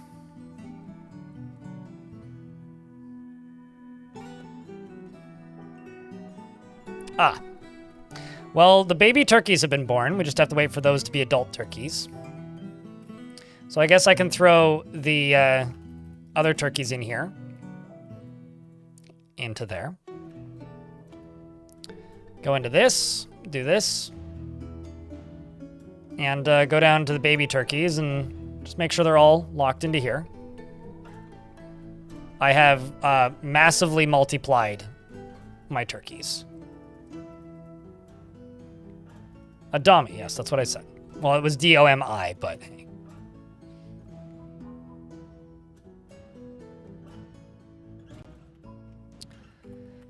Well, if you haven't witnessed the glory that is this training pit, you may want to look, because these turkeys are getting turned into turkey training dummy. They fall down in here with him, and then he beats the ever-living shit out of them.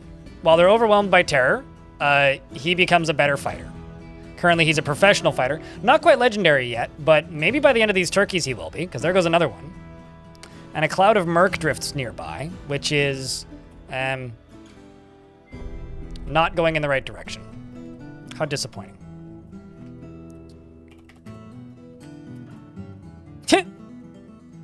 Some didn't even fall in. There goes another one. I mean, I'm sure they were loud. Especially when they fall.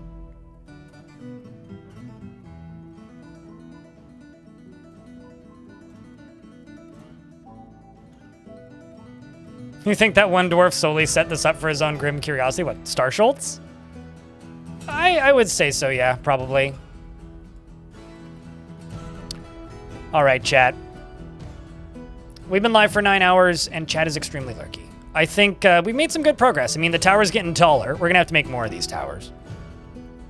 But the tower is getting taller and getting more satisfying looking. I may have to break my rule at some point with this fort and just give anybody bedrooms instead of just dwarves that have made artifacts. But I think it's time to call it, guys. YouTube chat, we're shutting you down first. But if you'd like to say goodnight, now's a good time to do that. And same with you, Twitch chat. If you want to say goodbye to the VOD watchers, you can do that now.